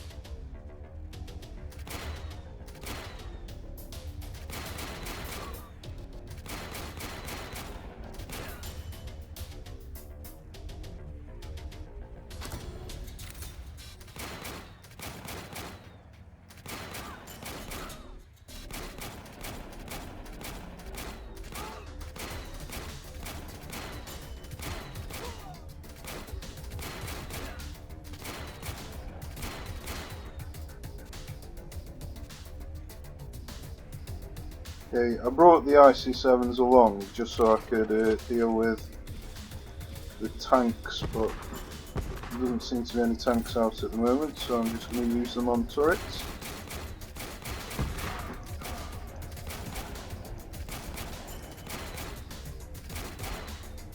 Always unlock your tanks first before you upgrade your veterancy.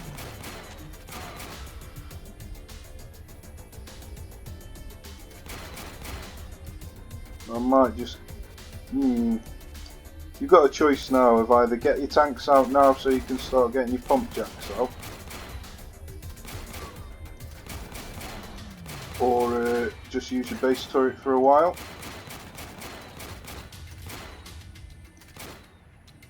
So I'm just going to use my base turret until it gets to overheat range.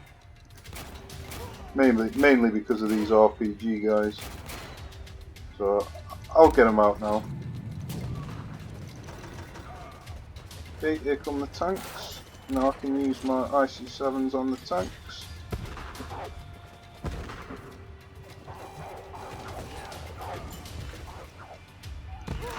Just start building up my economy.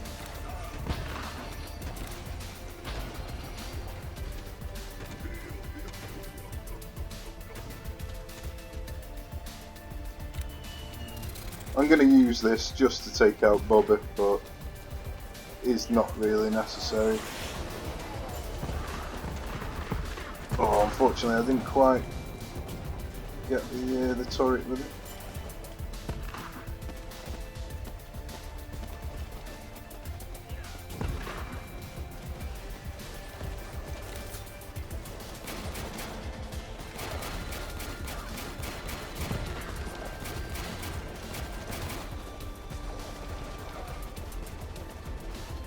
Almost got enough to get my second tank out.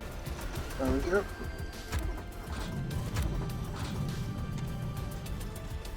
I'm going to save my IC7s now for the next tank rounds.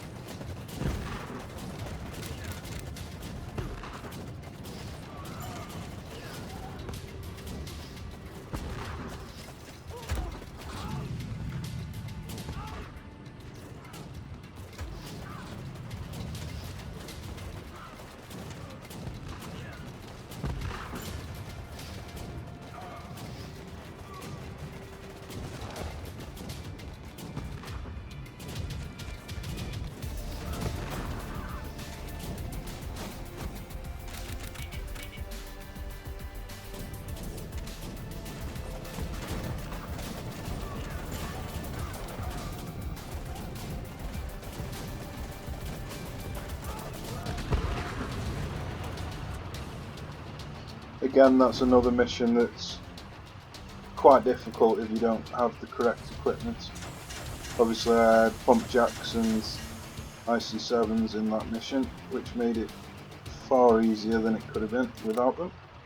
Another reason why the arms dealer is so important for that mission in particular. So if you didn't get the arms dealer upgrades, this mission, that mission and the final mission are really, really tough.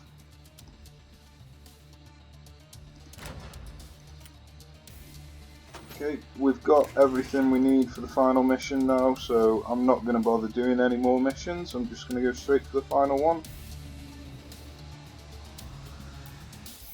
So there's a few different ways you can play the final mission, but support equipment is definitely needed. I like to just go full mechanised, but sometimes I'm taking a Warpip, but I like to have spaces left over for them 5 things, so if I haven't got one of these 5, then I'll take in a Warpip.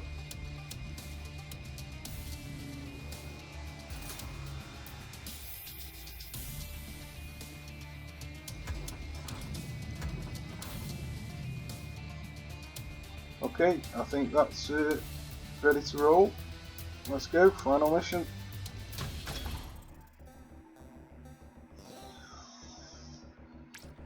Using the blue rockets right at the beginning is the best way to use them, but sometimes the tracking goes a bit messed up and they can go all over the shop.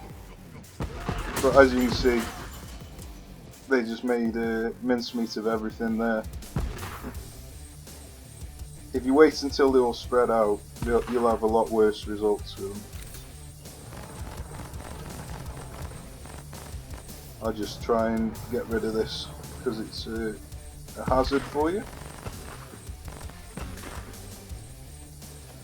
Then you're ready to get your vehicles out.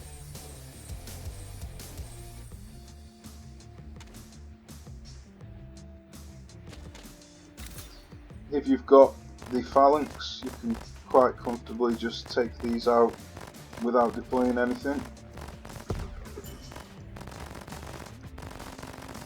And now, as you can see, I've got my IC7 ready. I can now use that to destroy the howitzer.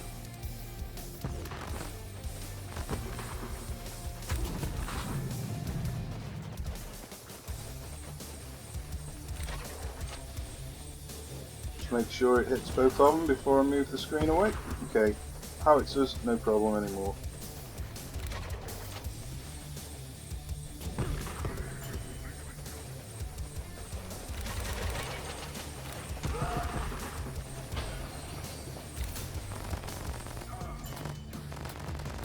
You can shoot the rockets slowly, but I find if you shoot them all in one big salvo, they target different targets anyway.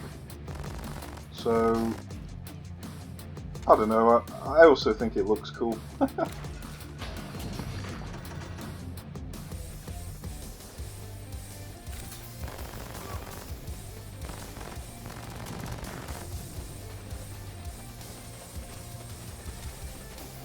Okay, I save my airstrike ready for the next tanks to come in.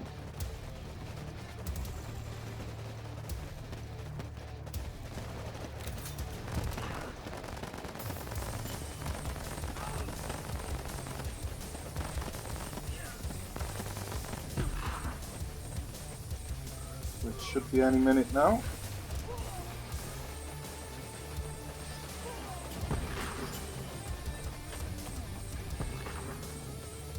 There we go. Then hopefully you can catch them all in one go. Looks like they might split apart though.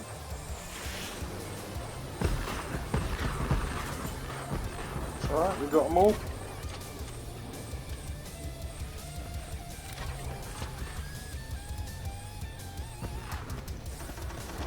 Now we can get the second tank out. Now the second tank's out, we can now start getting all the pump jacks and bringing out some more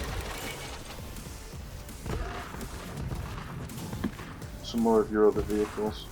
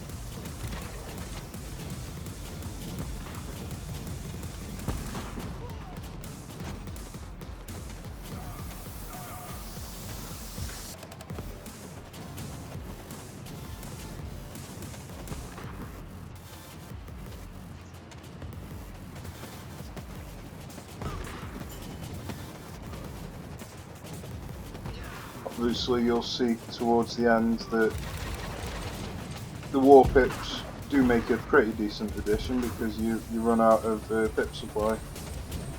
You run out of things that you can use your pip supply for them. But they aren't necessary as long as you take in these decent support equipment.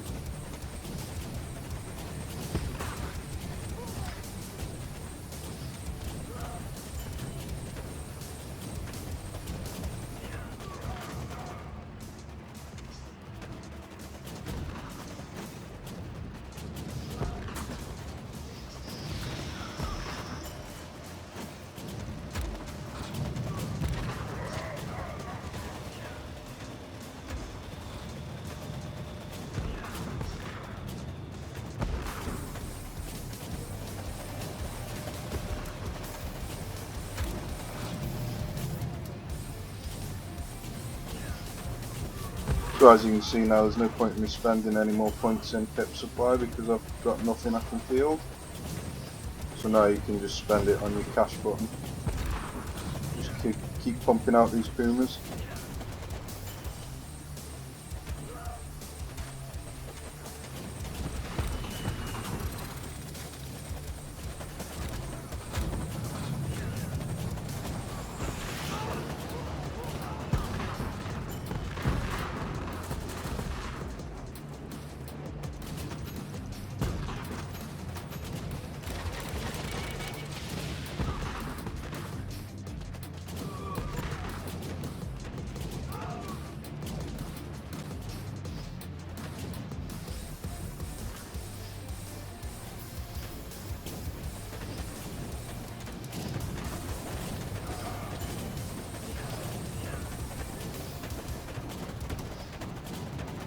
There you go. General campaign. I hope this has been helpful. Obviously this isn't the only way that you can play the campaign. You can go down the infantry route with the barracks upgrades, but this is my preferred route. Right, take care guys. See you soon.